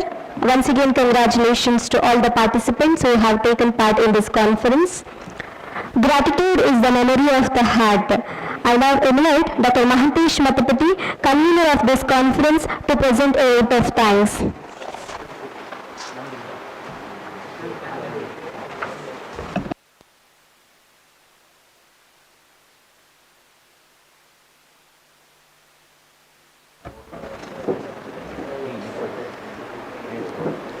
Good evening, everyone. As we arrive at the successful conclusion of the International Conference on Trustworthy AI for Intelligent Computing System, ICTAICS 2026, it is my great honor and privilege to propose the vote of thanks. On behalf of the organizing committee, I extend my heartfelt gratitude to all those who have contributed directly and indirectly to the success of this conference. First and foremost, we express our sincere gratitude to the management for their constant encouragement and support. We are especially thankful to our respected BUS chairman, Dr. Charantivat sir, and our AIEMS GC chairman, Sri Mahantesh Chatterjee, for their vision, guidance and commitment towards forecasting academic excellence and research culture. Their support has been a source of inspiration throughout the organization of the conference. I also extend our deepest appreciation to our respected principal sir, Dr. Santosh S. Murnal sir, and Dean sir, Dr. Rajesh S. Kaddevarat sir, for their variable guidance, encouragement and continuous support. Their leadership and motivation have played a pivotal role in making the conference a grand success. Our sincere thanks to our esteemed chief guest, Dr. Abhishek Appaji, distinguished dignitaries and keynote speakers, session chairs, invited experts for their sharing knowledge, expert and valuable insights. Their contributions have enriched this conference and inspires all participants. A special note of appreciation is to our conveners and co-conveners whose dedication, planning and tireless efforts ensured and enriched the smooth conduct of every activity associated with the conference. We gratefully acknowledge the contribution of the technical committee, editorial committee and the proceeding committee for their hard work in reviewing papers, maintaining academic quality and ensuring the successful publications of the conference proceedings. Our heartfelt thankful to publicity committee for effectively promoting the conference and reaching a wide academic audience, helping making this event a significant platform for the knowledge exchange. We also sincerely appreciate the efforts of the stage committee, reception committee, hospitality committee, certificate committee, media committee and food committee. Their dedications, coordination and attention to detail ensured every aspect of conference was organized professionally and efficiently.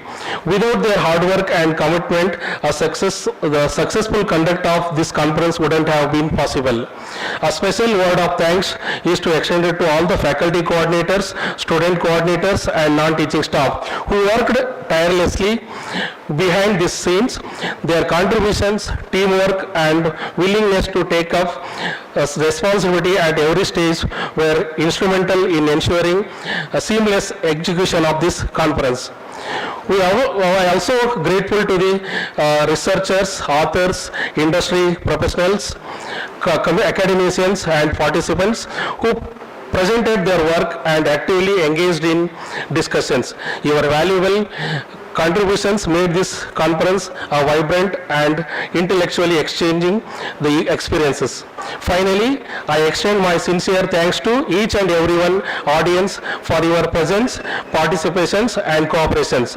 We hope that the ideas exchanged, collaborations formed and knowledge gained during the ICTAICS 2026 conference will continue to inspire innovations and research in the years ahead. With profound gratitude to everyone who contributed to the success of this conference, I consider this the vote of thanks and thank you. Now the time for distributing the certificate appreciation certificates. I will call one by one the committees. Kindly come to the stage, all together in the group. I kindly request the entire committee to come at once. First one, Publicity and Media Committee.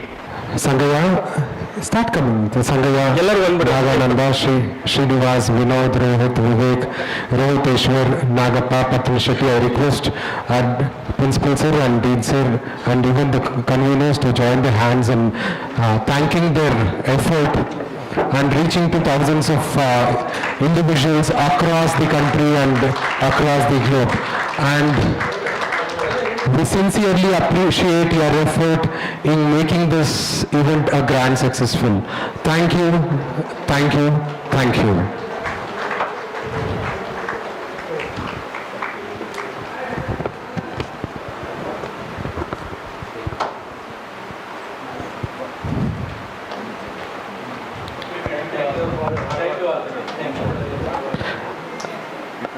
And the next, what we have is editorial board of ISBN AIEMS proceeding, AIEMS editorial board,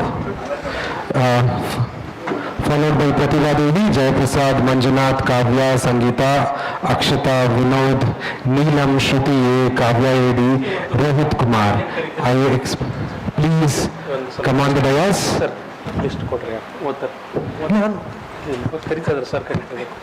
See, I wholeheartedly thank each and everyone standing on the dais for your effort from the day one in reviewing all the papers. Thank you very much.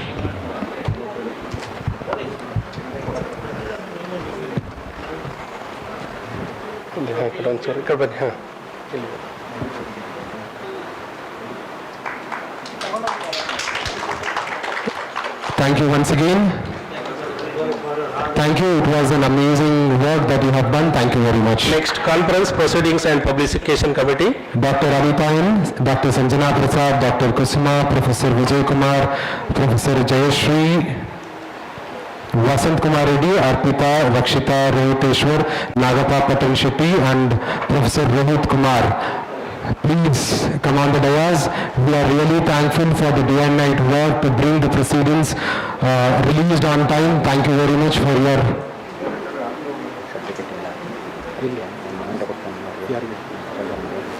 and even a request, and there is a special mention. Dr. Sanjana is an editorial board of Atlantis Press, Springe Nature. Thank you for working for the Springe Nature as well, Dr. Sanjana.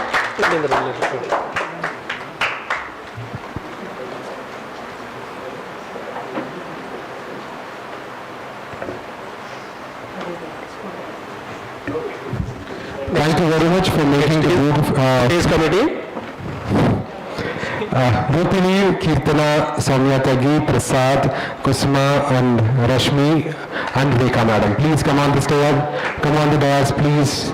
And we thank you very much for your effort that you have put in to make this event very beautiful. Thank you very much. Thank you.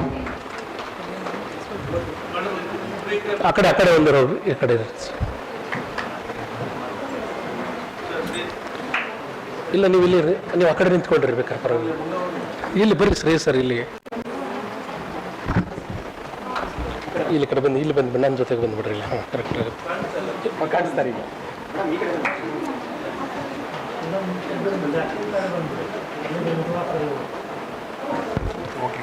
ಹಾಂ ಇಲ್ಲ ಇಲ್ಲ ನಾನೇನು ಓದಲ್ಲ.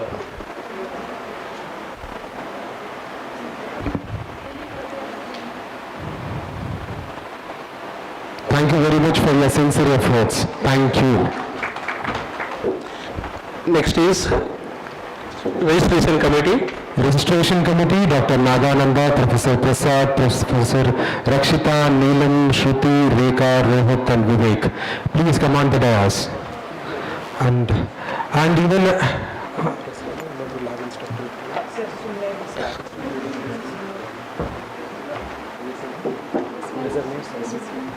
Vismaya, Balapriya, please come on the stage. And madam, please.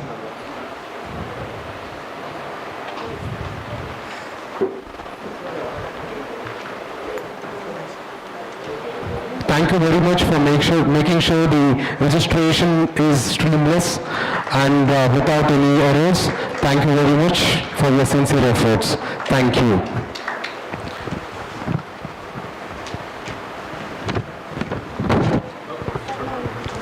Next is Hospitality Committee. Professor Kavla BK, Professor Kavla UD, Manjunath sir, Rashmi, Akshata, Aishwarya and Rashmi.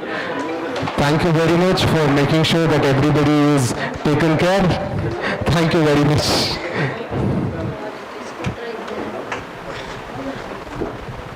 Food Committee is also joined. And hospitality, food and transportation is what we expect. Dr. Viresh Patil, thank you very much for arranging the food for everybody. Food Food committee, food committee level.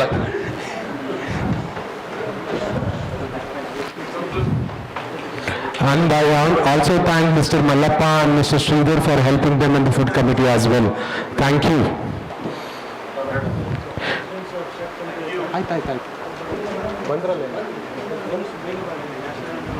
Thank you very much. Next is Certificate Committee. Certificate Committee, Mr. Masasuvan, Manjunath and Vasant Reddy. 3 people have written close to 400 certificate. Thank you for your support. Thank you, thank you, thank you. Technical session coordinators. Session coordinators. Next is Technical Session Coordinators Committee. Dr. Akshita and Dr. Vinod Biradar, thank you for making sure all these 5 parallel sessions run without any errors. Thank you for collecting all the results. Dr. Vinod Biradar. Thank you, madam. Thank you, sir, for your efforts. Technical support. Sorry, sir. Next. Student coordinator. Thank you, madam. Thank you, sir. Next is Technical Support Committee. Technical Support Committee, Dr. Chetan, Professor Anil, Professor Chetan, Rakesh, Srinivas, Varun, Shilpa, Deepti, Aishwarya. Please come on the dais. Please. Student coordinator. So, thank you very much for making sure. Next, sir. I'll call. Thank you very much for making sure all the sessions run parallelly and troubleshooting all the problems that we came across with.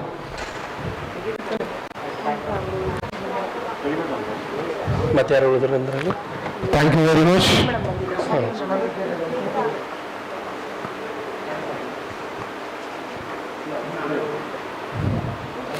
Thank you for your efforts. Your efforts are greatly appreciated. Now what we have, okay, last but not the least, Student Coordinators Committee. More than what we have worked, this team has worked day and night to make sure that whatever the technical things that we have seen over there in the 2 days seamlessly work. So I call Kalesh, Dhanush, Sujan, Siddharuda, Yansh, Abhishek P, Sampath, Varshan, Hitesh, Gagan, Punit, Aditya, Dhanushki, Gautam, Jaibin, Ramchandra, Darshan,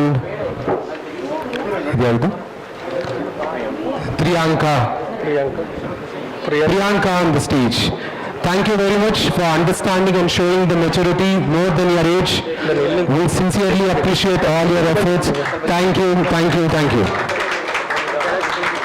ಸ್ವಲ್ಪ ಕೆಳಗಡೆ ಕೂತ್ಕೊಡ್ರಿ. Sir ಬನ್ನಿ ಈ ಕಡೆ ಬನ್ನಿ.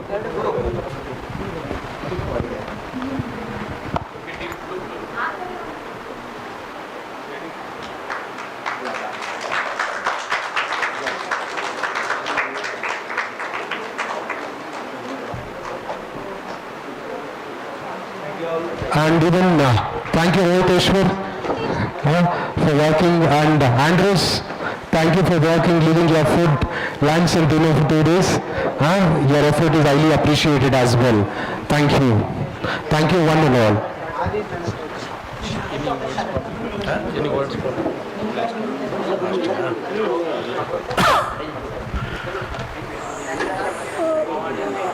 Good afternoon, everybody.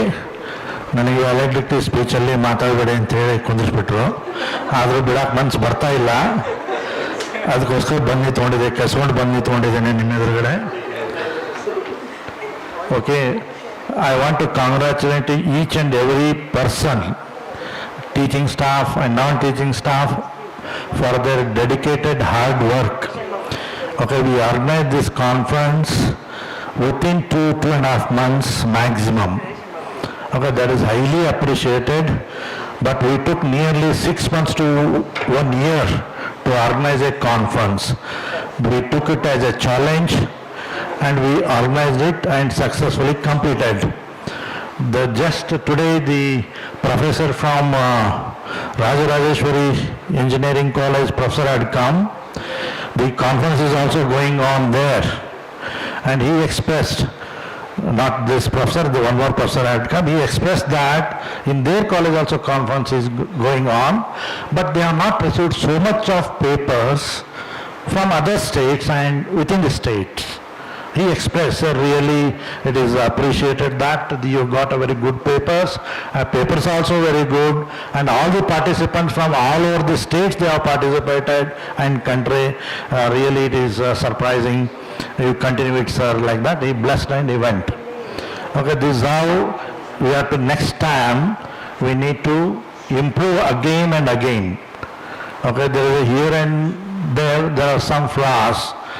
Okay, anything, anybody, anything, any work or anything has been hurted you, okay, I ask sorry for that. Okay, next. Again, this has to be continued for next year. Okay, so every year minimum 1 or 2 conferences should be organized. Thank you all.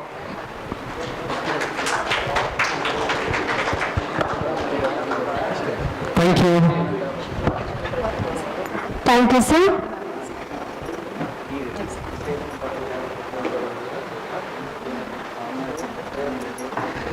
Good evening to one and all present here. In preceding conference proceedings committee, some of the names were missing, hence I came here. Please don't consider this as an this thing. So I will call once again, we will take a photo. Rohit from AIEMS department, please come on the stage. Arpita, Rashmi, then Vijay Kumar. Some name were not there, that's why I am calling. It was there. You called all the names. Rashmi names were there? No. Come sir, once again we'll take. Rohit, Arpita, Rashmi, Vijay Kumar, Kusuma, Naganand sir. Sir was not there. Rekha yes. Jayashri, Nagappa Pattan Shetty, Rakshita AIEMS, Uttam from ISC department. Certificates, we will sit for, join for photo session, please. Vasant Kumar Reddy, Vivek name were not there, please come.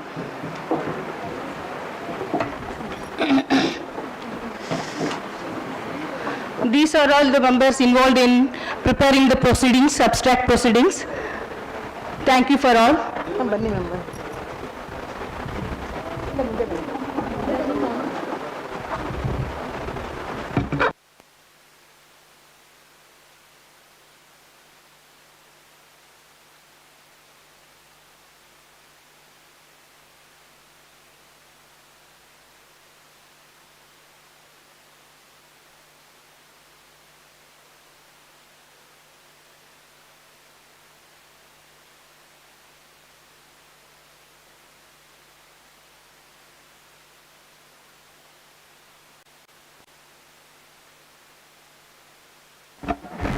Thank you all. With this, we come to the end of the International Conference on Trustworthy AI for Intelligent Computing Systems 2026. Before we conclude, I request everyone to stand in pride for the national anthem. After national anthem, we have a tea break for refreshment.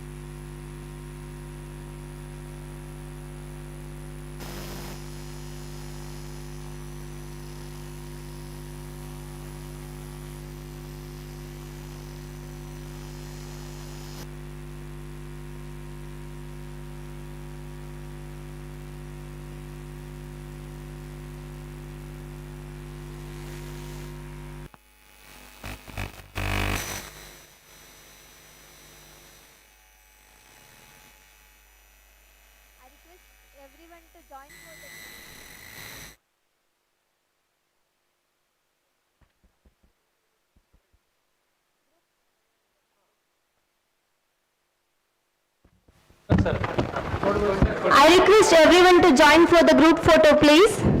After that, you can have a tea for the refreshment.